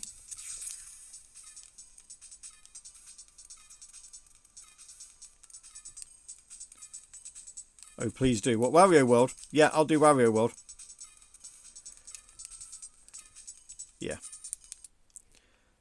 I can't do that. Can't pay any attention to that. Let's do one more. Shall we look at... Have I got I haven't got any homebrew on the WonderSwan colour. Larry said I should do Klonoa on the WonderSwan, but I'll get around to it.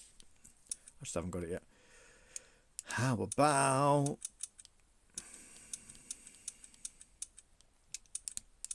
Now, how about this? We're talking about impressive things.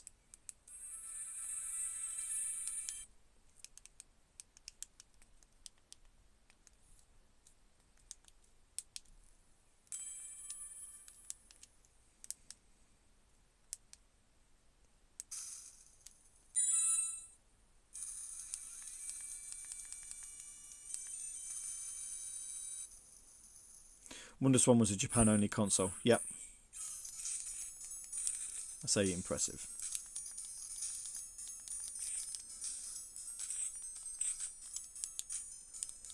Everything always comes back to... No, this isn't the Mega Drive one. This is the 32X port of the first game.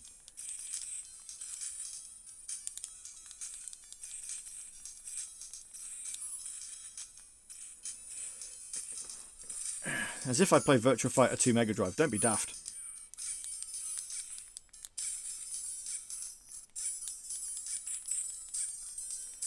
No, this is not the Mega Drive one. This is the 32X one, yes.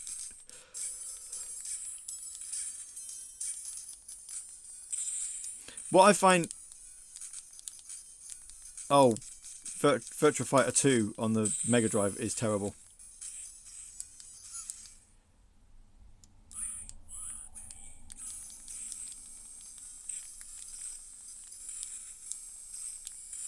Music's not as good. Obviously, the music's changed for the arcade version, but hey, other than that, I'd say this is pretty... Well, that's really hard to do. What makes Virtua Fighter 2 the bad version? Well, I'm glad you asked. Let me see if I actually got it on here. Yeah, here we go. I'll show you. Again, we don't want it stretched, we want it scaled, please.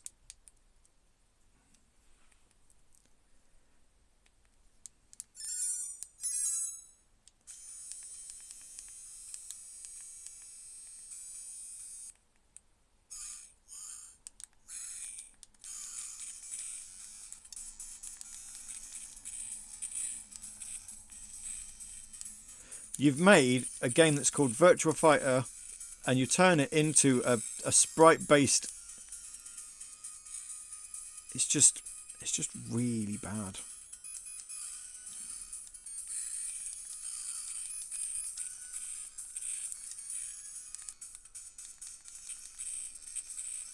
I was playing Virtua Fighter 5 yesterday, a final showdown yesterday on Judgment, and it reminded me of just how bad this is. It's just not a good game. Hooray! We won! Winner! Me! Woohoo!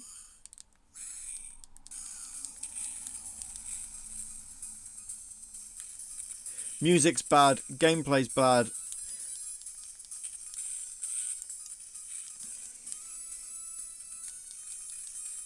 I mean, fair play for trying to put it on a Mega Drive, but really they needn't have bothered.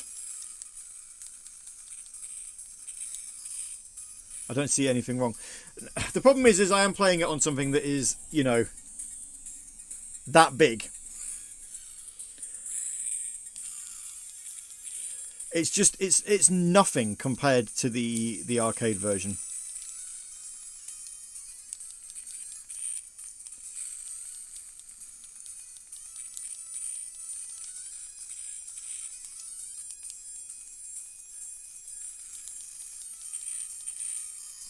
Anyway,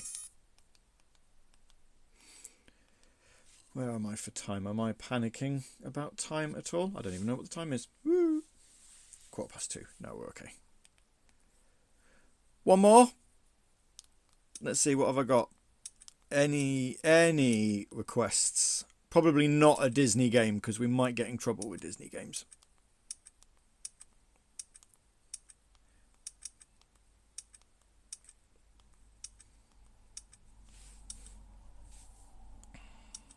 Doesn't have to be Mega Drive, obviously it can be anything. Web of Fire!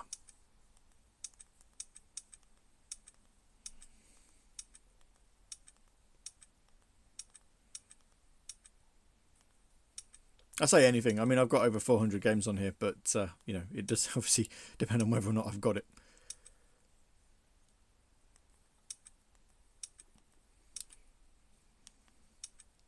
Sonic 3D!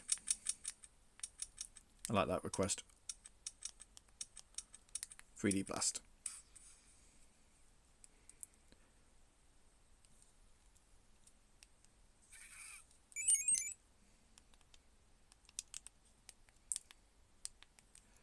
Scale it down again.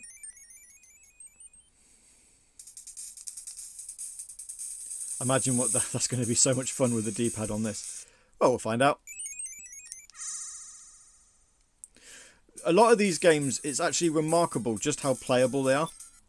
Can you add your own ROMs? Oh no, you can add your own ROMs on here. This is all my entire collection of what's on here.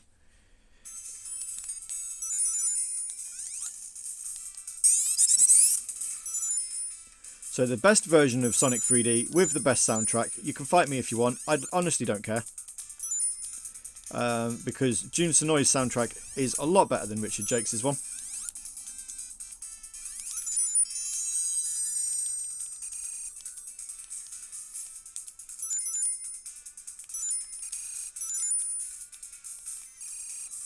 What's going to be even more fun is I'm trying to play the game with the viewfinder, through the viewfinder. So, get out of the water. Is that abandoning around there? Yeah, it is. Come here. Come here. Come here.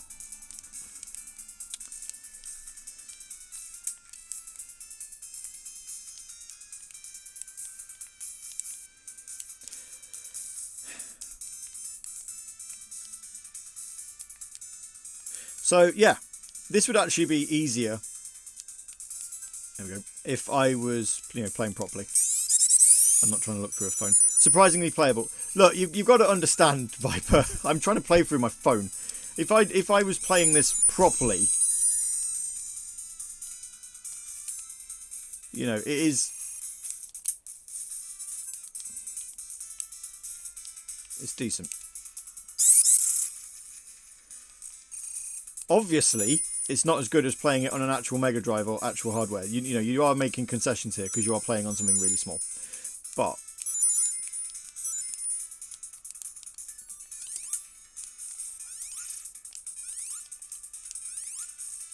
get in. The D-pad experience still looks agonising for this game as it is on the majority of controllers.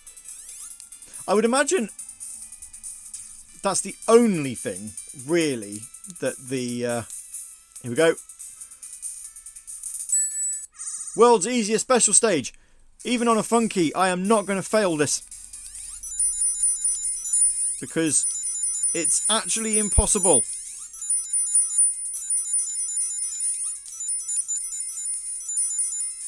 Even without being able to see how many rings I've collected, it will still be impossible to lose. I don't know how many I need.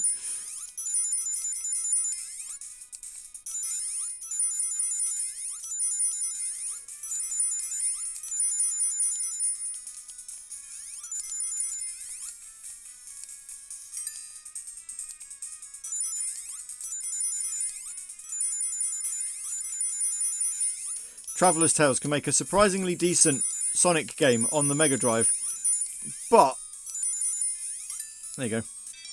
Can't even see what I was doing. Still got the Chaos Emerald.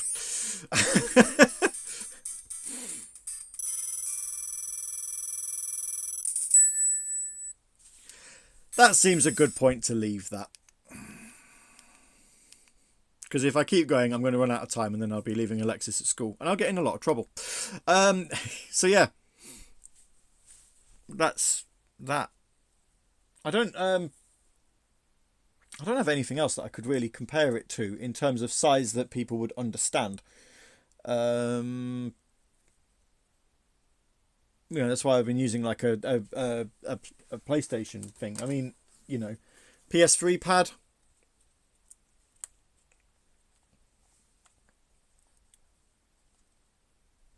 What's the size of it alongside a PS3 pad? It is ridiculously small, but so much fun to pick up and play, especially on like a train journey.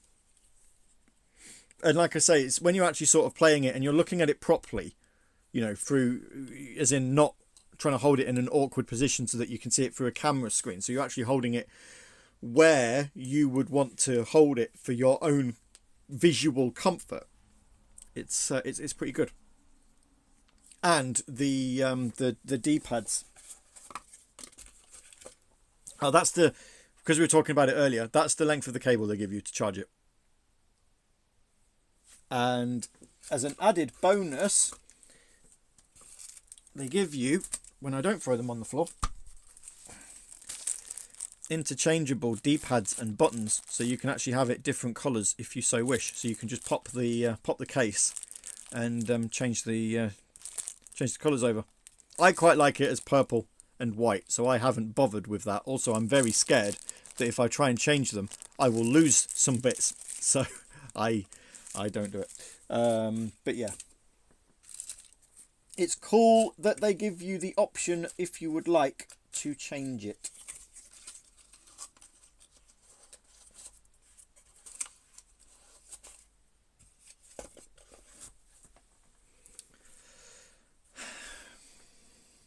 So that's it. That was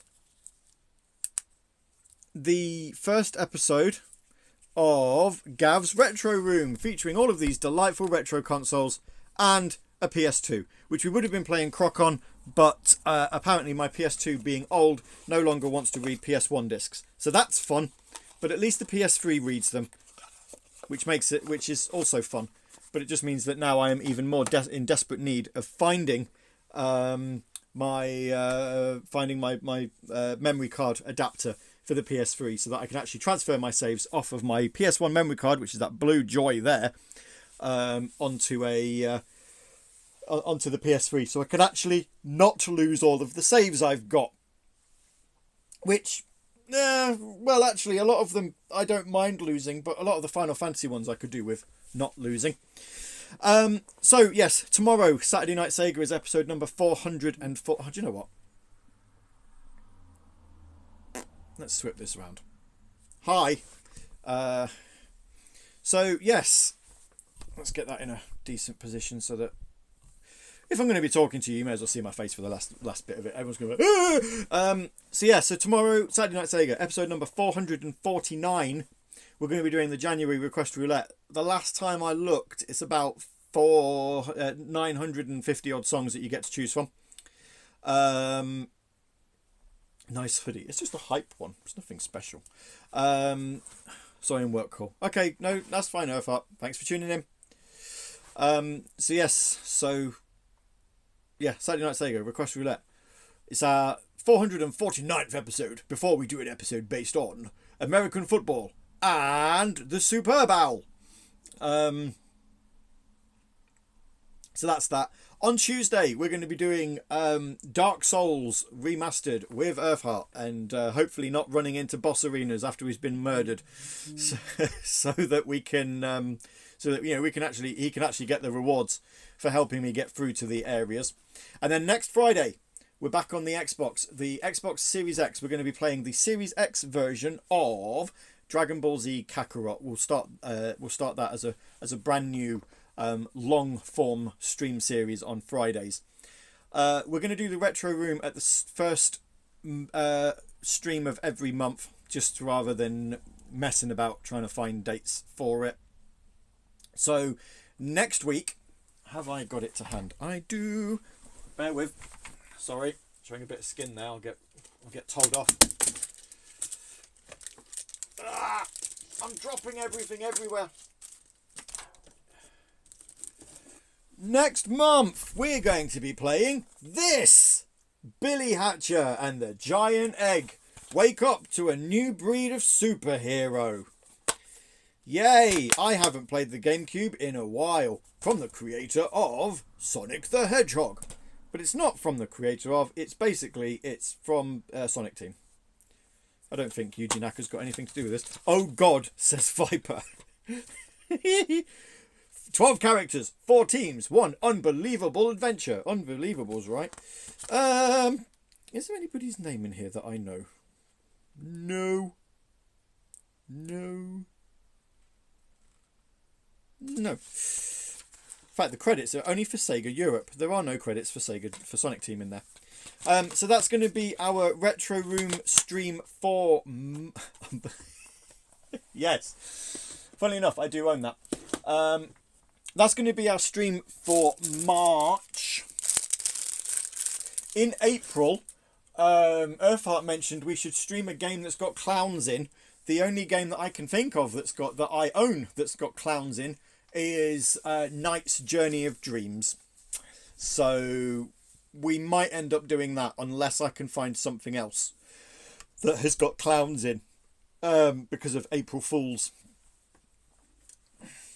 One thing I'd like to do is, and I don't know how I'd be able to get around streaming it because I'd need lots of cables everywhere. It'd be nice to stream one of these. But I would need cables everywhere, and we'd have the same problem that we had streaming showing off the Funky just now, in that I wouldn't be able to do it very well. I wouldn't play it very well, and I can't read Japanese. So I'd also need an iPad next to me, and it'd be like there'd just be stuff everywhere. It'd be a pain, is what that would be. It would be an absolute pain. But there we go. Right. My stream is over. Thank you for joining me in my retro room. Could you not get the component cables to plug it into the TV? I didn't know you could. That's one for some research. I didn't know you could plug the PSP into the TV and display it that way. I was not aware of that at all. I'll definitely do some research, because actually if I could stream PSP games on the TV, that would not open me up to a lot of options. I could do like Sonic Rivals, or Black Panther, new Yakuza chapter, and not understand a word of it. But yeah, definitely one for some research. Right. I am going now, because it is, when my watch wants to tell me what the time is, it's 4:26. So I've got 25 minutes before I need to pick Alexis up. And I want to blast some music very heavily. So, before I do, thank you all for tuning in. Thank you all for joining me in this first episode of the Retro Room. We'll be back, as I say, next month, the first week in March, whenever that is. We'll stream some Billy Hatcher. But before that, on Twitch, we'll be doing Dark Souls on Tuesday and Dragon Ball Z Kakarot on Friday. And yeah, maybe by then I might actually have known how my dispensing optician exams have gone, because I haven't been told anything about those yet. Only sat one of them in November. They might tell me one day. Right. Thank you all for tuning in. I'm definitely going now. And I'll see you next time. Bye-bye.